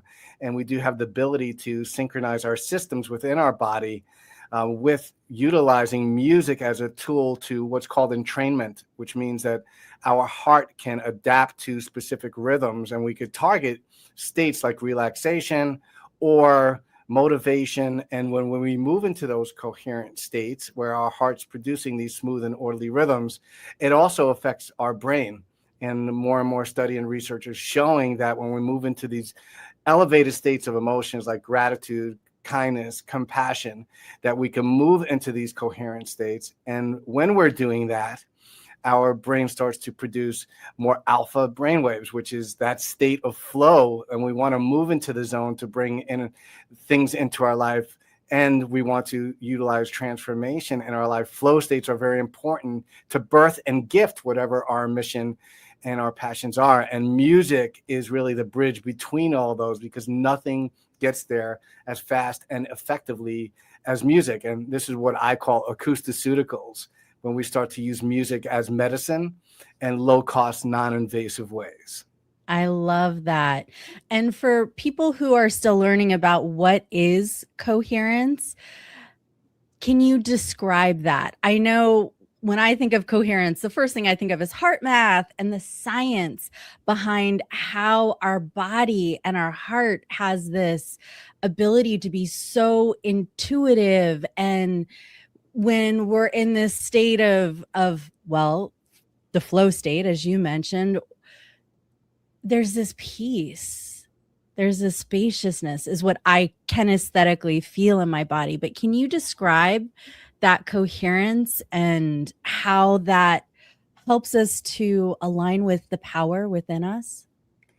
Yes. So exactly what I spoke about, those smooth and orderly rhythms are one of the things that define heart coherence. And the way we can get there, and this has been measured through EKG as well, that when we're in the states of kindness, gratitude, compassion, our heart moves into those smooth and orderly rhythms. But when we're in emotions such as guilt or shame or anger or frustration, it's the other way around. We move into non-coherent or dissonant wave forms in terms of the rhythm of our hearts. Now, when we're in coherence, we can improve our heart rate variability, which is one of our prime markers of not just heart health, but overall health. And that's where we start to see benefits when we increase our heart rate variability. And a lot of our sleeping patterns, our immune functions, all of the objective findings that are not just like emotional or spiritual, but it actually works with us on a physical level. So when our heart moves into those rhythms, I use the example in Pillars of Power of an orchestra. It's like conducting all the different parts and the systems within our body. But imagine for a moment that if everyone played whatever they wanted to in those different systems and they were different parts of an orchestra, what that would sound like. And what you would hear would be very dissonant. So literally that our heart becomes the conductor. And when we move into these coherent states, it can be very beneficial in what I call the 4-body system: physical, mental, emotional, and spiritual. If you look at 4 pieces of a pie that ultimately equal health, then heart coherence can be a gateway to move into those states. And music can then be a gateway within that gets us there. And we can literally become the DJs of our own lives by programming and creating protocols around music during our day that moves us into those states. So it's not just something that happens to us randomly when we hear an amazing piece of music, but literally we can navigate energy more effectively utilizing music and in ways that benefit us in terms of our transformational path. As you were talking about that, I was thinking, I wonder like which instruments, like if there's a symphony happening in my body, like which instrument goes with each organ? Right. Can you talk about that? I mean, I think it's, here's the thing. I think it's different for each person. And just like individualized medicine is the most powerful medicine, I tend to want to steer away for one size fits all. And even in terms of frequencies and panaceas, I think it's more important to check in with ourselves on a daily basis, because we're not the same person that we was yesterday. And if you've just moved through grieving, do you think that you'd want to listen to the same music that you did yesterday? Or do you think that you're vibrating the same way? Because you're moving through different emotions every day. So ultimately, when we're talking about creating programs and protocols, it's checking in with yourself every day. Where am I now emotionally? Where do I want to go? And then what piece of music is going to take me there? And yours is going to be different than mine, Tiffany. You're not the same person. We all have a heartbeat and we all have a breath, but none of us have exactly the same heartbeat or vibration, because you're unique and different in your own way.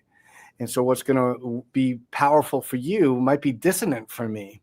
And that's really the key. And I think shifting the conversation and where we are in consciousness now that we understand that vibration and frequency can be powerful for us, and that's more in mainstream, whereas like 30 years ago when I started doing this, people looked at me like I had 3 heads when I was talking about this. Now we all have a resonance with this. How can we take it to the next step? And that's through creating customization. One size doesn't fit all. And now it's going to be about what can you do to really fine tune that 5% that you haven't yet worked on. A lot of us have done a lot of inner work, but that 5% becomes very important for people who are geared towards peak performance and magnifying their mission. And music is a great way to utilize that, to magnify mission. That 5% can get jarred loose utilizing music, sound, vibration, and a lot of protocols that I work with within my world. A lot of times people have not had that experience where they felt sound literally resetting the nervous system, bringing in calm, helping sleep, move through anxiety, helping focus in the middle of your day. Like, all of these things are really powerful.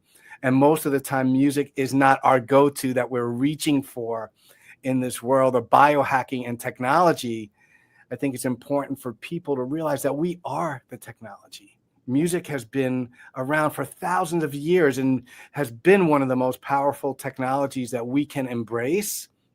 Mm-hmm. Let's bring the awareness back to the fact that we have so much access to it, doesn't diminish its power. And that starts with utilizing it as a tool to connect with our heart and to actually create transformation, not just in a way that is art and entertainment, but in a way that it is powerful and creates change in our lives on a daily basis.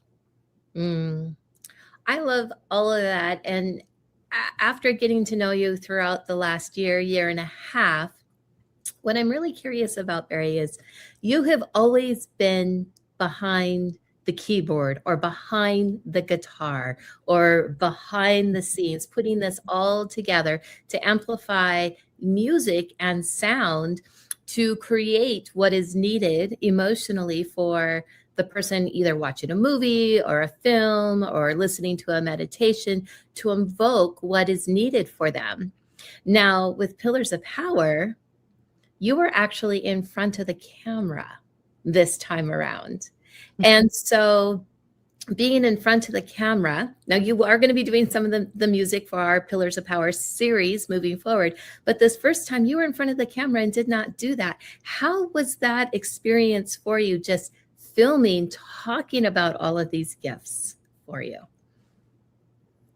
Being behind the scenes is always fun, because I love to create the intention and magnify and collaborate with people, as you know. But I think it's important too that at this stage of my life that I step up and share this in a different way and own and claim, the power of music in a different way. And I see music in a different way. I see it through a different lens than most people do. So I don't think anyone's going to voice it exactly like I'm going to. So that means that I have to move into the front of things, and not just behind the scenes, but also step up as a leader in this field and be willing to share what I've learned over the last 30 years. And I loved doing that in Pillars of Power, because I think that music and sound have a place in each of the pillars.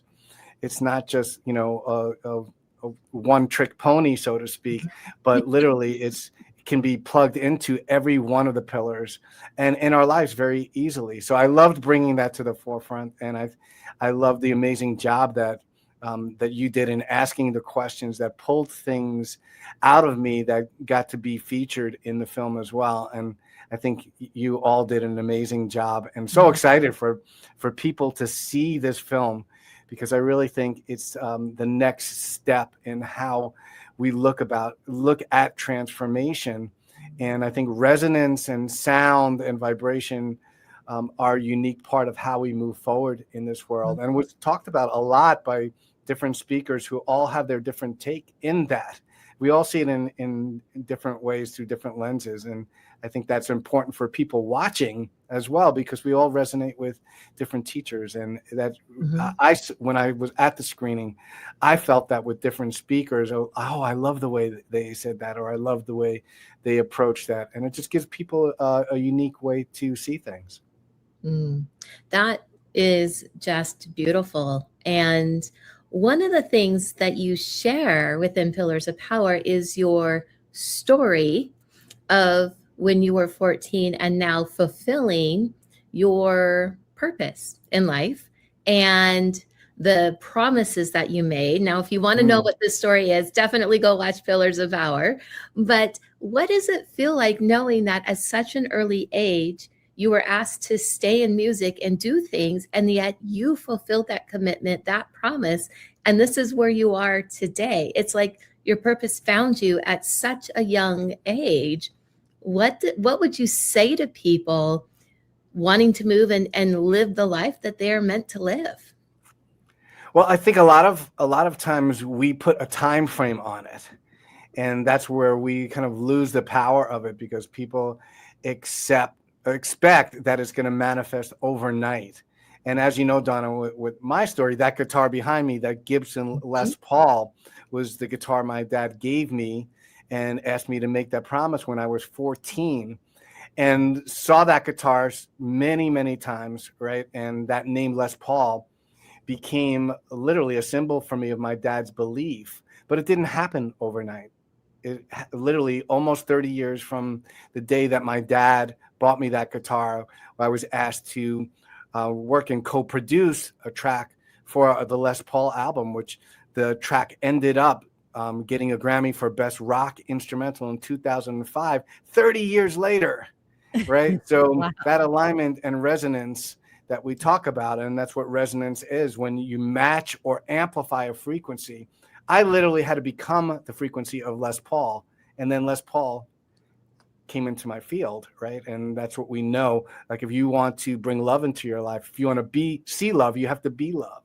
And it's about matching the frequency that we're looking for. And that's the message that I have for people, is become the frequency that you're seeking. Don't look for it to define you. You have to define that frequency within yourself first, and then sooner or later, the universe is going to find the match for it. And it might not happen overnight. So stay with it and hold the vibration, hold the frequency of that, and tap into what it would feel like to become that frequency as well. And for me, the most powerful part in watching it manifest was literally playing on stage with Les Paul after the whole Grammy thing.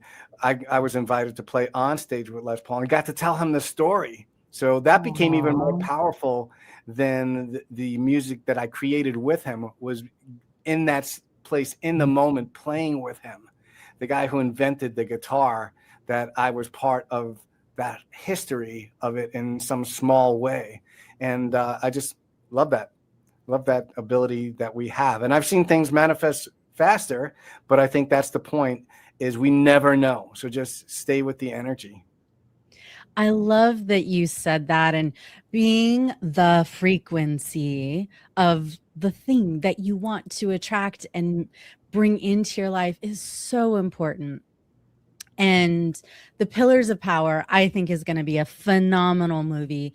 But as we wrap up, this interview, I'm curious, how do you feel that The Pillars of Power is going to impact humanity?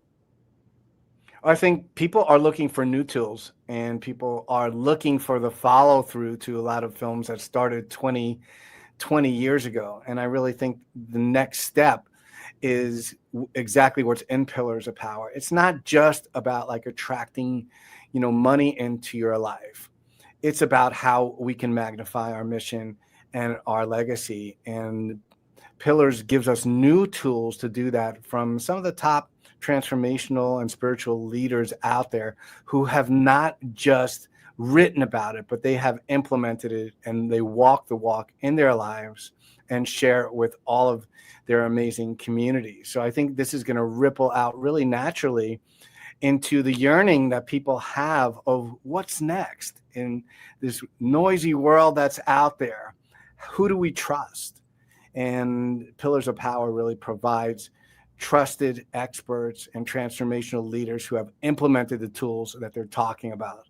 And I think that's really powerful. And people are going to feel that power, and it's going to ripple out into the world. I love that. Thank you so much. I'm a huge fan of frequency music. I think you and I could probably easily spend a day together just talking shop and having fun.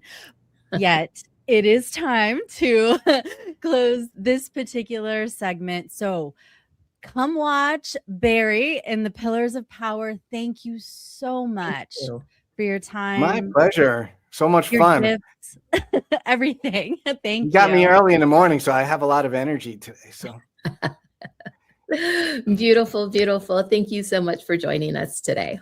thank you, Don and Tiffany. And great job, and much love on the release. And our next incredible speaker. Ooh, I'm so excited. I am one of her students in the Money and You program. Dame Doria has had over 200,000 graduates in multiple countries worldwide.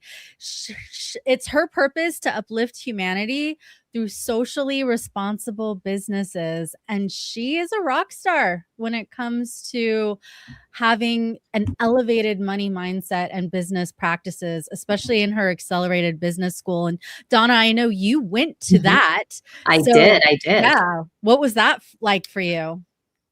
Oh my goodness. It's like everything you imagined on steroids. It was one of the most amazing weeks I've had this entire last year with what you learn in the Accelerated Business School. And I would not have traded any of that for the teachings that I learned to be able to lead the communities that I lead today. Yes. Hi. And Dame Doria. She is actually one of our executive producers here on the movie Pillars of Power. And I'm earning it even more every single day. I am so excited. I keep telling everyone to please come and join us in Los Angeles and give us hugs. I mean, this is an opportunity to be with Jack Canfield and, and all the different people, Joe Vitale and all, Marie Diamond. Is Ken Honda coming? Is Ken going to be there? It's coming. Ken Honda is coming all the way from Japan. Yes. What an opportunity for you to not only be taking pictures, and I just mentioned a bunch of Money and You graduates there, and to hang out. So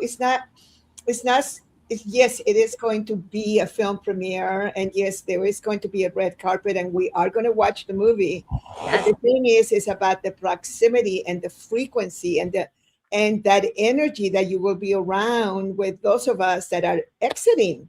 We're exiting the business. We're moving into philanthropy, and we're passing the baton to you guys, and we do it through film. And yes, in about 3 years' time, I'm just going to be on the beaches of Maui, reading my Vanity Fair, making calls to the foundation, and just saying, okay, you need me to come on here? You need me to go there? Okay, I'll be there. I'm going And to join you there because I know I'm going to need a vacation.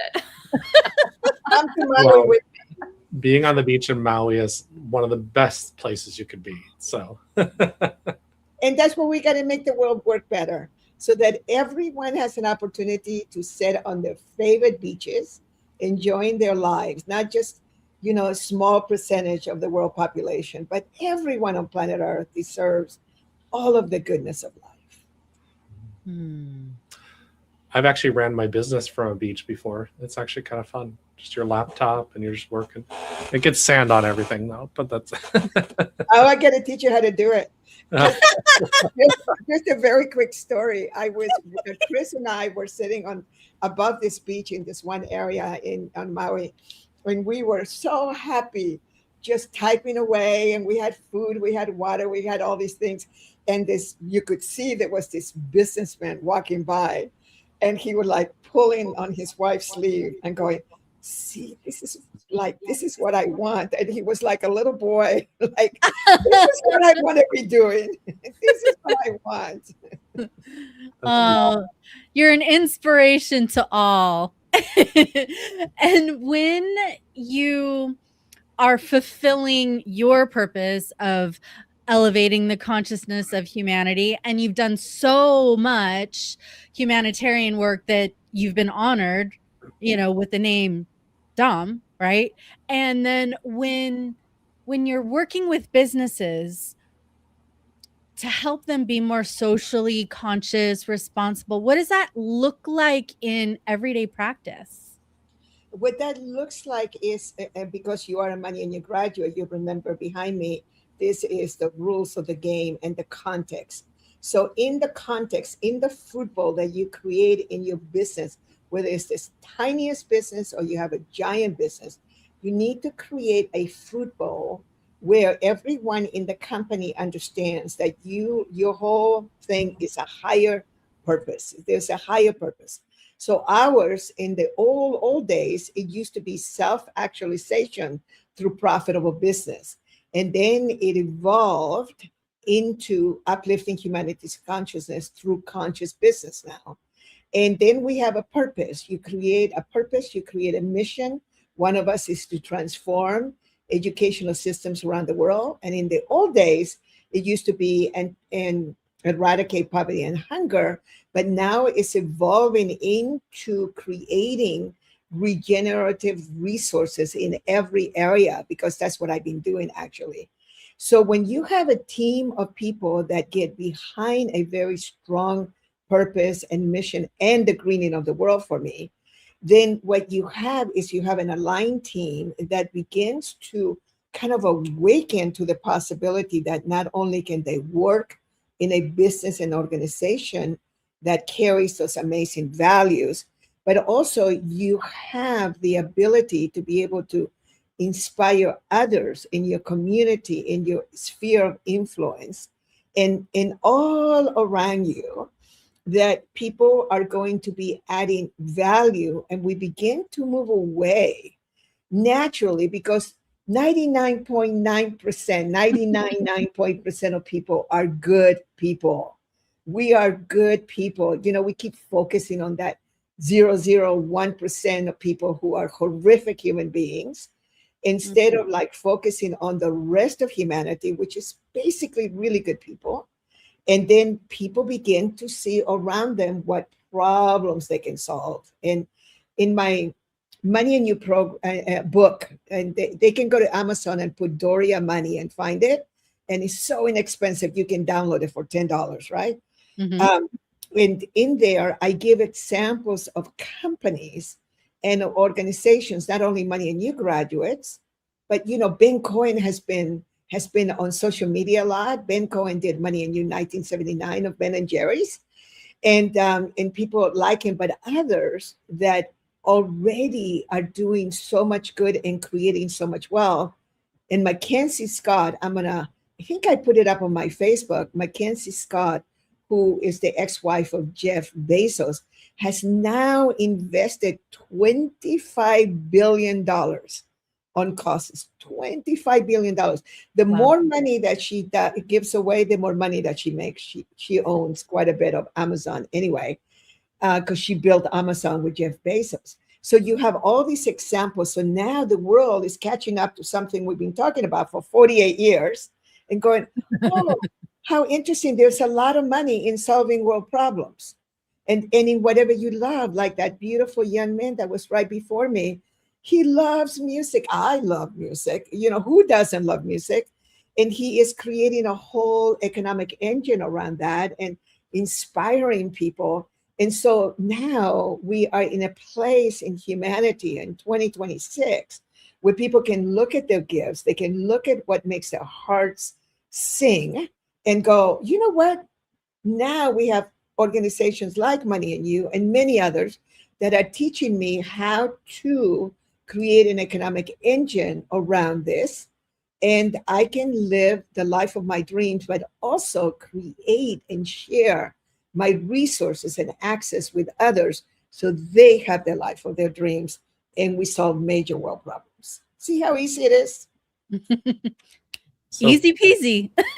So basically you give and you receive. What you put out there comes back, you know, tenfold. So as you're giving to solve world problems, you're going to receive abundance because you're giving abundance to the world. And you begin to experience sufficiency. And just so you know, there's a whole bunch of people that are solving world problems that could care less about it. They just find that there's so much money in it. This is what I am a great messenger to a lot of mega wealthy. I said, do you realize how much money there is in solving hunger and poverty on the planet? Do you realize that if you have everyone that can now afford your product and services, that you would make so much more money? So right now you're seeing this whole paradigm, especially in the United States, where people, there's a group of people who are so self-centered, so unconscious, and all they care about is, and they act out greed, and they act out all these amazingly, what we could be considered very low frequency, low vibrations, because they come from that universe, that competition, you know, knocking people down and creating chaos. It's a way of, for them and their buddies to survive without realizing that that paradigm shift has already shifted. The world has already changed. So listen, catch up, you guys. It has already changed. And earlier, because you know I love to listen to all these beautiful speakers. Yes. You're always commenting every time Los Angeles Tribune does summits. but you know, they were talking about that and Joe Vitale really talked about it. So that when you begin to really shift that energy, then what happens is that you make a paradigm shift for yourself. And then that's why the movie, if I can come back to the movie for a minute, yes, it's so important because when we watched it at the cast party, right? Yes. You know, we watched, you know, and it was still, right? We're going to watch the 100% now because they were still in development. That what it does is the frequency is so high. And I was there when we charged The Secret because I'm one of the founding members of the Transformational Leadership Council, TLC, which I believe 80%, 90% of the speakers were from there. Long story of why I wasn't in there. But we were there to charge it. So as we began to pass the word and begin to create the ripple effects, which is a generalized principle of possession, by putting films like that, and you, each and every one of you, no matter where you are in life right now, if you're listening to this, just keep putting your product and services and your love and your genius, put it out there in books, in anything. You can go into Substack and start putting up articles. You can come back into social media. Don't leave right now. You really need to be everywhere, in Facebook, in Instagram. I'm getting ready to get into TikTok as soon as I have a minute. And then what we'll do is the more that we put the word out, the more that we are uplifting, and people are going to go, that looks really attractive. You know, it's like, oh, I don't care if people are hungry or starving, but boy, that sure looks like I could make a lot of money out of solving that problem. I don't care why people do it. just freaking solve that problem. Human trafficking, drugs overdose, the whole thing around wars. That's old paradigm. In the United States, please forgive me for saying this, it's being left behind. I know, because I spent a lot of time outside of the United States, and there's all these countries that are collaborating, and we are handing this country to certain people that we may or may not like on a gold platter, because they're stepping in and going, oh, I can solve that problem. I can solve that problem, because war is an old paradigm. We have moved already into the age of collaboration. And once you shift that, you begin to see it everywhere. Mm-hmm. And this film is a part of it. You can see that. We're all collaborating in this film.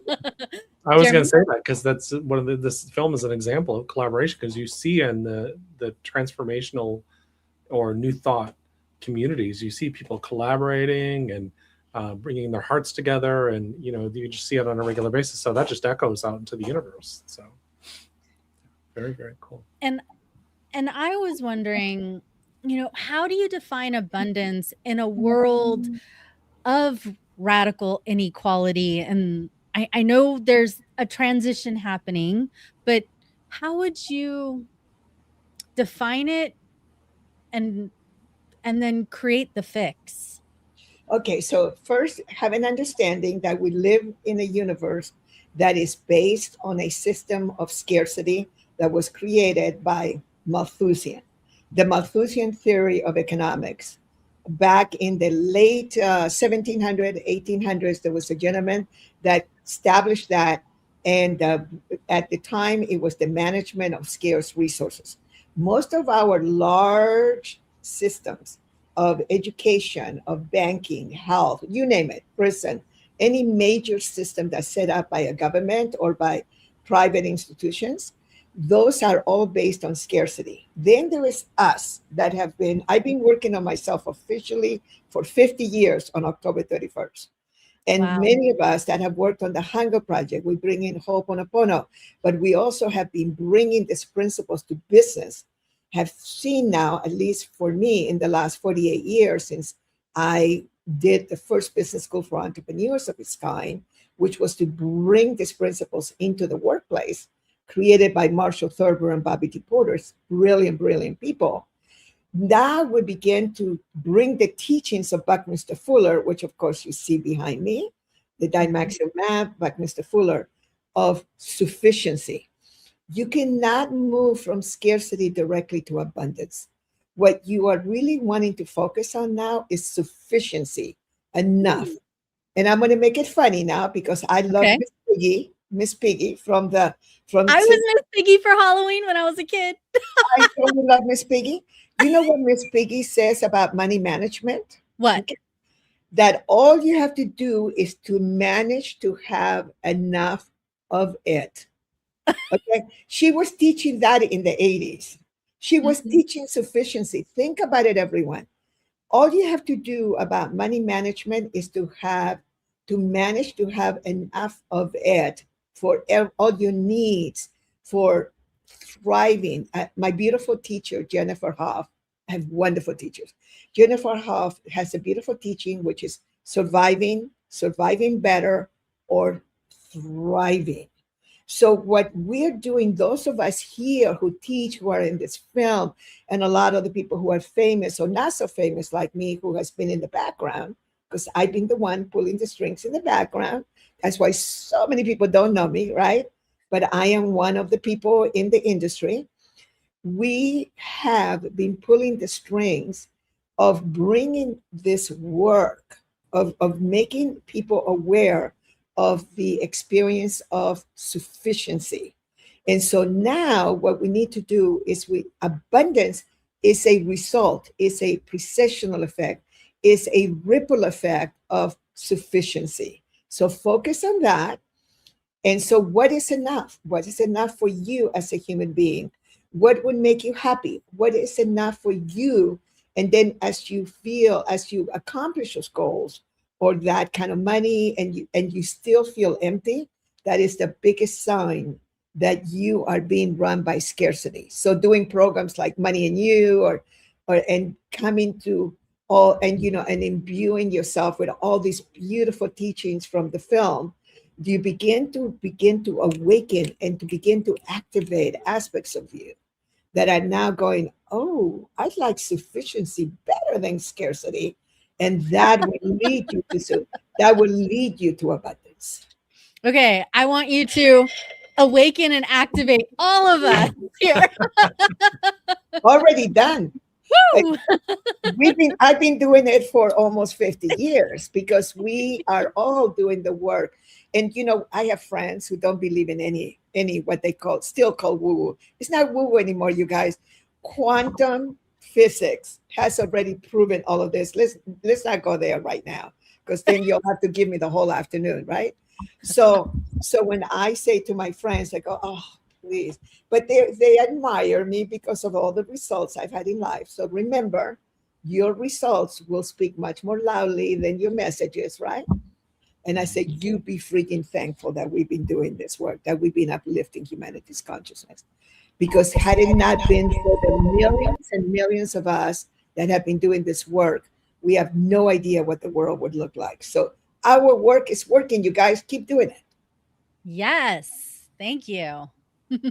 Well, thank you so much for being here, and I'm looking forward to seeing you again and at the premiere next week. So, and all the wisdom that you share with us. So, absolutely. Big hugs and kisses, and then we also have the voices, the impact voices of impact that we have on Wednesday.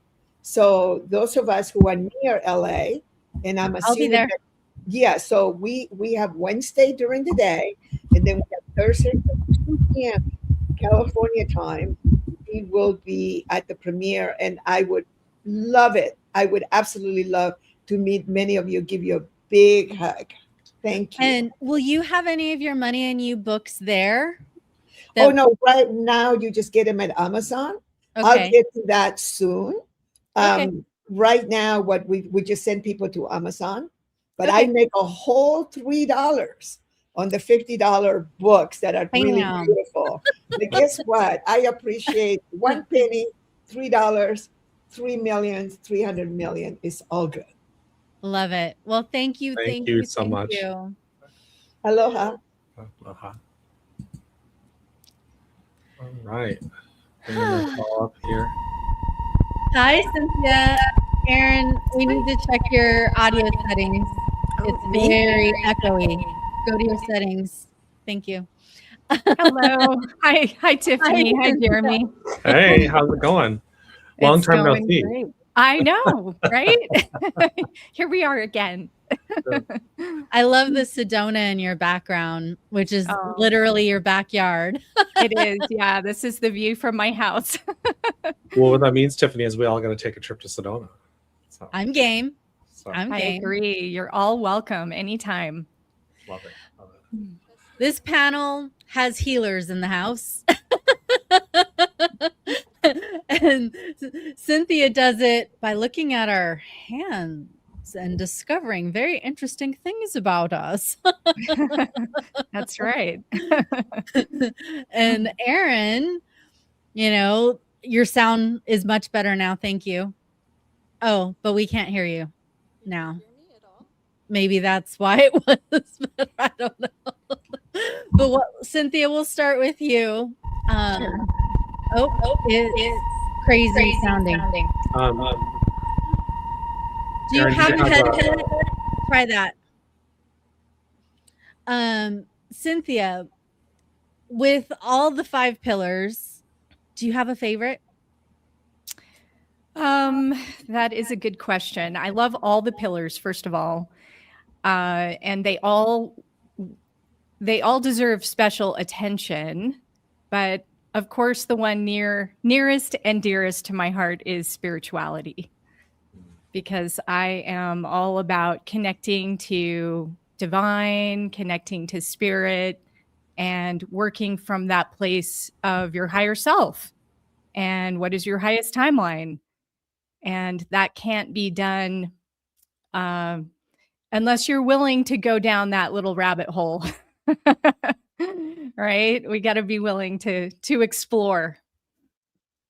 So I love helping people that way. Thank you. Okay. Is it working now? Yes, it is. Thank you Much so better. much, Erin. Much better. Okay. Always have a backup, right? Yes. And so I was asking Cynthia, and then we'll ask you, like, what is the most impactful pillar for you? Oh, I'm sorry. I thought Cynthia was about to answer. No, she already did. It's your turn. I was busy in the background. Sorry. Okay. The most impactful part for me is actually bridging two pillars, bridging the spirituality and the money pillar. And I actually love to say that because often when I say that, something inside you goes, wait a second, spirituality and money don't mix, like they're opposites. And that is the exact problem with our world as I see it today. Because as long as we're willing to separate those two, we are willing to pay money, lots and lots of money for things that harm the planet, and not pay money or receive money for doing things that are doing good in the world. And I think if we could switch that dynamic around, switch that belief around in ourselves, we could change the world really quickly. Yeah, and I think what you're talking about is unhealthy beliefs, you know, and that around money, because I've had that happen where people say, well, you make money, or you wear these types of clothes, and therefore you can't be spiritual. And I'm like, well, that's your interpretation. So yeah. So and I think that's what this whole movie's about, right? Is healing those. So. Yeah, healing a lot of those blocks and beliefs that have been running in what I call this inverted matrix of the world, where everything is backwards and upside down and inside out. And if we can heal that, that's why I'm so excited about this movie, is we're really taking it another step forward, much bigger step forward now, in how we can rewire those beliefs, challenge the things that the world is running on as if they are natural and true, and start to find a way of interacting in the world where spirituality is prosperous and prosperity is spiritual. You know, money is not the problem. The problem, if you call it that, is what people are doing with it, right? And I always like to invite people to imagine what the world would be like if the billionaires were people who had a huge heart and really, really cared about how other people were doing or how the world was doing. We could change this world instantly if we had that kind of resource. And I suspect that's why we're not allowed to believe that. Because if we believed that we could have spiritual power, magical manifestation power, and wealth power, we would change this world instantly. It's almost like you're channeling our last speaker, Dame Doria, about inspiring all the billionaires in the world to be more philanthropic because they could eradicate poverty and change the planet in an instant. The difference is I'd like to see us do it. Like, let's not outsource that to other people on the top somewhere. Let's just spread it around the grassroots so we can all do it. Nice. Personal ownership. I like it. I like it. I agree. I'm all about that. I love it. You know, along those lines, one of the things I'd ask you guys is that I always, instead of saying what I don't want in the world, I always just start praying for what I do want. So they may inspire us. I may inspire the billionaires. I may inspire the Circle K worker. You know, it doesn't matter. It's inspiring them to change themselves so that we can all awaken. So that's what it's all about. That's what it's all about. If I could tell you about this for a second, back in the 1980s, I got a series of messages just dropped in me during a deep meditation practice. And one of them was that the Jesus consciousness, the goddess consciousness, was coming back into the world, but not in one person. And that's the key. It's coming back in all of us. Yeah. We are all manifesting that. That's what we're here to do. That's how we're going to create this spiritual golden age that we're right on the threshold of now. It's wonderful. Wonderful. I'm excited. I am too. It's a good time to be here. Well, if you know that that's what you're here for, it's a good time. If you forget that, it can be a really challenging time. But that's what I love to do, is help people to find that power in themselves and find that purpose in themselves, their special mission, their special piece of the puzzle to bring to the world. And then empower them to be able to do that, because we need everybody's piece. Mm-hmm. Love it. And Cynthia, what would you say the Pillars of Power movie is going to inspire in the audience?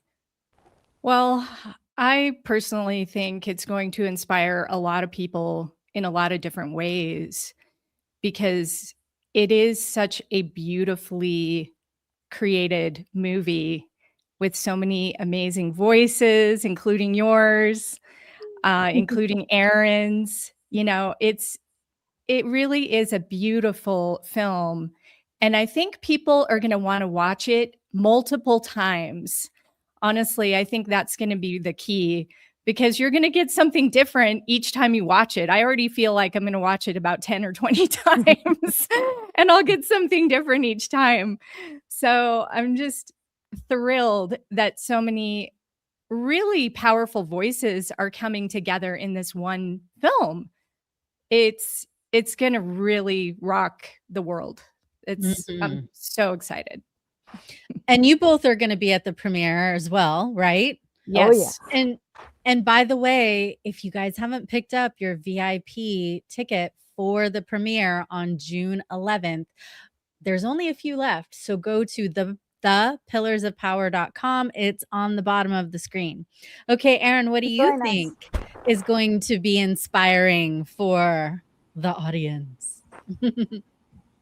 What I think is really gonna bring to the discussion is, you know, we talk a lot about The Secret. A lot of us talk about The Secret, and it was such a leap forward in the consciousness of the world, and it was really, really valuable. But there was a lot that was missing. So people would go out and they try the law of attraction, and then they go, "Why isn't this working? Why isn't my vision board working? Why aren't my affirmations working? And like, what's wrong with me? Or this is bogus. This doesn't work." And it's just that they didn't have all the pieces, you know. And now, 20 years later, a lot of us are coming forward with, hey, here are the pieces. This is why it didn't work before. And here's how you can change that. Here's how you can really manifest your desires. Be a creator in your life, in your world.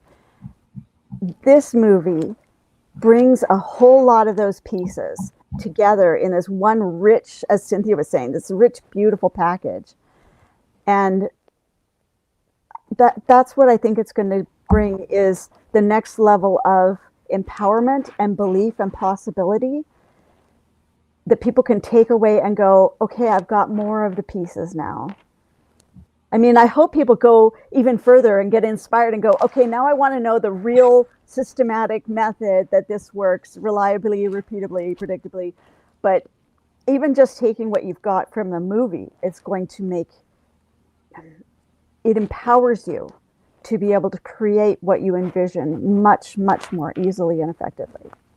And I'm so excited for that, because we all have, you know, most of the world, I think, Jeremy, you were saying something like most of the world, people want to see good happen, want a better world, want people to thrive and animals to thrive and the earth to thrive. When we get this message out there in the way that this movie is doing, we're giving people the tools to create that reality. And so many of us want that. Think about so many people, millions of people around the world doing this kind of thing to create a better world. That is powerful in a way that those people at the top trying to sell us their fear stories and stuff, I was going to say they don't have a clue, but I think they actually do have a clue and are very worried about it at this point. Yeah, and I think that we've been seeing this movement happen, especially over the last 20 years, The Secret being one of those illuminating factors, and other things that have happened, obviously, along the ways. But this is a good question for the two of you. What have you seen over the last 20 years? Because I've been seeing people wake up to who they are and their full potential. And, you know, because 20 years ago or 21 years ago, if we would have talked about this kind of stuff, I had people laughing at me. Yeah. You know, so, but I don't know what your thoughts are. We could start with Cynthia. Like, what did you see over the last 20 years? Because I've seen a lot of progression in human. I agree. I have also seen a lot of progression. you know, I started doing my hand analysis work about 17 years ago, and I've been meditating and doing energy work for about 26 years. So it's definitely been a progression for myself as well. And I've worked with over 8,000 people now, so I've certainly read a lot of hands, and I've seen some interesting things along the way. But I think a lot of people are just more open than ever before. You know, I mean, I was doing my readings in Utah, you know, back when I started, and that was pretty interesting to, you know, I was called a witch, you know, I mean, I've been called all sorts of things over the years, but now what I really want people to understand is that there is a science behind this stuff that we can, you know, people still call it woo or, you know, but there's actually scientific basis around all of it. And if people actually take the time to learn and to listen and to have their hearts opened, then they realize that, hey, this stuff actually can help me. And that's really been the amazing progression that I've seen, is that people not only are getting it, but they are seeking it out, which is awesome, because that means their lives are going to be better than ever. So thank goodness it's been a road.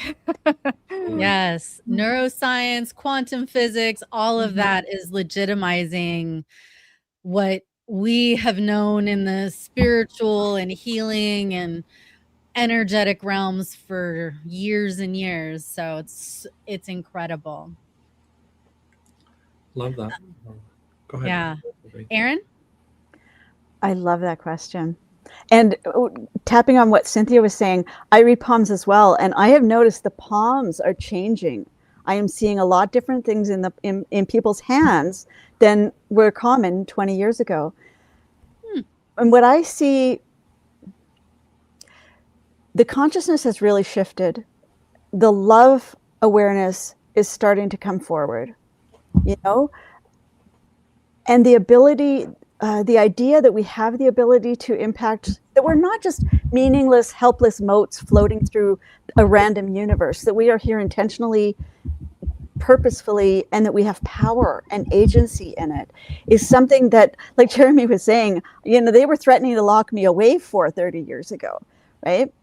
But now it's just in the zeitgeist. Everyone's talking about it. Everyone believes in it in certain ways. Even the people who call it woo, you'll still hear them saying things about this that they may not even realize what they're really saying anymore.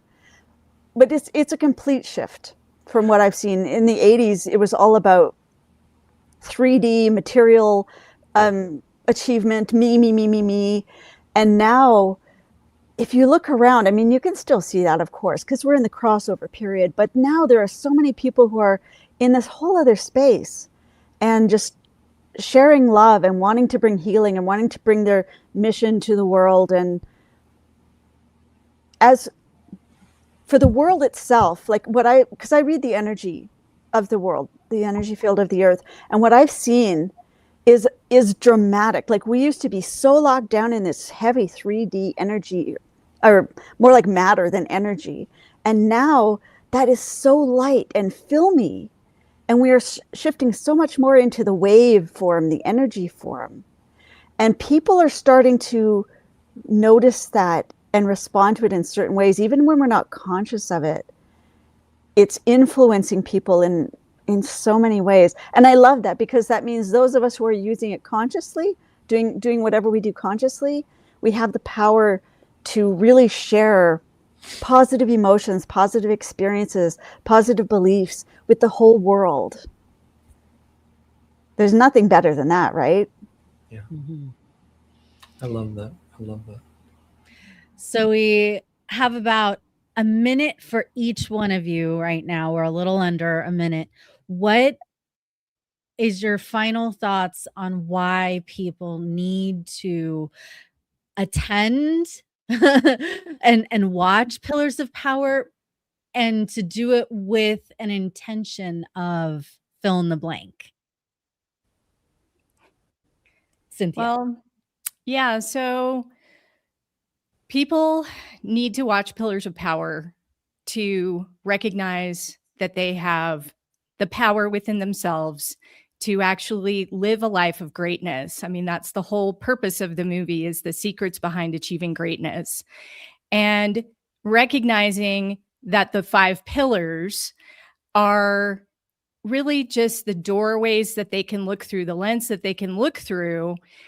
And they need to remember that they're really only in charge of 4 things. They're in charge of their thoughts, their feelings, their actions, and their responses. And and that's it. And so if you can go into looking at the 5 pillars through that lens of how can I change my thoughts around money? How can I change my feelings in my relationships? How can I change my actions in my mental wellness? You know, if you start looking at those lenses, you can totally change your life around. And there's really no reason for people to be victims anymore. You know, we are not victims. As a soul, you knew exactly what you were doing when you came here, and your soul has an agenda. And so it's important to remember that. So that is something I would really like for people to get out of this, is recognizing their own power and recognizing that they have a soul with an authentic purpose that only they can fulfill. And it's time to get to it. So. Thank you. Okay, Erin, 30 seconds or less. I love that, Cynthia. I would say we need to see this movie, and I'm including myself, because we need the reminders. The 3D stuff is coming at us all the time, trying to weigh us down, trying to bring us into fear and powerlessness. We need to feed ourselves the awareness and the vision and the experience that other things are possible, other things are true. And that's one of the beauties of a movie like this, one of the beautiful gifts of a movie like this. So watch it often, watch all of these things often, because your mirror neurons will pick up on that and then start generating and creating that for you. Yes. And you're going to receive blessings and healing simply by watching. So thank you, ladies. I will see you next week. Okay. Jeremy, we are going to bring on another creative producer next, Yes. Deepika Sandhu. Love it.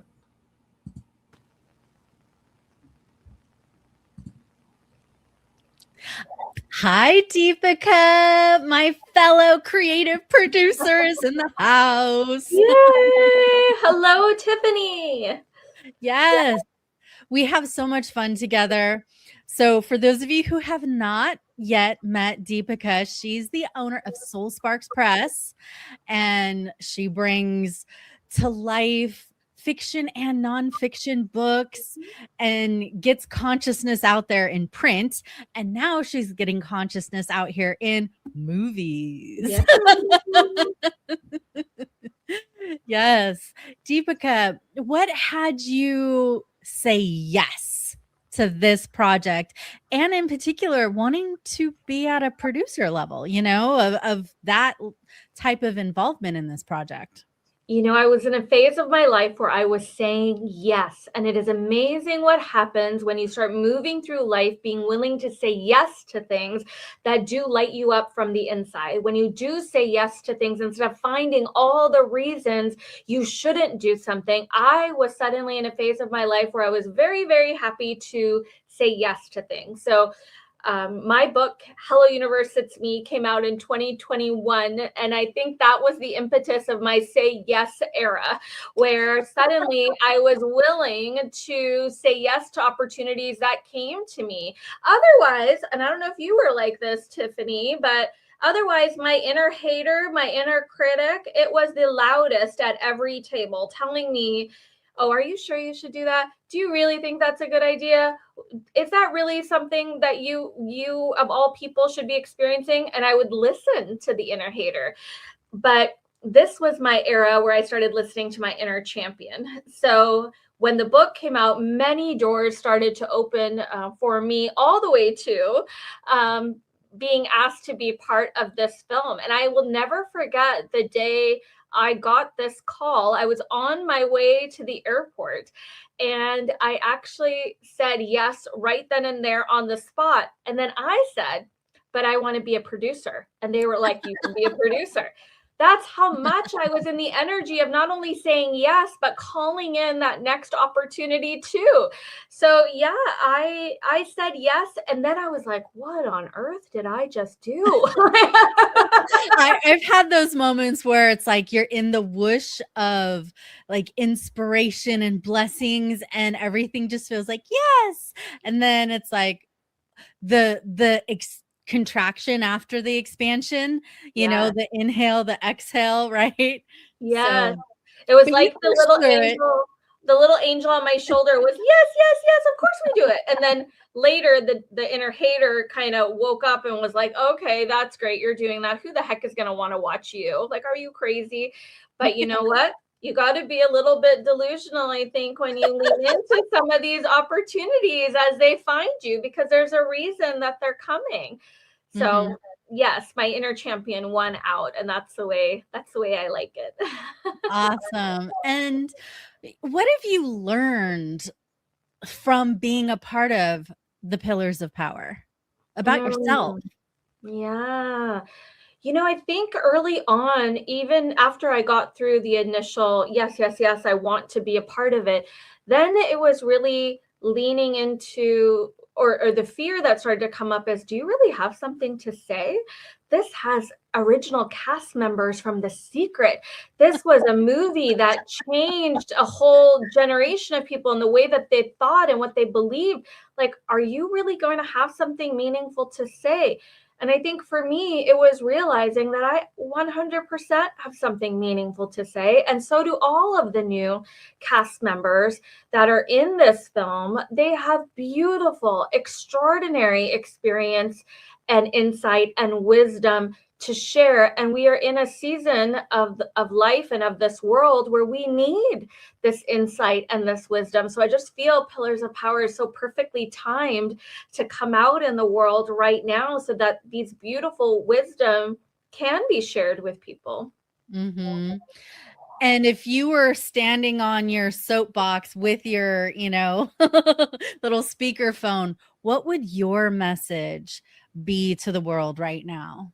I think everything is possible, even when life seems chaotic and dark and scary.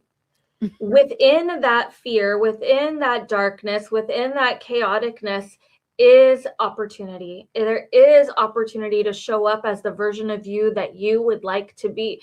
We can all crumble right now. We can all watch the world and think, there is nothing that can happen here that could be any good, and we could become cynics, and we could be, on our social media trolling people, saying mean things, and collecting that, harboring that same energy. Or we can choose to believe that even in dark and chaotic times, things can absolutely get better. There is an opportunity for you to show up the way that you want to show up in this life. There's an opportunity for you to change, impact, influence your little sphere of influence, no matter how small that is. Recently I was really feeling down about the world in general, and I'm not sure what global event was going on at that particular moment, because we've had a lot of them. But I was driving my daughter to school, and I had the thought, what is my zone of influence? What can I change? And I realized my zone of influence is what I choose to teach my daughter about how to be a citizen in the world and how to observe moments in history that are happening right now and how she can think about them.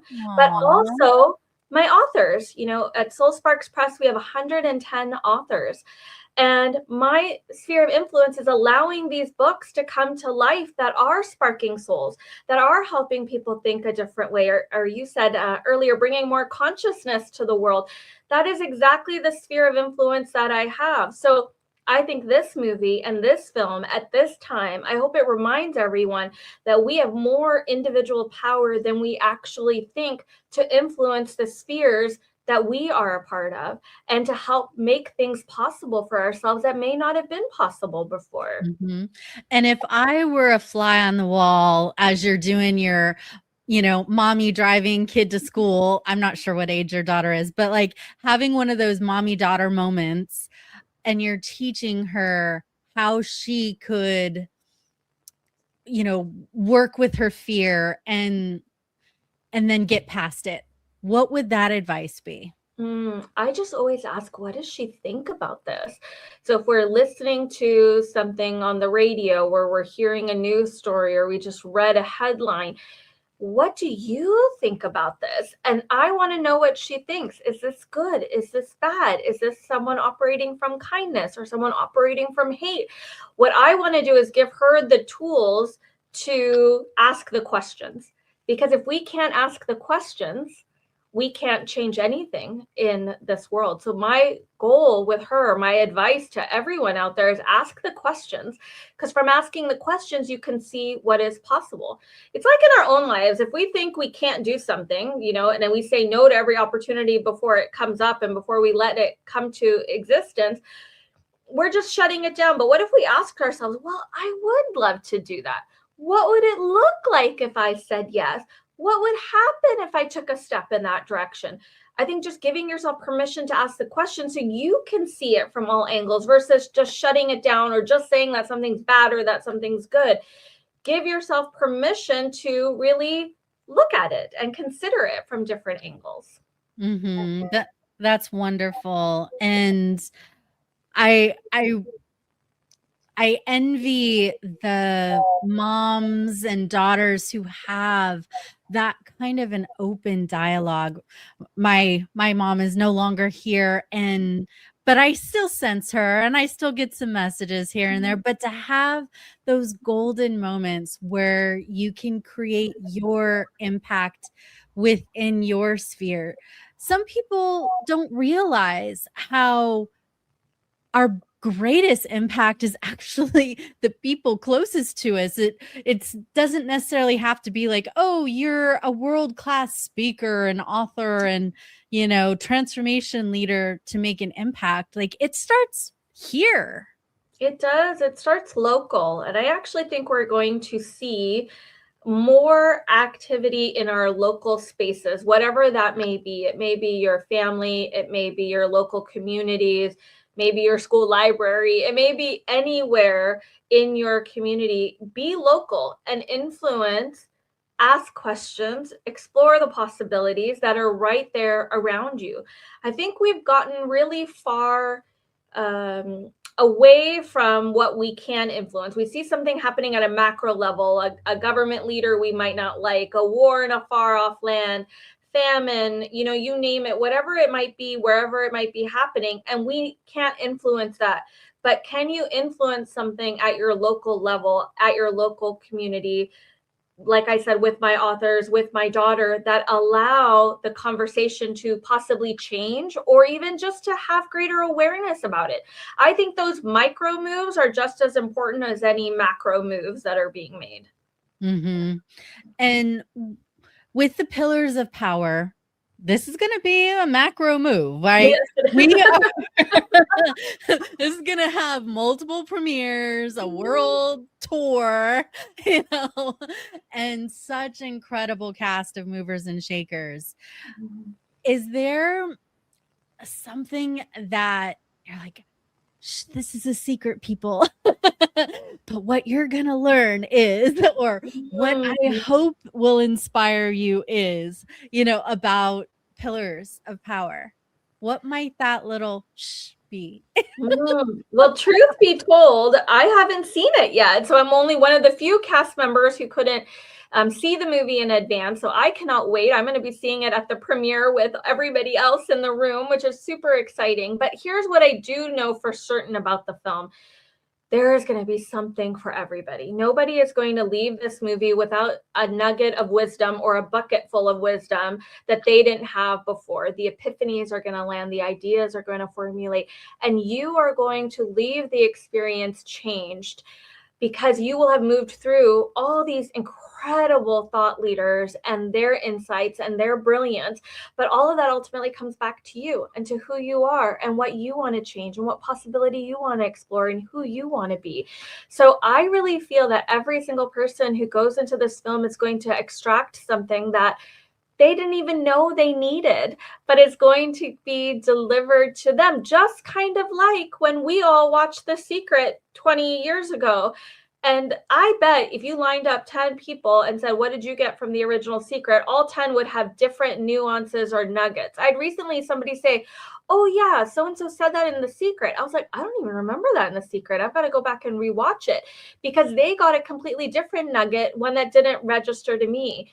And that is what's going to happen with this film as well. We are going to be giving that wisdom, but it's not that we're giving it to you. You're going to receive it. It's like a transmission, that whatever you need in your life at this time, that is truly what's going to come through for you. So that's what I think is about to happen. No small feat, but I think it's going to be exciting. Mm-hmm.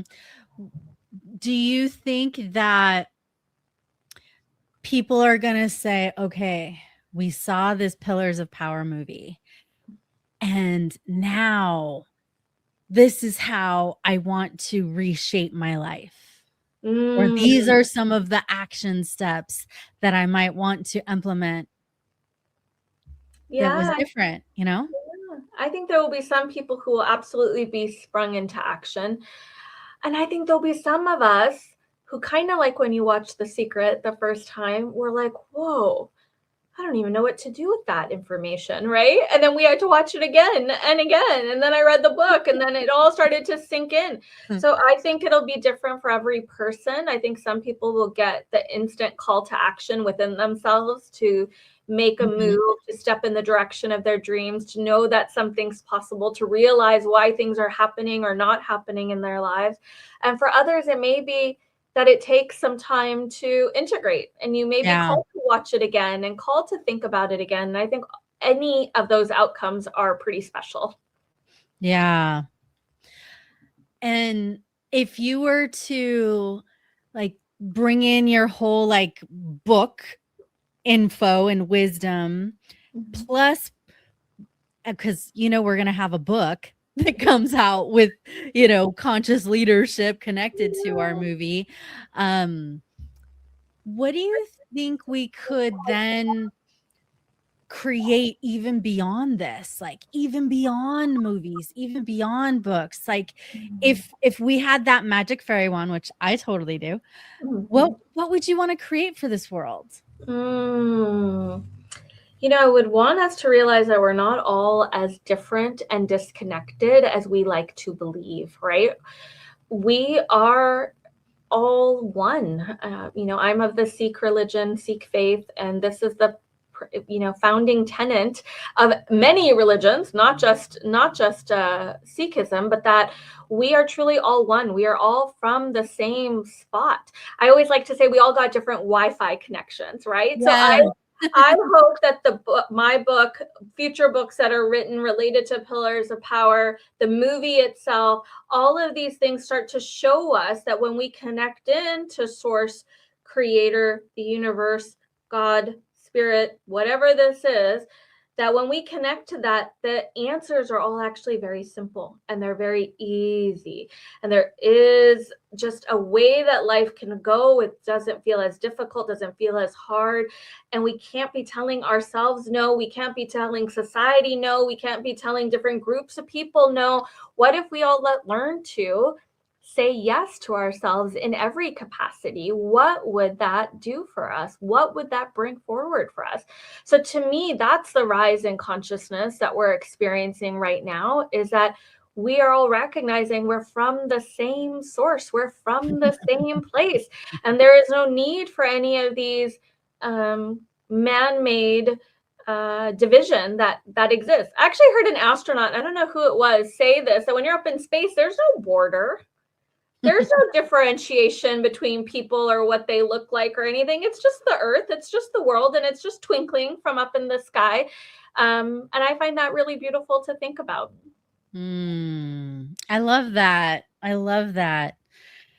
Gosh, this is something that we could probably have this whole philosophical dissertation on for hours and hours, because I know us. Let's close it up with what is like your final words of encouragement for people who haven't yet seen the Pillars of Power and want them to go and watch it.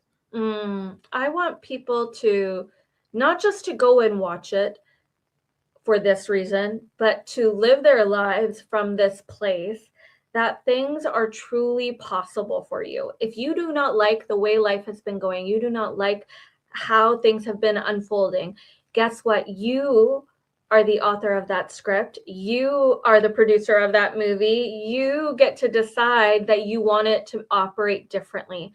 And as somebody who changed everything in her life when she turned 40, I'm 9 years into that journey where everything changed when I decided to pick me, when I decided to choose me. I learned that everything is truly possible when we believe in ourselves and we believe that we can do it, right? And that's what I want people to get out of this movie, not just, go there and enjoy it and have your popcorn and, watch it. I want you to experience it, because each and every one of those people that are in this film believed they should be there. They saw the possibility of what this film can become. The directors, the visionaries, the LA Tribune, all of them who came up with this concept, there were probably a lot of people out there telling them this is a ridiculous idea. Will you ever get half the cast of The Secret in this thing? Where will you find new cast members from? They kept going. And I am very sure they hit different obstacles along the way, but this movie is still here. And not only is it here, it is about to make waves in the world in beautiful and incredible ways. And the same is true for us, right? As individuals who go out there day over day doing what we need to do. If you don't like the script, if you don't like the movie that you're living, you get to change it. There are other possibilities. You just have to give yourself permission to fully believe in it yourself. And I hope this movie gives everybody out there the belief that they can take a different way. They can move a different way. They can chart a different course. Fantastic. Such inspiration there. And definitely thank you, Donna Campbell and Mo Rock, for the vision and like the resiliency for whatever stuff came up along the way, and for getting her done, and also letting us be a part of this incredible movement. Yeah. Thank you again, Deepika. Much love. Thank you, Tiffany. I appreciate you.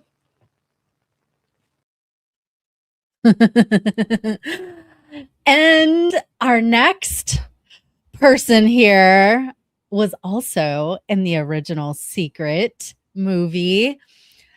Oh, I'm so excited to bring on the world's leading mindset expert and founder and CEO of NeuroGym, because I'm a brain person. I love neuroscience. So, Jeremy, do you have anything else that you want to say about John Assaraf before we bring him up? No. One of the biggest revolutionaries of bringing in the vision board forward. So, I mean, there's so much stuff. So I'm just excited about. But take it home, bring him on. And you ready? Yeah, I'm ready. Let's do it. All right, bringing him up on stage. Hello, John. The question is, am I ready? Are you? Hey, Jeremy. Hey, Tiffany. I'm always ready. Nice to see you both. Yeah, it's wonderful. It was wonderful great to have you here. meeting you at the cast party, and then seeing you again today and in a week from now. I know. It's exciting, isn't it? Yes. It is very exciting. It is very exciting. What the movie 20 years ago, The Secret, we've been talking about it all day long, has changed so many people's lives.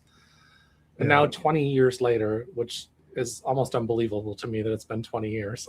I actually, even as you said it, even though I know it, I'm like, are you effing kidding me? 20 years ago? Like, wow. I guess the question I was leading up to is what excites you about this new, I'm calling it a new chapter, because I think that's what we're stepping into, is a new chapter. Yeah, Yeah. The thought that's in my head is a spark, right? It's kind of like sparks start fires, and when a fire is fanned, it does its work. So I believe that the movie and the cast in the movie and the different angles is gonna spark people. People will see something in what I say or one of the other people or a comment is just gonna go, oh, okay, I got it. Now it's like, it's my time. I'm ready. I see the path of what I need to do or not do.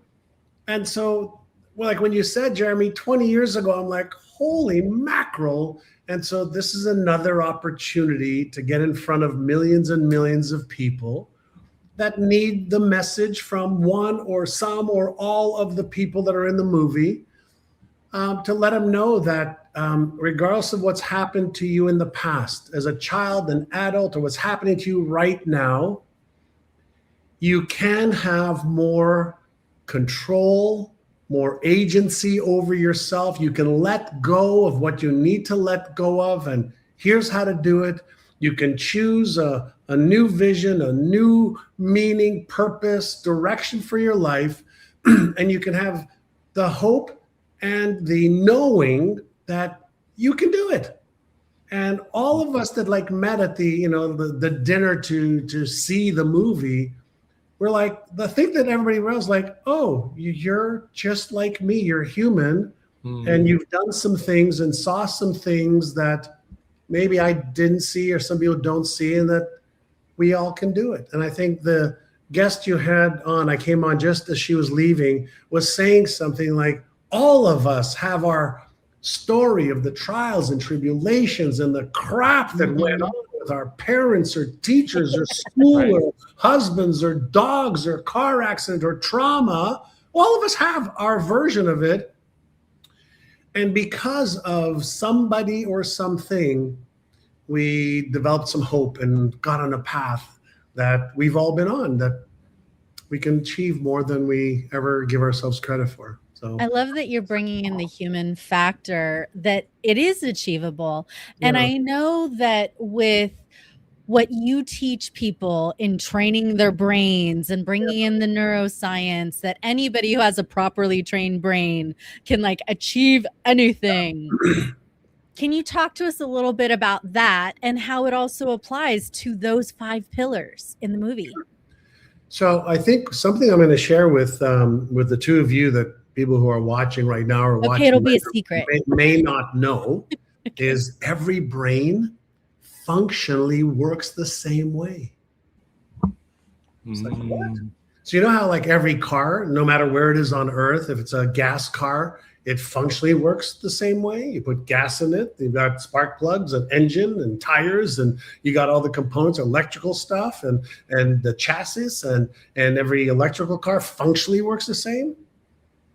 God designed us, whatever you believe in God, but she designed us like a brain that is the brain.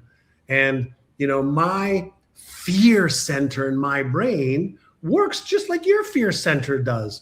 My self-image center in my brain works just like yours does. My belief structure in my brain is created just the same way yours is. Now, functionally, it works the same, but what triggers your fear may be different than what triggers my fear, right? What causes you to be motivated might not cause me to be motivated, but the part of the brain that works in motivation or fear or self-doubt works the same. So what we do at my company is we teach people a little bit about their neuromuscles. Just like you have 7 core physical muscles, you have 7 core neuromuscles. Most people don't even know that.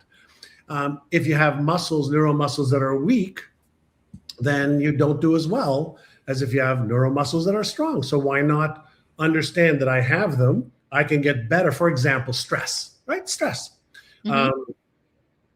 Stress just means that a circuit in the brain has gotten activated. No different than a light switch when you turn it on in your office or car or home. Turns on when you turn on, turns off when you turn off. We know how to do that. Well, if your stress circuit's turned on, do you know how to turn it off? And most people are like, well, you've probably never been taught and never practiced. So why would you be good at that? Right? So the key to understand is when we want to achieve anything, health, wealth, relationships, career, spirituality, whatever. Today, we know how to achieve just about anything smarter, faster, better than ever before, especially since we've just entered this AI or augmented intelligence era. So how to do X, Y, or Z, we can find out in 5 minutes. Now, if we know how to do X, Y, or Z, whatever it is that we want, but we don't do it, the question is, how come? Like, what could be in my way? I now know how to do it. Why am I not doing it? Now we're going to get into the world of your beliefs might be holding you back. Your fears might be holding you back. Your self-image might be holding you back. Your feeling of whether you deserve it or you don't deserve it, whether you're too young or too old to do it. Those are the real things that hold you back. And we know how to move those things aside now. And we know how to create and reinforce new patterns. And so that's the work that I do in the world. And that's the stuff that I've written New York Times best-selling books on.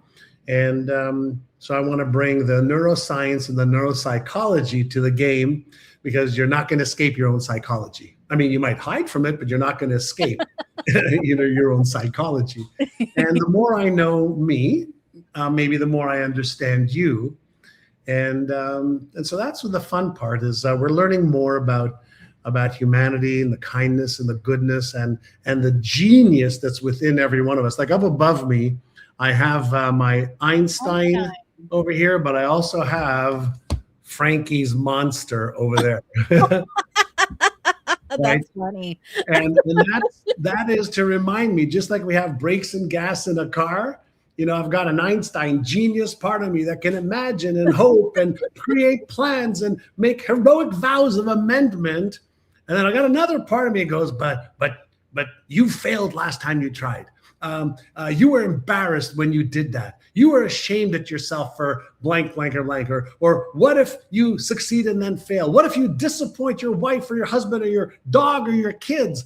And that's Frankie's monster working to keep you safe and in your comfort zone. And we all have a Frankie's monster and we have an Einstein part of the brain, but nobody told us how to listen to Frankie when we need to, and to quiet Frankie, and to also tell Einie over here, like, stop dreaming so big. Let's get a little bit down to earth. Right? So we have these different parts of our brain, just like different members of an orchestra, and you're the conductor, but you don't know how to get the orchestra to play together. And that's what we do. And that's what I like to do, and use metaphors or analogies like that. So people say, okay, I have a brain. When I learn how to use my $100 billion brain, $1 trillion brain better, like none of us were born to our parents, and the doctor gave our parents, here's the user manual for this child's brain, because they didn't have a user's manual for their brain. And so now we're discovering more of the user's manual as a result of functional magnetic imaging, technologies and SPECT scans. We can see neurons firing and wiring, and we can see more, and we can take blood work from people and see what neurochemicals or neuromodulators are in their blood under stress or happiness or love making. And we can start to piece the puzzle together a little bit. And here's what I can tell you. Every human's a freaking genius that hasn't learned how to use, their genius abilities, all the abilities. I want to talk about, math or parts of your genius. I'm talking about the overarching brilliant brain that has the DNA of the species, human species within it, that has survived for 100 to 250,000 years. It's in you. It's in me. Now we say, okay, so I've got this brain that's helped us, invent everything we've invented, including augmented intelligence or AI. And I think, I don't, but human, I'm not good enough. I'm not deserving enough. I can't. Are you kidding me? I may not know how. Okay, if you don't know how, let's teach you how. I may not feel that I'm capable. Okay, well, let's show you that you are. So this is the fun part about collaborating with so many wonderful individuals, because we all come at it from a different perspective and angle, and the totality of what we're able to share in this awesome movie around the 5 pillars. There's more than something for everybody, but there's gonna be something in 1 or 2 or 3 of our shares that people are going to go, I need to hear that right now. And that's the spark I'm talking about. Yeah. Is if you're ready, there's a way. If you're not ready, it doesn't matter how many ways there are. Yeah. So it'll spark something, and it'll awaken whatever was in them that needed to awaken up. So, yeah, it's already in you. Yeah. It's already in you. Right. And I don't know most of what there is to know. Because I want to keep growing. So compared to what I know, compared to what I need to know, I'm like, a baby. But that's everybody. Like what you know compared to what there is to know is vast.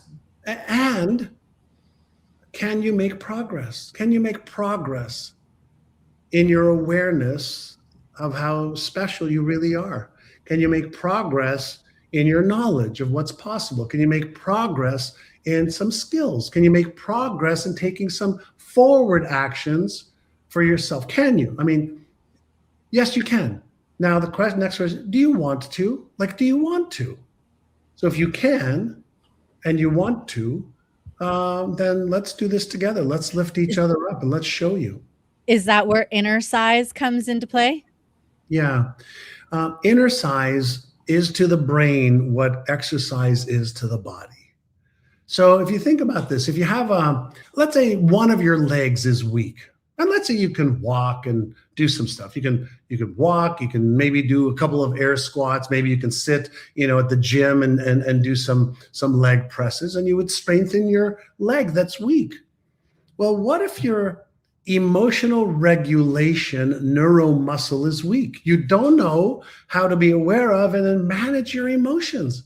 What if sometimes you're really angry, sometimes you're sad, sometimes you're happy, sometimes things piss you off, a driver cuts you off and you get mad, or you don't achieve something and you self-deprecate?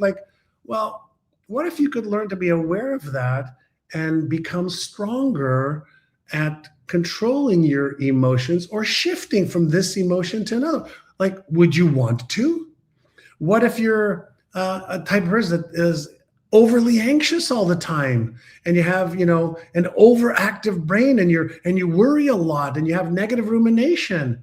Well, that just means that you've been conditioned and you've trained Frankie's monster up there, right? You've trained Frankie's monster to run the show and to talk negatively, to feel, disempowered or negative or anxious more frequently than not. Well, what if you can turn off that circuit?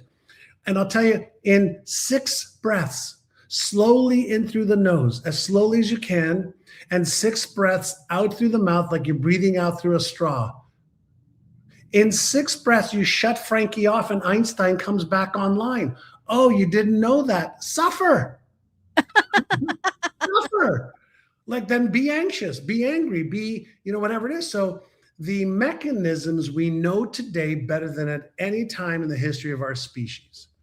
So you can train your brain, Inner Size. That's my Amazon #1 best-selling book, Inner Size, to unlock what's already there, and then to strengthen your awareness, your focus, your skills, so that you are more empowered versus, allowing fears to hold you hostage, or limiting beliefs to slow you down and to not have you achieve your goals, or feeling less than or not good enough, smart enough, worthy enough, and you don't feel like you deserve or belong in the success that you want to achieve. Well, you weren't born with a self-image. You weren't born with beliefs. You weren't born with an identity. You weren't born with fears. The only thing you were born with is a genetic predisposition to certain things, and you have a reaction to loud noises. That's it.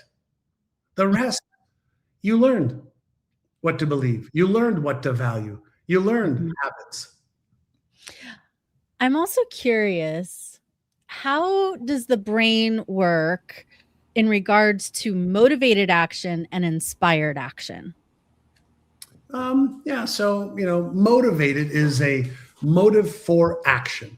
So in the brain, there's an area called the nucleus accumbens and insula, and it's responsible for producing dopamine, right? So dopamine is the anticipatory neurochemical. There's 6 neurochemicals, dopamine being one of them, serotonin another one, oxytocin another one, adrenaline another one, etc.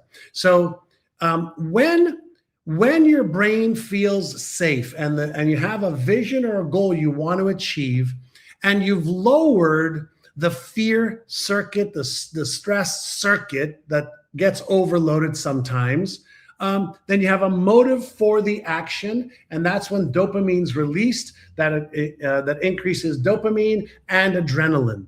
When those two are together, that's like little fuel for the brain, right? So when those two things are together, you have the motive for action, then causes you to behave a certain way, right? So that's kind of like motivation. Inspiration, a lot of times will come from, like I think about, inspire is to instill spirit into the mind of another, right? Inspire versus things that expire you. So I like inspire, expire. So whenever we have this like divine burst of I have to do this, like this is my calling, this is God, the universe, Allah, Buddha, Muhammad, whatever you want to call it, is like calling me to do this, and my being, okay, is thrust forward towards this, then we have this burst of inspiration. With inspiration, you don't need motivation. You're compelled. Yeah. You're compelled, like you can't stop yourself from doing it.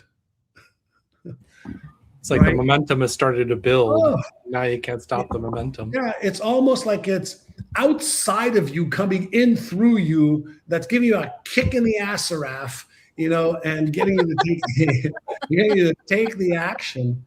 And both are great, right? And things could be intrinsically motivating, right? I'm doing it for reasons of myself, or externally, extrinsically motivated is I'm doing it to help people. I'm doing it to solve a cause, and we have plenty of them that need help right now in the world, right? We always do. So all of it is good. The key is to be aware of what's limiting you and learn, is it knowledge or skill that's limiting you? Is it limiting beliefs that are limiting you? Is it fear that's limiting you? Is it self-image or identity that's limiting you? Because no matter what they are, the solution is readily available. So be aware of what's limiting you. And we all have limiters, like governors on a car back, if you remember in the 50s and 60s, a car that could go 200 miles an hour had a governor on it and only went 50 no matter how hard you hit the pedal. Yeah. Right? We all have governors, okay, on our brain, like a thermostat that's set at 60 or 70 or 80. Any temperature change in the room clicks on the air or the heat, and it goes back to the setting. We all have governors. So first is be aware of the governors, and then let's move the governors aside. Let's reset. And we all can do that. And that is one of the things, like I saw the movie and I was genuinely excited, at the totality of the brilliance of everybody in the movie. And I was learning as I was sitting as a cast member watching, going, oh my God, this is going to help millions and millions of people. Nice. So I'm so excited about it. I just want to throw this out there. I think that's the best branding in the world, a kick in the ass-a-raff. And you should have a T-shirt. Well, I'm gonna leave you with one thing, because I see Amanda's here. Do you remember the movie The Secret? We talked about the law of attraction. Yes. Yeah. Mm-hmm. Nobody talked about the bigger law than the law of attraction. It's called the law of Goya, Goya. Have you heard of it? No. See, that's why The Secret did like a rocket ship, 500-600 millimeters. It's the get off your ass-a-raff law. and do the right thing in the right order at the right time. That's the Julia. Get off your ass. Oh my gosh. Thank You you were so gonna much. pull this clip. Wow. That was perfect. being Can't with wait to you. see you next week, John. Thank you so much All for right, being bye, here. everybody. Thank you, John. Thanks for having me. Bye-bye. Oh gosh, that was so funny. Oh, what a great close to that. We need to like put that on a t-shirt. I think his parents named him really well. Yes. Well, Okay. So Amanda is also in the Pillars of Power and a fellow healer. And I'm excited for our movie. How about you? Oh, I concur what John said. Watching that movie was riveting because you couldn't take your eyes off of it. The cinematography, the music, what everyone said, and the amazing synchronicity and the weave of excellence and the weave of consciousness, the weave of wisdom was just very, very profound. I can't wait to people see it and just the impact that it will make out in the world. Love it. Love it. So my question is that what do you think? I mean, we're talking about impact, Yeah. you know, and I think that The Secret had 500 million viewers. What do you think? Not about the numbers necessarily, but what do you really think that the impact is going to be on the world? Because we've heard a lot of things throughout the day. And what would you like to see? Well, I think the impact is important because of the timing. We're going through a lot of shifts in the world. There's a lot of discord, uncertainty, chaos, confusion, and a lot are awakening to, my life doesn't work this way anymore. What am I going to do? How do I do it? And that's what the movie really answers. Is it shows them a pathway. It shows them a way to navigate through these times in powerful ways so that you don't feel a victim to what's happening. You are empowered to tap into the greatness of who you are and what you're here to do. Love that. Love that. Yeah. So, Tiffany? Amanda, I know that spirituality is an important part of your life and our lives here because we're all super spiritual. Do you think that is the most important pillar, or is it just a stepping stone? Like, give me your perspective on that. I do think it's one of the key pillars. And Okay. here's why. Because you can be successful, right? You can achieve what you want. But eventually, if you don't have the component of spirituality as part of that, you will run dry. You will become exhausted. You will become depleted. You'll reach a certain point and you'll kind of go like, is that all there is? And this is coming from experience. I climbed the corporate ladder of 20 years in corporate. I was a vice president of sales and marketing. I achieved my goals. That is one of the things I wanted to do. But in that last year or 2 years in corporate, I'm just like, I don't know. There's got to be more than this grind that's going on. And so it looked great on the outside, right? 6 figures, traveled all over the country. It looked great on the outside. Had a custom built home in Tampa, Florida. However, on the inside, I was an old lady on the inside. It was like, and that was back when I was 40. I am now going to be 70 in 2 months. And Oh boy. I am more vibrant, more energized, more. I wouldn't have on guessed 70 purpose. for you. I know. So, but I think the reason why I'm this now is because I got back on a spiritual path. I started doing my energetic healing and transformation, I realized that this was not the way to go. It wasn't sustainable. And it wasn't fulfilling or satisfying at all. Once I achieved the goal, well, what's the next goal? Kind of thing. So as I became more connected within myself, with my spirituality, with the spirit nature of me, my soul, my guides, the divine God, however you want to say that. Once I became that, now I started following a soul aligned path, and there was a true purpose. And I did go through like 2, 3, probably almost 4 years asking, what's my purpose? What's next? After my soul did get me fired from corporate. So after that, I was like, what's next? I have no idea, because all I did was pour myself into that job. And, and some people pour themselves into their families, or they pour themselves into a career or business, but they reach a certain point. And this is where spirituality has a key role in someone's lives. And that's what we're doing. We're awakening to something new. This is what's happening in the world. And the spirituality has to be a part of it. And when we talk spirituality, it is not about religion. It is about the spirituality, the spirit nature of you, love, and the divine. I love that, because it's one of those things. And by the way, I love that you were in Tampa, because that's my hometown. That's where I live.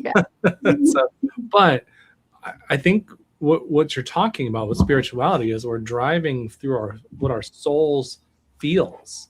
Exactly. So it could have been corporate for a while, because that took you on a journey until it didn't work anymore. Right. So, yeah, I love that. Yeah, I think there's no part of your life that's for naught, right? Climbing that corporate ladder got me to a place of realizing that I could. And also realizing that I had that drive, I had that ambition, that resilience, that fortitude to do that. So then when I went into my own business, I could take that and bring it into my own business. And, when you're an entrepreneur and own your own business, and I've been doing this for over 25 years, it's not, it is a personal development workshop in of its own, right? Because of everything that you go through in, creating a business, running a business, expanding a business, and taking it to where you want it to go. But for me, it's also about taking what downloaded through me, the Diamond Code Creative System, which accelerates healing, transformation, manifestation, and evolution. It's taking that work and really getting it out there and allowing people to really take their lives to the next piece and follow, discover their soul's essence, discover their soul's purpose and soul aligned path. I love it. Thank you so much, Amanda. Yeah. And we just brought Sherry Gideons up, and she is being the physical representation of Dr. Jeffrey Fannin, who was in the movie, and this to him. So Sherry, you worked with him. He was your mentor. What do you think he would want you to say about Pillars of Power? Well, let me just say, Dr. Fannin was a very unique individual. His entire life evolved around consciousness and really helping other people to understand how humanity and, basically evolves. And so I think that the impact this film is really going to have is on encouraging people to become more aware, more intentional, and more connected. because when people begin operating from greater awareness rather than fear, or what we like to say is limitation, division, what happens is we all create a different future for each of us. We get to have this future that is unlimited. And that's really what he wanted more than anything, is for the world to understand that the world doesn't change because circumstances change. The world changes because people change, and people change when consciousness expands. And, you know, just to give you another little funny answer. So when we were doing the filming and he was asked about the 5 pillars, of course, Mr. Unique Dr. Jeffrey L. Fannin decides, well, I'm not choosing one of the pillars. I'm choosing consciousness. And so he chooses. Thank Yep. you. Thank you so much. I love that. Mm-hmm. Well, You we did. have another person jumping on this panel. Miss Fedora is here. Mr. Kerrigan. That's her official name. I think that That's should her be the brand. book title. It's her whole brand. I love it. So welcome, Misty. Well, welcome. Well, thank you, everyone. I love all these faces. I wish I could hug you. Thursday. Next Thursday, it's all there. So, well, while we're here, let's talk, Misty. Let's throw a question out. What do you want to see from Pillars of Power, and what do you want to see it do in the world? I was a young childcare worker when The Secret came out, and I worked in a residential treatment center lockdown where the kids had dual diagnosis and a lot of trauma, a lot of childhood trauma. So when The Secret came out, it was such a great movie in parts to show different clips to the kids and teach them about, like journaling the things they want, vision board, like some of the tools that really came out of that movie 20 years ago, where I don't think a lot of people would understand manifesting today if it wasn't kind of talked about then. I know there was other things outside of mainstream, but I think it really hit where people didn't make fun of it. They were like, oh, I want to try this. And it made sense. And so ever since then, I was complaining. Usually I complain to Donna, but one of my biggest complaints was there hasn't been a movie that taught skills or tools. There's been other great movies that I loved and they were entertaining, but what I really wanted was another sort of movie where you could say, like, I could do that tonight.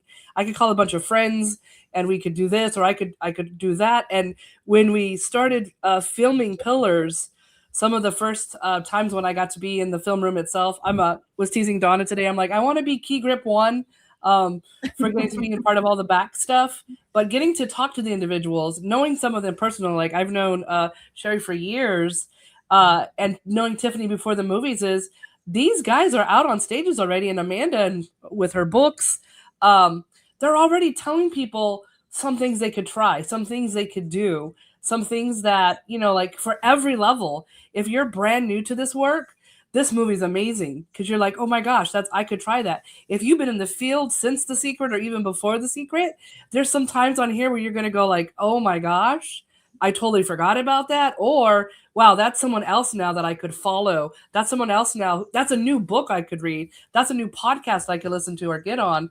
But what I think this movie did, and it gapped the bridge of knowledge and implementation. I love that. Thank you so much, Misty.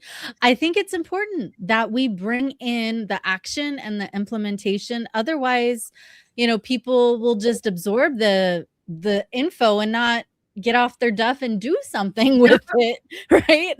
Yes. Well, even the night of, the funny story, when we did the cast party, I was following Amanda around. I'm like, what were the 5 A's again? Like, they were so amazing. And even then, like, actually, let me go a little deeper for you in this moment. And we spent like 10 more minutes, and she just gave some more knowledge just out of conversation. And I was like, oh my gosh, like, this movie's going to change the world. And at least, let me say it this way so it doesn't sound so grandiose. This movie is going to change people's worlds. This movie is going to change people's worlds. And then, Sherry, like I think you were just saying, that in turn will then change the world. Thank you. Absolutely. Amanda, come Yeah. on up, center stage, lady. So, I don't want you to give the spoiler alert of what Okay. the 5 A's were, okay, because they need to Right. watch it, right, Right. to get that. But what is another action step that people can take that would really embody consciousness and empowerment? I think it's really about slowing down and taking a deep breath and listening and asking questions, because here's the deal, and John talked about this earlier. We have choice. We always have choice. So we can listen to the egoic mind, or we can listen to our soul aligned mind. We can allow ourselves to be the victim of, or we can allow ourselves to be the cause of. Because remember, universal law also is cause and effect. So you can be the cause of changing your life. And that happens due to shifting your consciousness, shifting your thinking, your feelings, your beliefs. So going from the old, outdated to the new into a higher frequency and a vibrational alignment with who you truly are, with love and your soul's essence. Because when you become that vibrational alignment, no holds bar as to what you can create in your life. I mean, I remember when I said no to you probably 2 or 3 times about the movie, right? But I saw you in it. I saw you in it.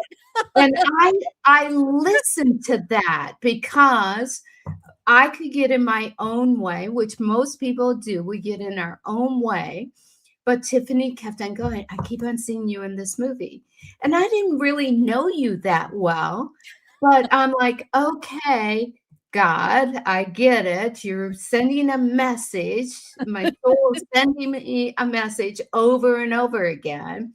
And the synchronicity of it happening, it went like this, right? Boom, boom, boom, Yes. because it was in soul alignment, right? So it's really taking that time and going within, because you do have the power within. It's kind of like, the Wizard of Oz and the rose slippers, or the ruby slippers. Tap them 3 times, because the power is within you, but you have to take the time to connect with it. I love that, and that does sound like Tiffany. She sees it, and she's gonna make sure you know. There was a part of her. There was a part of her that definitely was relentless. You know what? That's why everybody needs a Tiffany on their side. I'm very grateful for it. Thank you so much. And here I thought I was just being the invitation, but with that solid knowing. Yes, and that's the relentless part in a good way, not in a pushy way, but it's like, are you sure? Are you really sure? And I'm saying that for everybody, because anyone that's listening, how many times has someone given you a message, or how many times has something come across your desk, or and it's really the invitation from your soul and from the divine. This is your next piece to do. Love that. Well, Amanda, thank you so much for being here with us and spending this time with us. And I can't wait to see you again next week. Yeah, looking forward to it. All right, everyone, come see the movie. Super excited about it. All right. Thank you. Much love. Thank you so much. Have a beautiful day. Okay, Sherry. Yes. Now, as you are, being the energy and essence space holder for Dr. Jeffrey Fannin here, and he really brought in so much research and neuroscience and the ability to create new neural pathways and new mindset and new ways of being. What pillar do you think you said consciousness, but like, what pillar is affected by that? All of them? I mean, none of them? all of them, to be honest. I mean, one of the things that he would say and said that particular day was that, oh my God, I got a cough. Sorry. I do. Is he trying to talk through you right now?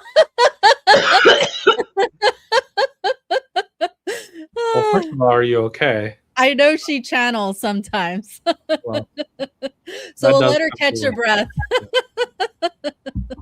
And when she's ready, Oh she my can gosh, unmute. you guys. I was like, oh my goodness. It's all that Right at energy coming moment, through. Right at that moment, all this energy came through, and I was like, whoa. Yep. All right. So really, at the end of the day, he said that consciousness is the foundation of all of them. So I'm sorry, all of a sudden I have this terrible itch. Ooh. All right.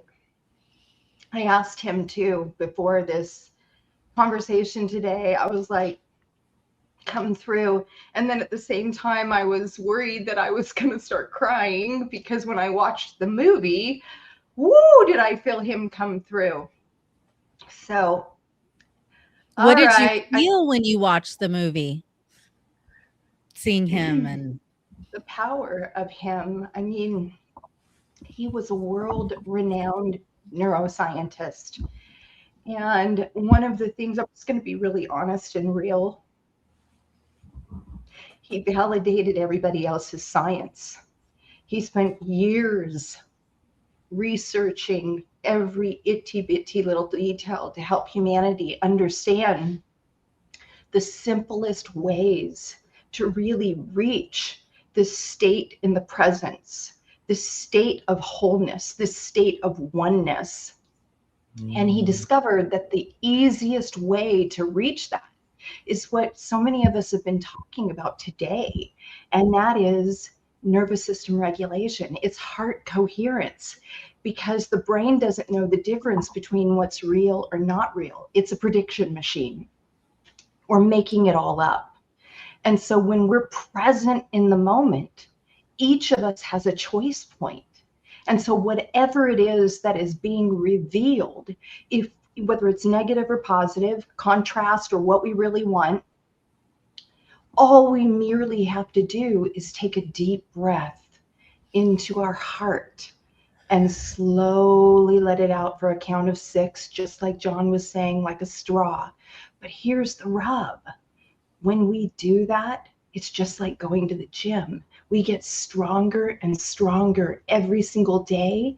And what happens is when we're in coherence, we're putting out such a clear signal into the quantum field that when we talk about this do and this taking action that we've been having a conversation about, what actually happens is we draw to us with ease and grace, good and greater good. So that doing is really what Dr. Fannin said, and I wanted to lead up to this.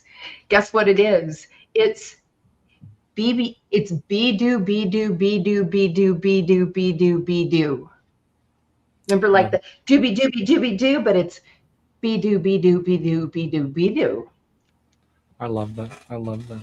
So be, then do, because it's in the beingness that we are aligned and embodied with that oneness, that source, that spirit, that wholeness within us that each of us already is. So we're just merely conduits and vessels for this greater, grander expression of this unlimited potential that really we all have access to, and this power gets to be through us, as us, within us. And that's what Dr. Fannin really wanted the world to understand. It's here right now, this second, and then the next second, and then the next second. Love that. Thank you so much, Sherry. That was a great explanation, and I love the doobie doobie doobie. And so It's fun, huh? It is fun. I'm over Misty- here singing it, be do, be do, be do. I love that. So I have a question, Misty, because I think this is because you're my corporate sister and brother and sister here. So you know, we could be sisters too, but we'll go. That's another conversation. So my point here is, in the business world, to me, we've been talking about spirituality, but I think spirituality trails over into the business world. And so how do you think Pillars of Power is going to affect the business world? Being a business psychologist. Oh my gosh. When we've talked about this before, Jim, because I think we're someone in the same boat. I did a lot of years nonprofit.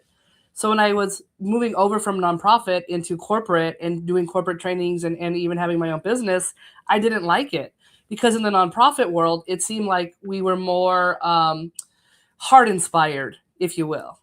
And so business seemed more money inspired, and coming from so many years and working in causes and with amazing people who just give up their all because they want to help kids or hunger or whatever that specific cause is, it felt dirty and lonely in some of those other aspects.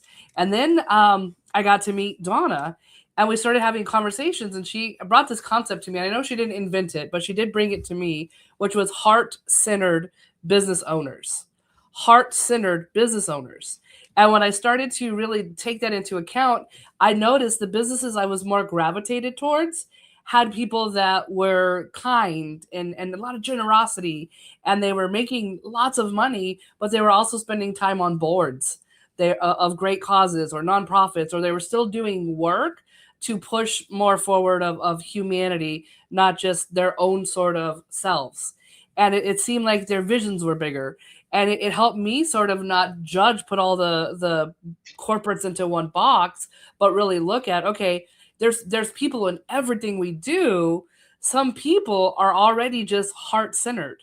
And a lot of the things when I started working over in the business realm and the training, especially working with the owners which was my favorite quote, I think I got it from Bill Walsh, which was, business owners and entrepreneurs will work 80 hours for themselves instead of 40 for someone else. So they were like, go, go, go. Are you talking about me? Yeah. And it wasn't that, it was more of for me, it wasn't, I had to learn the hard way. It's not so much time management as it is value management. Because when you have your values, your time management is just fine.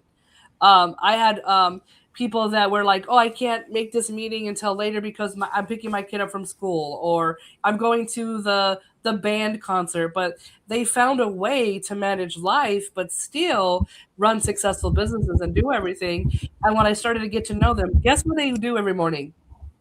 Meditate. They start off with gratitude. So the business owners that I was gravitated to that were very successful were already, whether they knew it or not, doing the same strategies that we're now teaching in these movies, or that some people spend their lives dedicated to, and like your friend Sherry, just dedicated to proving in the science that this is a science because it works if you work it. It doesn't not just work for Jeremy.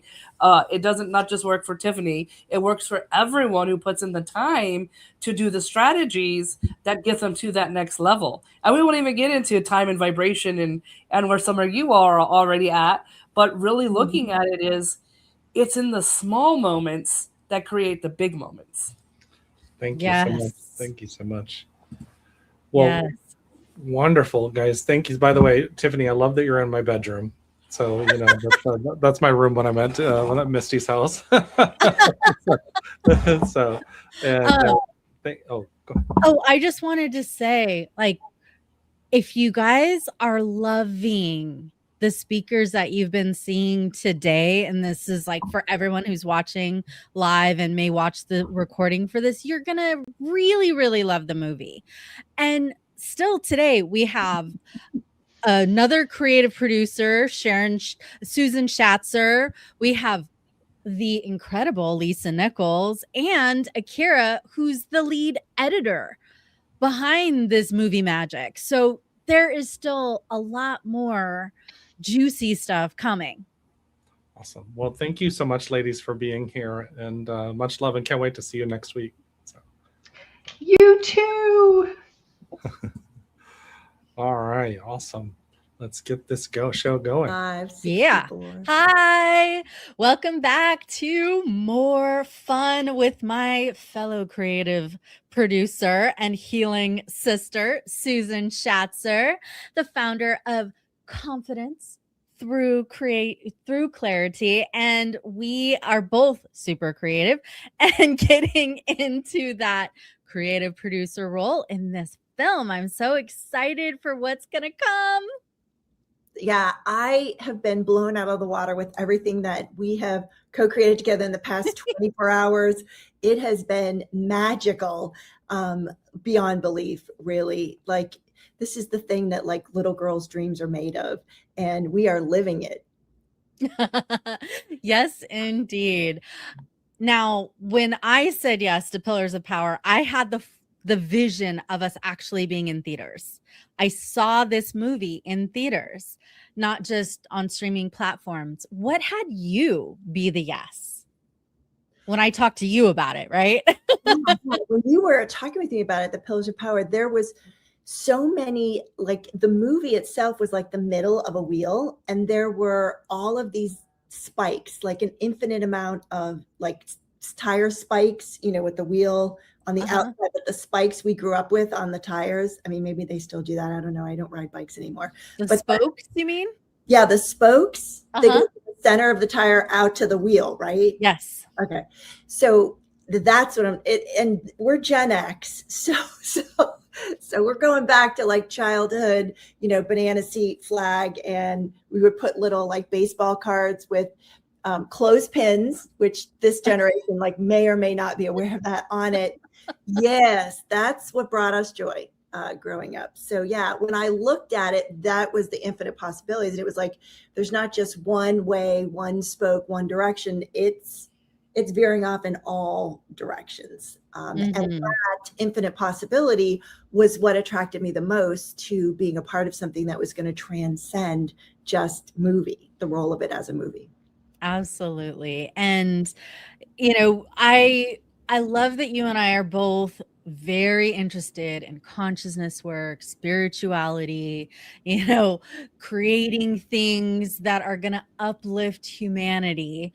What does conscious media mean to you? So yeah, that is something very dear to my heart. I'm a Webby nominated global TV series, and it's called Unlocking Your Limitless Life. And that really was something that was on the docket even before COVID happened.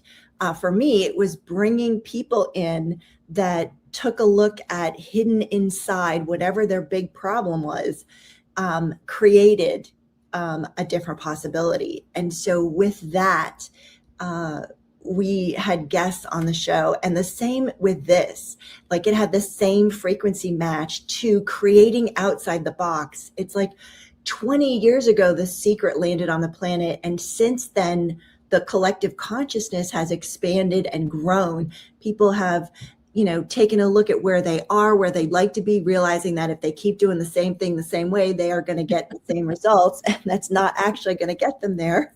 Yep. So you and I are pioneers. I call us consciousness revolutionaries, and we're pioneering in a new way of showing up, a new way of being in the world that's creating you closer to your soul's goal, which is why you came here to the planet. So yeah, conscious media has I feel like this is where, you know, media is headed. And I know our executive director, Mo Rock, feels the same way about the Los Angeles Tribune.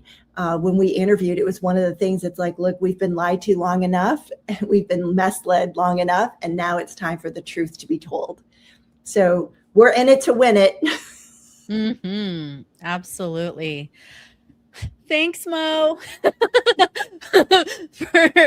for your vision on this, and Donna, because without them, this wouldn't have come into fruition the way it has. And I'm really, really elated to just be a part of this project. Now, within the Pillars of Power, we have 5 pillars: money, health, relationships, mental wellness, spirituality. Which one, if you were to only pick one, which one has the greatest personal impact on your life? The 6th pillar. I said 5. But we can't tell them your 6th pillar, because that would be a spoiler. Yeah, that happens to be one of the things that has been like, check off the list. You've got to make sure you catch that. So if you're just listening to this for the first time, you have got to watch all the way to the end of the movie when the clips are playing. Credits. The credits, that's it. Clips and credits are playing at the very end for my mic drop of the sixth power that brought a lot of joy and laughter into the editing room while the movie was being created. Yeah, I was glad I didn't have a beverage like in my mouth at that time because I would have sprayed it everywhere. We were in the same place at the same time, but each of us did not know what each other had said until we watched it on the movie. So that's a little behind the scenes. Yeah, BTS for all of you that are watching. So the pillar I would most resonate with would be, all of them in a sense that I've lived all of them to an extreme. My life has been on the extreme platform. It's been extreme joy and extreme sorrow. There has not been in my life like middle of the road. It's like 100% joy or 100% sorrow. Even up until today, like I'm 57, and this is one of the things that really catapults my work because I've been there. I've so been there at both ends. And I know the joy and the sorrow, or the building, the lesson, whatever that happens to be for other people. For me, it was just like, get me off the planet, or okay, I'll stay. My life has been this polar, like I'm leaving, okay, I'll stay. I'm leaving, I'm staying. I'm leaving, I'm staying. Well, I mean, the healer in me wants to say, but what could it be like if you allowed for the middle path? Yes. What if there was more middle ground, middle pathways, for me in this lifetime? And this is where I have been polar leading up to where I am today. Moving forward, those polars are not going to necessarily be so polar because I've crunched the timelines. Now I'm on a different trajectory. Yes. And since we've had that cast, sneak peek to see what, how this movie has come about, and we know the type of folks that we want to contribute to, is there a feeling that we want the audience to really feel, that feeling, or a lesson or something like that they could really take on and have it be transformational for them? So in looking and reflecting on the final cuts, there is an element of perspective, the perspective that you have about life, about how life is created, how life is designed, how life is made, is going to get flipped around up one side and down the other on its head.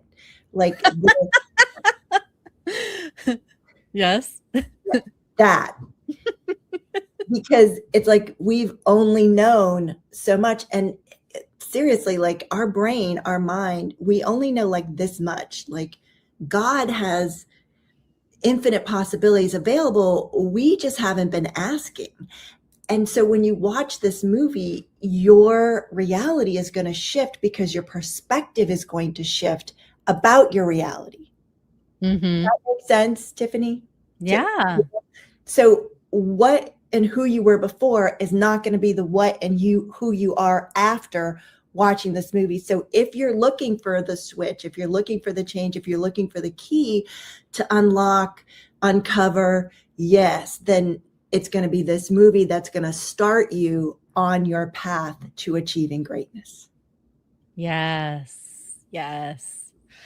And something that I think is really incredible as well is that we're in a movie that has 7 of the original cast from The Secret 20 years ago. That is really mind-blowing to me when I, just kind of sit with it for a second. How does that feel for you? What do you think? I got to tell you, they don't look as old as I thought they would be.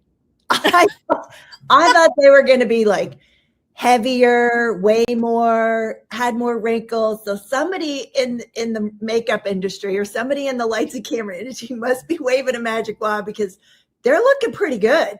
I think they just have been walking their talk, and it keeps them youthful. No smoke and mirrors here.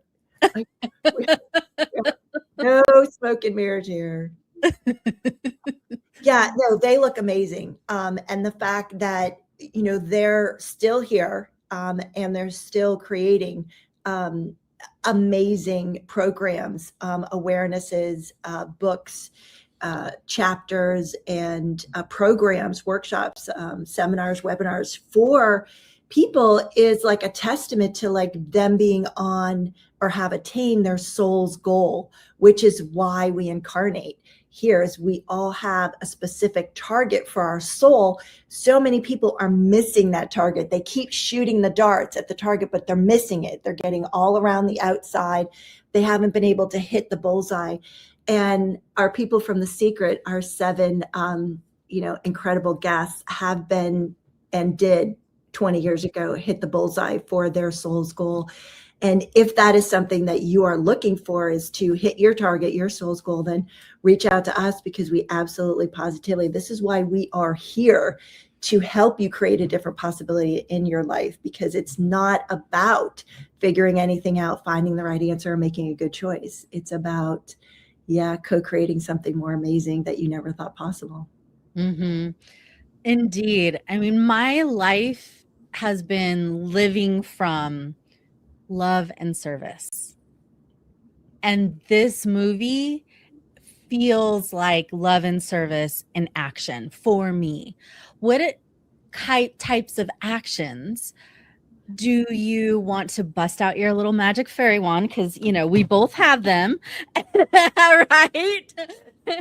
What types of empowering actions would you like to create that intention that our audience then embodies in their life? Yeah. So the audience that's going to watch this, like attracts like here on planet Earth. So you will be divinely guided. You will be divinely attracted. You will get the invitation. You will see the trailer. You will watch it. It'll come across your TikTok or your social media, or someone will mention it to you. Whatever that happens to be, you are divinely guided. And so you'll be guided to this movie. You'll watch this movie, and you will then shift into a different frequency that you weren't before watching it, that then will attract more to you because you're a different frequency. And so that is the power of just being present and, showing up and watching, the movie till the very end, when the credits are coming up and you see our 6 pillars. I think that's going to be it, Tiffany. When they, the movie's great, until it gets to the credits, when they hear our 6th power, like your mind is going to be blown. Like, I didn't even think of that. Like, that's not even something I would have said out loud and like got recorded and now is in a feature movie film. Yeah, we went there. There might actually be a 6th pillar movie, maybe. From what I hear, like, that's still a possibility. And you and I, we love living in possibility. So maybe after you guys watch this film and you see it all the way through to the credits, and you hear what Susan and my 6th pillar is, then comment, like, bring it back to the LAT and say, we want that 6th pillar, right? We want that 6th pillar movie. Please make that. And then, if we get enough parties that are like, bring it, then we will bring it to you, right? And then your life kind of like turns out to be a tornado. Like you're not in Kansas anymore. Yes, it's that kind of really it's you're going to be in a different reality. Like you're going They to could just follow that yellow brick road. Yeah. Go ahead and try. Some monkeys will be flying down to pick you up and like, squirrel you away. But, and this is the whole thing. Like, if we're not having fun, then we have to fix it. So Tiffany and I, when we get together, we have so much fun. We don't have a point of view about things. We don't judge each other. We don't judge other people. We're just in it for the fun and laughter. And let me tell you, we have some good times. We have some good. And what if that in and of itself, that fun factor is not a part of your life as it was when you were a child. And today is the day you change that and you choose something different. 100%. Well, I'm going to let you have the last, say and why people should come and watch Pillars of Power, and ideally come to our opening premiere on June 11th in Culver City, which is Los Angeles. And if for some reason you can't come to our first one, we will have a few more. They're in the works. We'll put it up on thepillarsofpower.com. So you can always be up to date with where you can find us and where premieres are going to be. And if you want to host or sponsor a premiere in some other part of the world, just reach out to me and I'll help you with that. And we will get, bring pillars to you. All right, Susan, last words. All you, sister. Thank you so much. So I really don't know what to kind of add, except that, you're in the right place at the right time for exactly the right reasons with exactly the right people. Like, you haven't ever done anything wrong. Everything that you have received has been divinely guided to you.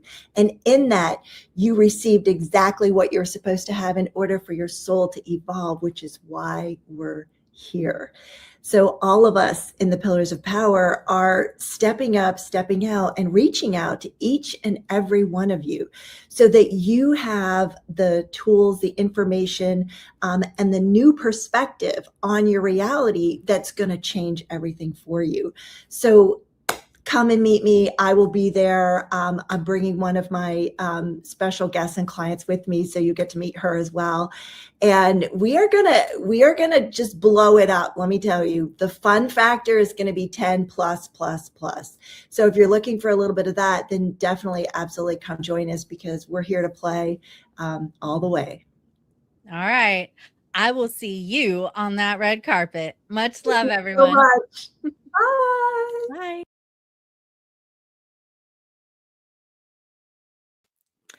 Our next guest here is not only a superstar, she is the CEO of Motivating the Masses and actually a featured expert teacher in the original movie, The Secret. So let's everyone welcome here to the stage, Lisa Nichols. Welcome. Hello. I'm so happy to be with you today. I am so excited that you are here and that you even said yes to filming with us in Pillars of Power here at that 20th anniversary. So share with us a little bit about your inspiration for joining Pillars of Power, the hidden secret behind achieving greatness. Well, I believe that we're in a season where the more you know, the more you can do. And it's time for everyone, all of us, to lift.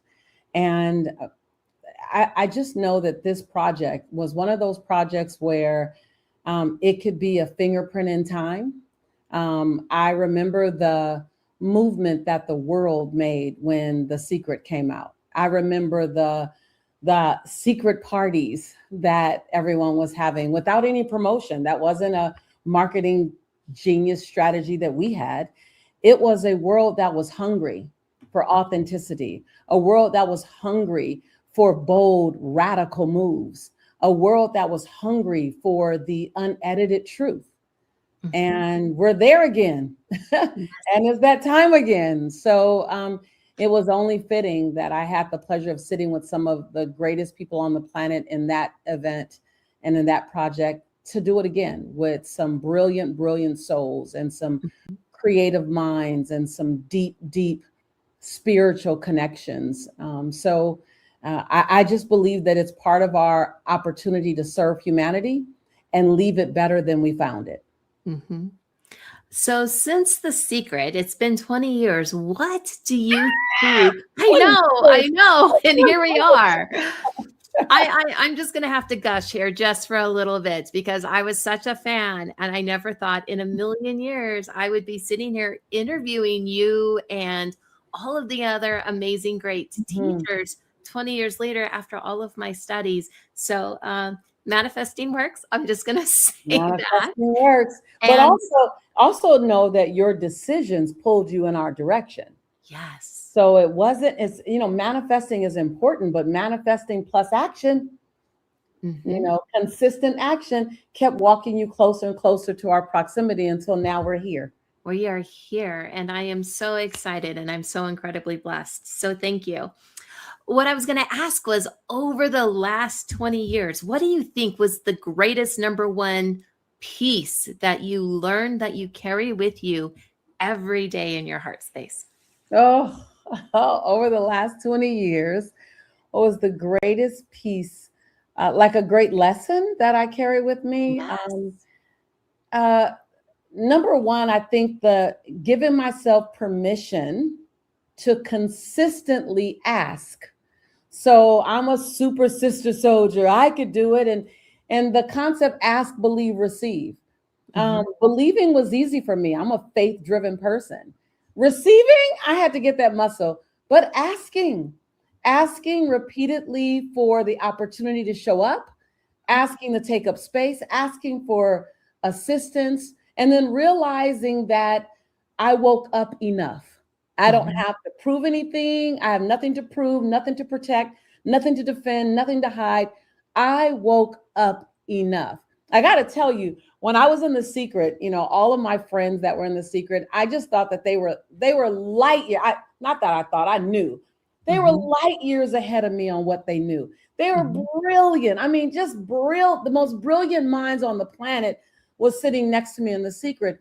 And so one of the lessons that I kept having to remind myself and walk with is that I have a right to take up my space.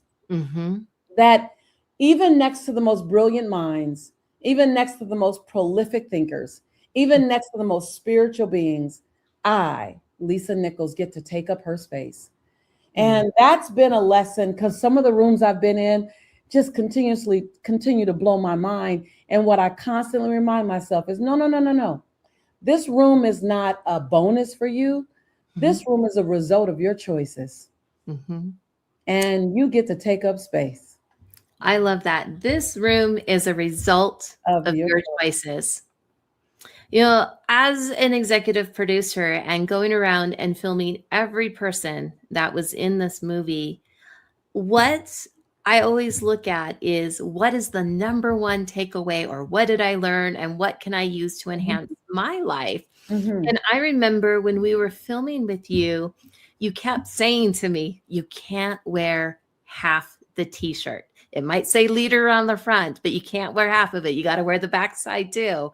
And that has been like my biggest lesson over the last few weeks. So share with us what you mean by that. Yeah. So when you're a leader, you wake up a leader on your best day, when you feel bold and courageous and confident, you're a leader.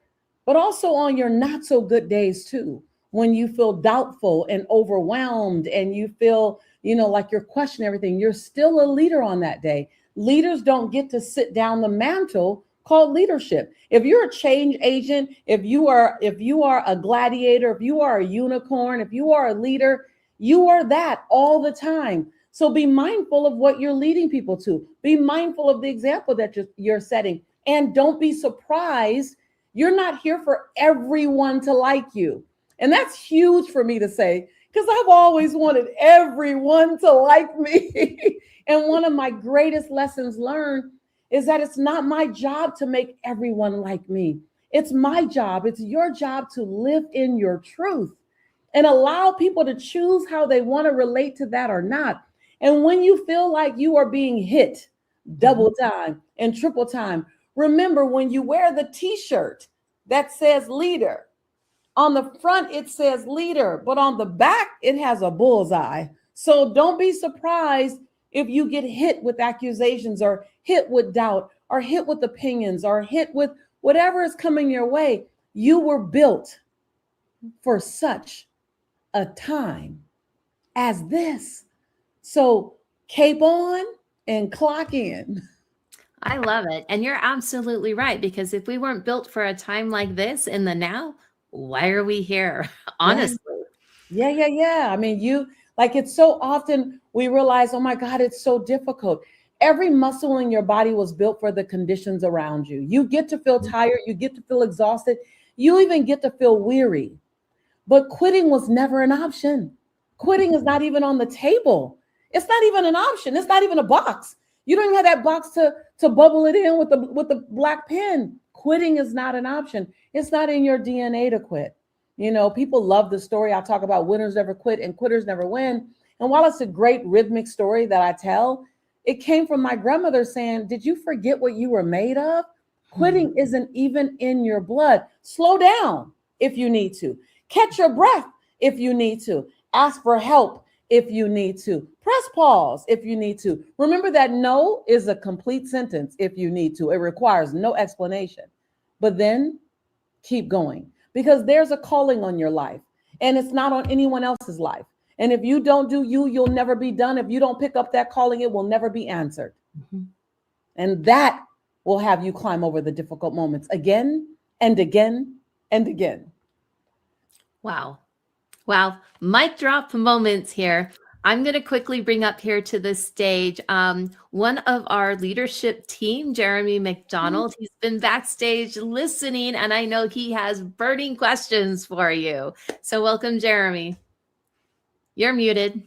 Hi, Jeremy. Hello. Nice to meet you, Jeremy. Nice to meet you. And that never ceases to be funny when you don't unmute yourself. Right. So I think you brought up some big things about doing it again and again and again. And do you think those boulders are what kind of alchemize your inner world, make you stronger? I think that and make you a stronger leader. That morning when you get up in the morning and you're like, I don't feel like being a leader today, but I wear the t-shirt. Yeah. So I gotta, it makes you get up and get stronger. Yeah, to me, leadership, and you can do leadership with mentorship, with divine calling and being obedient. You can call it any of those things, and it fits. It's choosing your convictions over your convenience. Again and again and again. It's not asking for the world to stop being so hard on you. It's requiring that your mind and your body get stronger for the world. And so you're no longer setting your gauge on how the world is showing up for you, how your family is showing up for you, how your job is showing up. You're no longer setting your temperature based on what's happening around you. You don't step in a room and check the room to see how bright you can be, how bold you can be, how brilliant you can be, how giving you can be, how loving you can be. You don't check the room to see how you get to be, because when you do that, you're showing up as the thermometer. But when you step in the room and you give the room all of the unique, unrepeatable miracle that you are, now you're no longer being the thermometer. Now you're being the thermostat. That's another mic drop, Donna. I know. Be the thermostat. Be the thermostat, not the thermometer. Set the temperature in every room that you step into. Next time I'm on the stage, I'm going to say, Lisa Nichols said. You only got to give me credit one time, and then Jeremy is yours.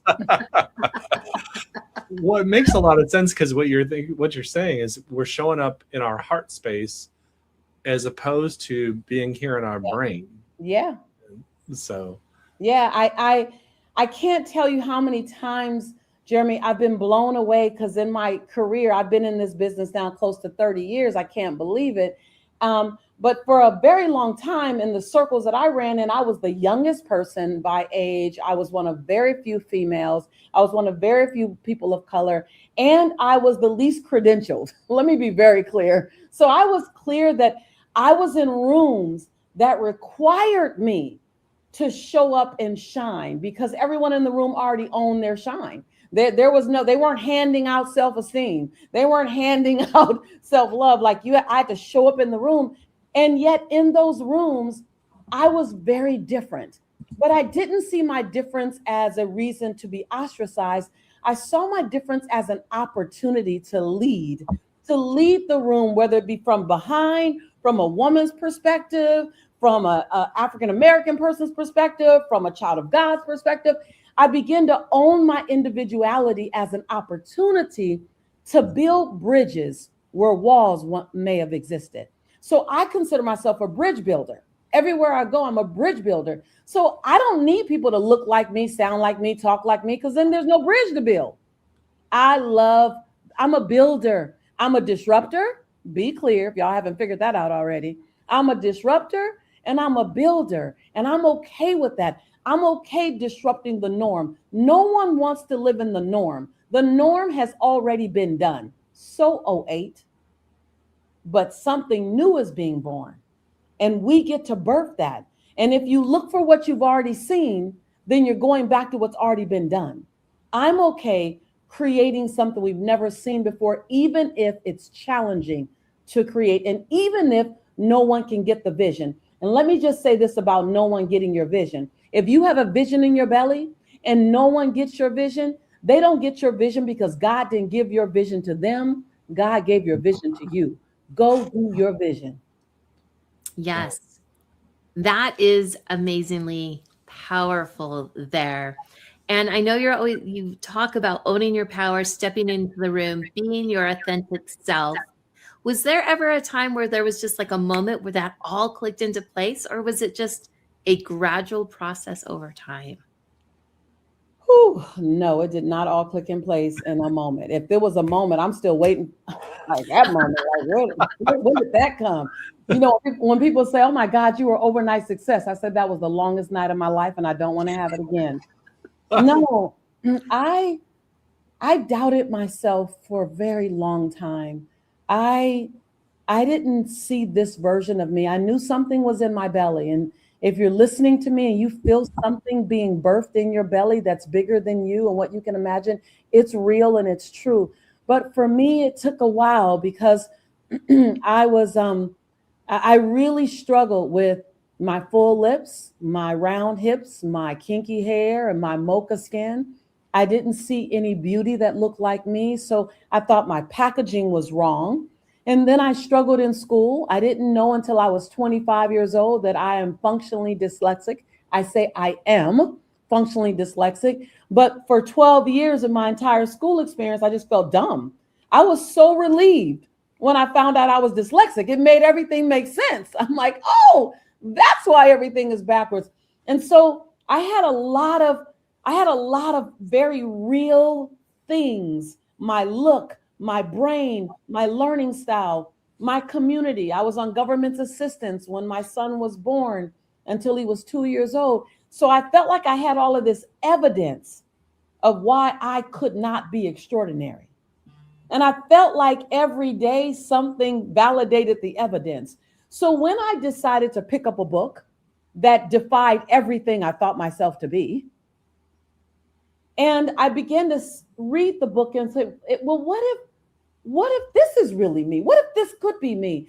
It didn't happen overnight. And my old thinking wanted to continue to take up real estate in my head. It did not want to get evicted. It had taken up root. And so it took a lot of time and a lot of mirror work. And then what happened? People began to see something in me that I didn't see in myself. And I'm going to tell you the very statement that I would say to them. And I now still recommend this to other people. When someone would tell me who they saw in me, and it would be great, I would say the words, "May I borrow your lenses of me? Because I love the way you see me." And they would say yes. And when I would forget, I'd call them until I can adopt that view of myself. So it wasn't overnight and it wasn't a moment. It wasn't one book and it wasn't one movie. It was consistent action and falling back and getting back up. I tell people it is not my ability to fly that has me where I am in life. It's my commitment to get back up every time I get knocked down that has me where I am in life. And so it's a combination. It's a combination, but underneath everything is it's a commitment to my birthright. It's all of our birthright to have abundance, to be abundant, to live in our brilliance, to be accepted, to receive love, and to give love. That's my birthright. And so I spend my lifetime living in my birthright, even on my hard days. Wow. Yes. So that word commitment just keeps on coming up a lot lately, because I think that's one of the things that I always said perseverance, but commitment I think sounds so much stronger than perseverance. Yes. That's why in The Secret, you heard me say, I know, like I know, like I know, like I know. It's that non-negotiable in your cells from the gut of your belly know that nothing outside of you has to agree with your vision, because your vision isn't determined by what you see. Your vision is determined by what you know, like you know, like you know for yourself. It's powerful. I do remember you saying that in The Secret too. 20 years ago. 20 years ago. It's hard to believe, isn't it? 20 years. It is. Wow. Wow. I know we're coming up here to our time here, Lisa, and we are so appreciative of you sharing your wisdom with us. We're going to let you have closing words and we'll have you close it out. Well, let me just say that I stopped by to let you know that you, as an unrepeatable miracle, you can never be done again, because the world only needs one of you. You woke up enough, smart enough, brilliant enough, beautiful enough, young enough, wise enough. You woke up enough, and the world needs your unique contribution. So be unapologetic about who you are. Be bold in the way you speak up. Step in rooms as if your ancestors opened the door for you, because they did. Show up and shine. Speak up, step up, rise up. And every time someone asks you, who are you? Say, I am possibility, wrapped in beautiful complexion and divine grace and complete surrender and obedience. And every time I see you, I'll remind you that I'm your sister in prosperity and in possibility, and that I love you. Beautifully said. Thank you so much. Pillars of Power is premiering June 11th, and we are so incredibly thankful that you are a part of us. It's my pleasure and my honor. Thank you so much for considering my contribution of that you wanted in such a magnificent piece of work. So here's to touching millions and millions of lives. Awesome. Thank you. I'm so excited to our next guest.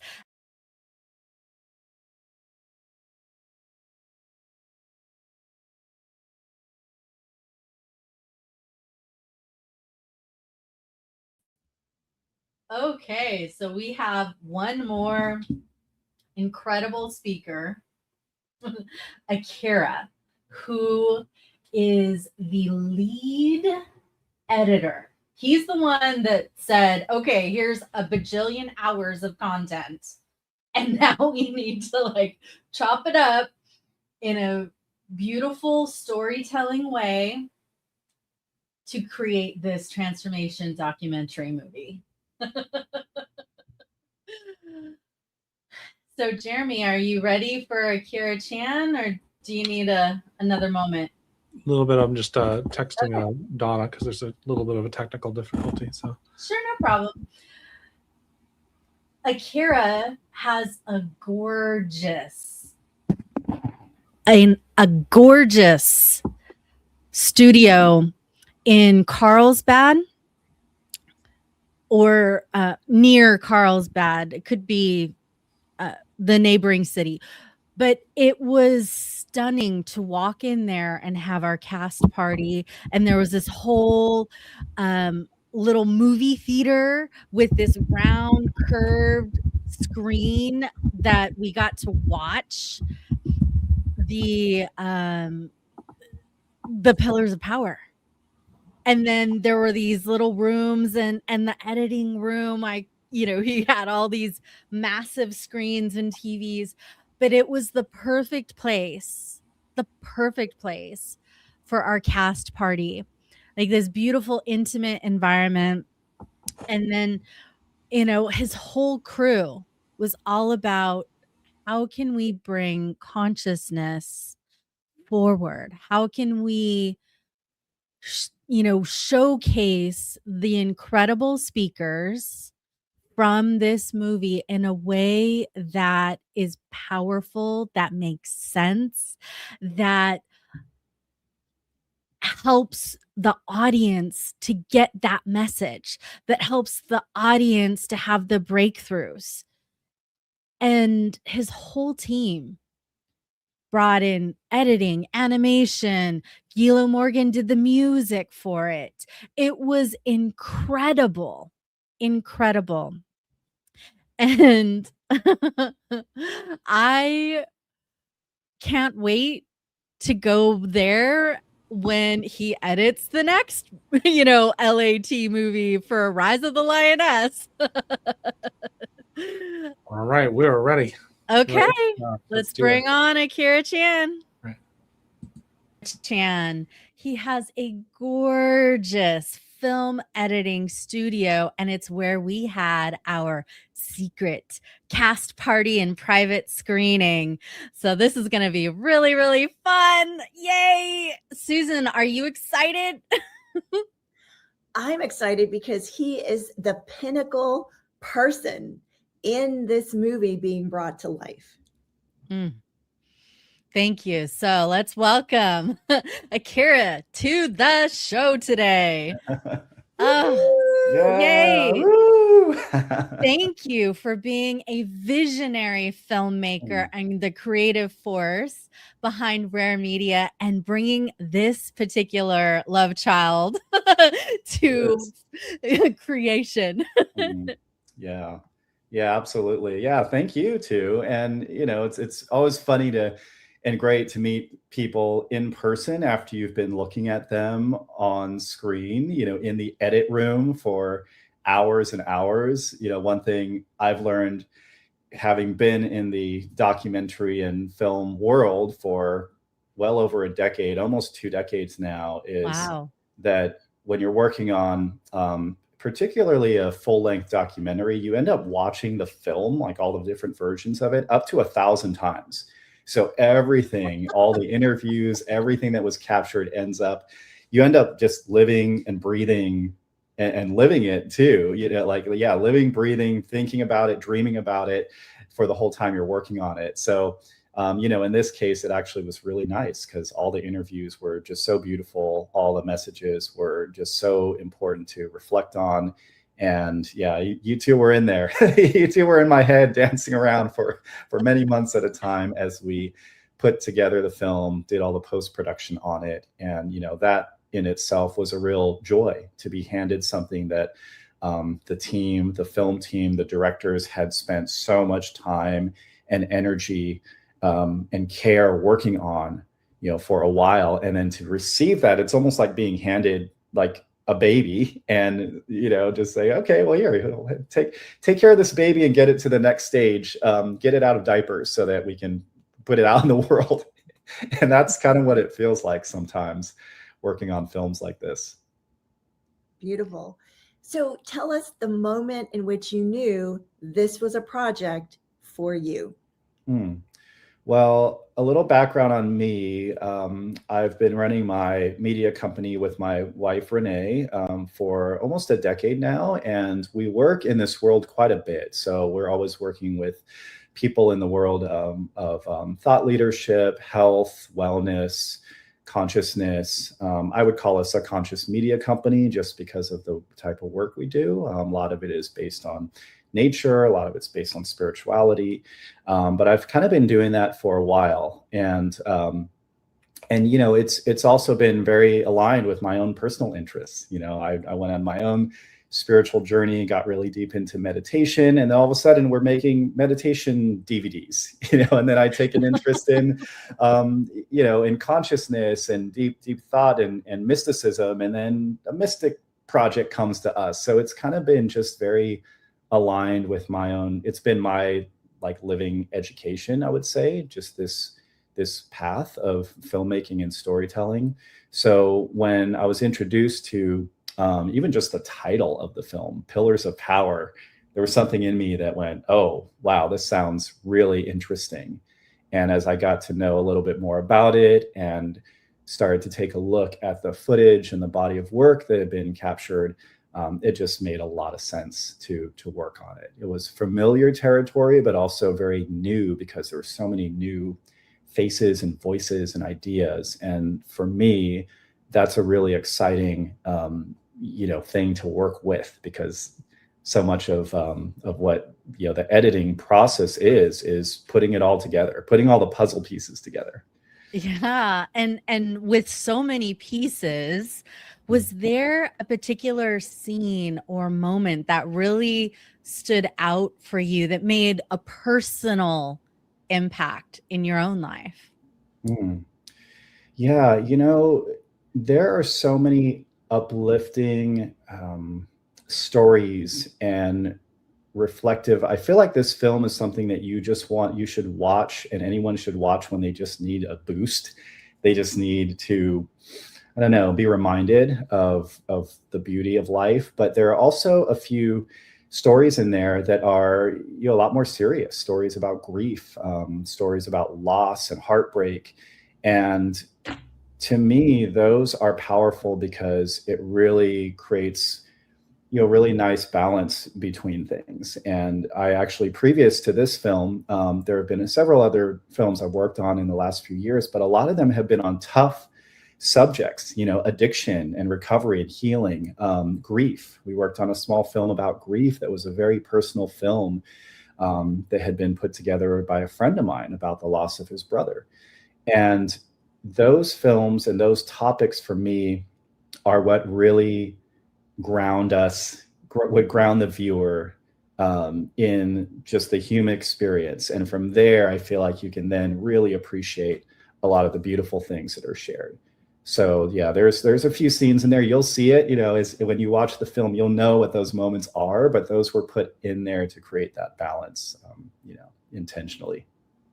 That is beautiful. And I love how you are producing, just in the topics you talked about, like we're going to have conversations that are different than what normal mainstream movies are putting out. Like these are the taboo topics. These are the things that, you know, people aren't willing to do differently or to look at differently. And you being the pioneer of that is so important. And I thank you so much for taking that on, because it is truly a challenge in doing that. So tell us, is there some part of the back end that surprised you, Akira? Something you heard or listened to or watched that surprised you? Gosh, there's a little Easter egg, which is always fun to do. Easter egg is one of those things that you put in there that, you know, is unexpected, or only, you know, the people involved in the film will know about. And it's actually at the very end of the film, the whole end credit roll, where you're seeing all the names of everyone involved, we added in everyone's answers to what the bonus or sixth pillar, the film's about these 5 pillars, but in all the interviews, you and everyone else was asked, what would the 6th pillar be if you could come up with one? And I mean, Susan, I'm not gonna say anything. No spoiler alerts. You had one of the best, and I think that's going to be really funny for people to watch, because that was unexpected. It got a lot of laughs in the screenings we've done so far. And, you know, obviously it's like a nice little bonus scene as well. So yeah, make sure you watch the film all the way through and then listen to everybody's 6th pillar, because there's some good ones in there. I definitely laughed my booty off when I saw those end credit scenes, because I got to be one of the lucky few that went to your gorgeous, Oh, whole thank you. Yeah. film The studio widescreen and studio. had Yeah. the party there. Oh, that was so incredible. I mean, Mhm. with the hundreds and hundreds and hundreds and Mhm. hundreds of hours of footage between all these cast members, how do you decide like what goes in the film? Yeah. Because it's a limited amount for the Mhm. hundreds of hours. Yeah, I mean, that is the thing about documentary. When you watch a 2-hour documentary, hour and a half long documentary, you are watching a fraction of what was captured. Sometimes the ratio is 1 to 10, in terms like for every 10 minutes, you're going to use 1 minute of it or less in some cases. And this was a beautiful project in that there's so many voices in it. But at the same time, this can't be a 10-hour film. Like it could have been a 10-hour film, but it can't be a 10-hour film. So it has to be a theatrical length. So that's always tough. It helps to be a little bit detached and distanced from it, because it's so hard. Like things that you film yourself and then have to edit, which I often am both directing and editing the project. It's hard because you start to really become really precious and protective of all these moments, right? So that's an interesting thing. And with this, I'd say part of it was intuition, part of it was structure. I think people have shared they really liked how you just go through each pillar: relationships, spirituality, wealth, and so on. And you're getting just enough from everybody that you get this really amazing tapestry of voices. So on one hand, it was tough to take all this and shrink it down to this, but on the other hand, we just chose what was best, what really struck us as meaningful and powerful. So you're only seeing the best of the best, which I think helps when you understand it came from so many hours of interviews. I could keep talking with you, Akira, all day about Thanks. all of the thoughts, feelings, and emotions that went into this, because I know you're seeing the raw footage and then you're creating it into its final masterpiece tapestry, creating it together. So if there's one person or one moment or one story that stood out to you, what would that be? Gosh, let me think about that.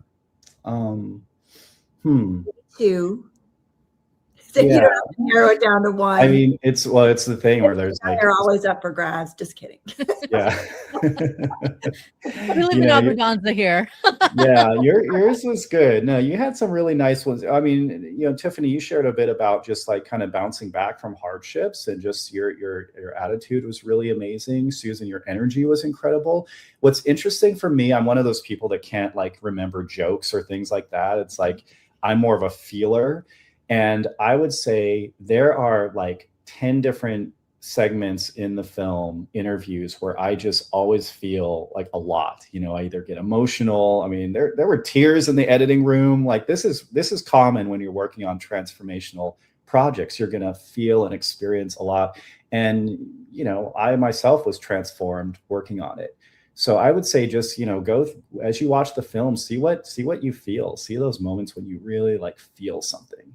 And for me, like I said, it's those moments where you kind of, you get a little bit of a reality check, like oh, that really lands, because that is so true about what she just said about, relationship and loss, or what he said about, having to bounce back from something really, really embarrassing and rebuild yourself from the ground up. I mean, all of those elements to me are just so beautiful and so real. I want to commend you for the way you brought the story together, because it had to have been kind of challenging with all of that footage. I was looking clairvoyantly and I was scanning energetically when we were in that cast screening, and people's auras got bigger, brighter, cleaner, and stronger from before the film, in the middle of the film, and after the film was even bigger. So you championed that. I mean, obviously a collective group effort with all the teachings and the blessings, but you helped shape that. And I just want to say thank you for your role in it. And I'm also curious, what makes this movie, Pillars of Power, different than some of the other ones that you might have worked on? Like, why should they see this one right now? Oh, yeah. So I feel like Pillars of Power is really important now to just provide an oasis in a world where we're just exposed to so many different messages and so many things telling us, what to think, where to put our energy. I mean, this is the reason why I've kind of just been so attracted to what I would call conscious media or transformational film for so long, is because, the way you feel is almost more important than what you're learning, what you're talking about, what you're thinking. And I feel like this film really has an energy to it. Like I know you two and everyone watching this will understand that. Like there's an energy to things, and if it leaves you feeling better and more expanded, then that's the whole point. The energy of the dog is interrupting my answer, but He just wants a part of the movie, that's all. There are, for the dog lovers in there are a few little dog scenes that always gets a nice little like, oh. But yeah, so that's it for me. It was really, I feel like this is an important film right now when, we just can't help but be exposed to so much chaos and fear. And it's good to have things where you're just relentlessly bombarded by really beautiful thoughts and people and personal reflections. So, if anything, it's taking an hour and a half out of your time, your precious time in your day, to do a meditation and, in the form of watching this movie, and just feel good afterwards. Like, you're going to feel good. You're going to get a little boost. You're going to learn a few things. And to me, that's the real power of this movie. Kira, you have been a breath of fresh air for so many of us. And I believe that the audience is going to be able to have that experience as well. It is with the utmost of honor and gratitude that we thank you for being here with us today and for, giving us a little bit of insight as to the behind the scenes with the behind the scenes person, which is who you are as the editor. Mm-hmm. Yeah, thank you. Yeah, it's been a joy to work on, and it's really, really great to have it out in the world. Finishing a film and completing it, that's really the first step. It seems like it's the last step, but it really is the first step, because what happens next is everyone else gets to experience it. So I'm very happy and excited about it. Well, we are too, and we look forward to seeing you soon for our premiere, and we have a grand slam for you because you just knocked it out of the park. Thank you so much. Thank you so much. Yeah, appreciate it. Good to talk to you too.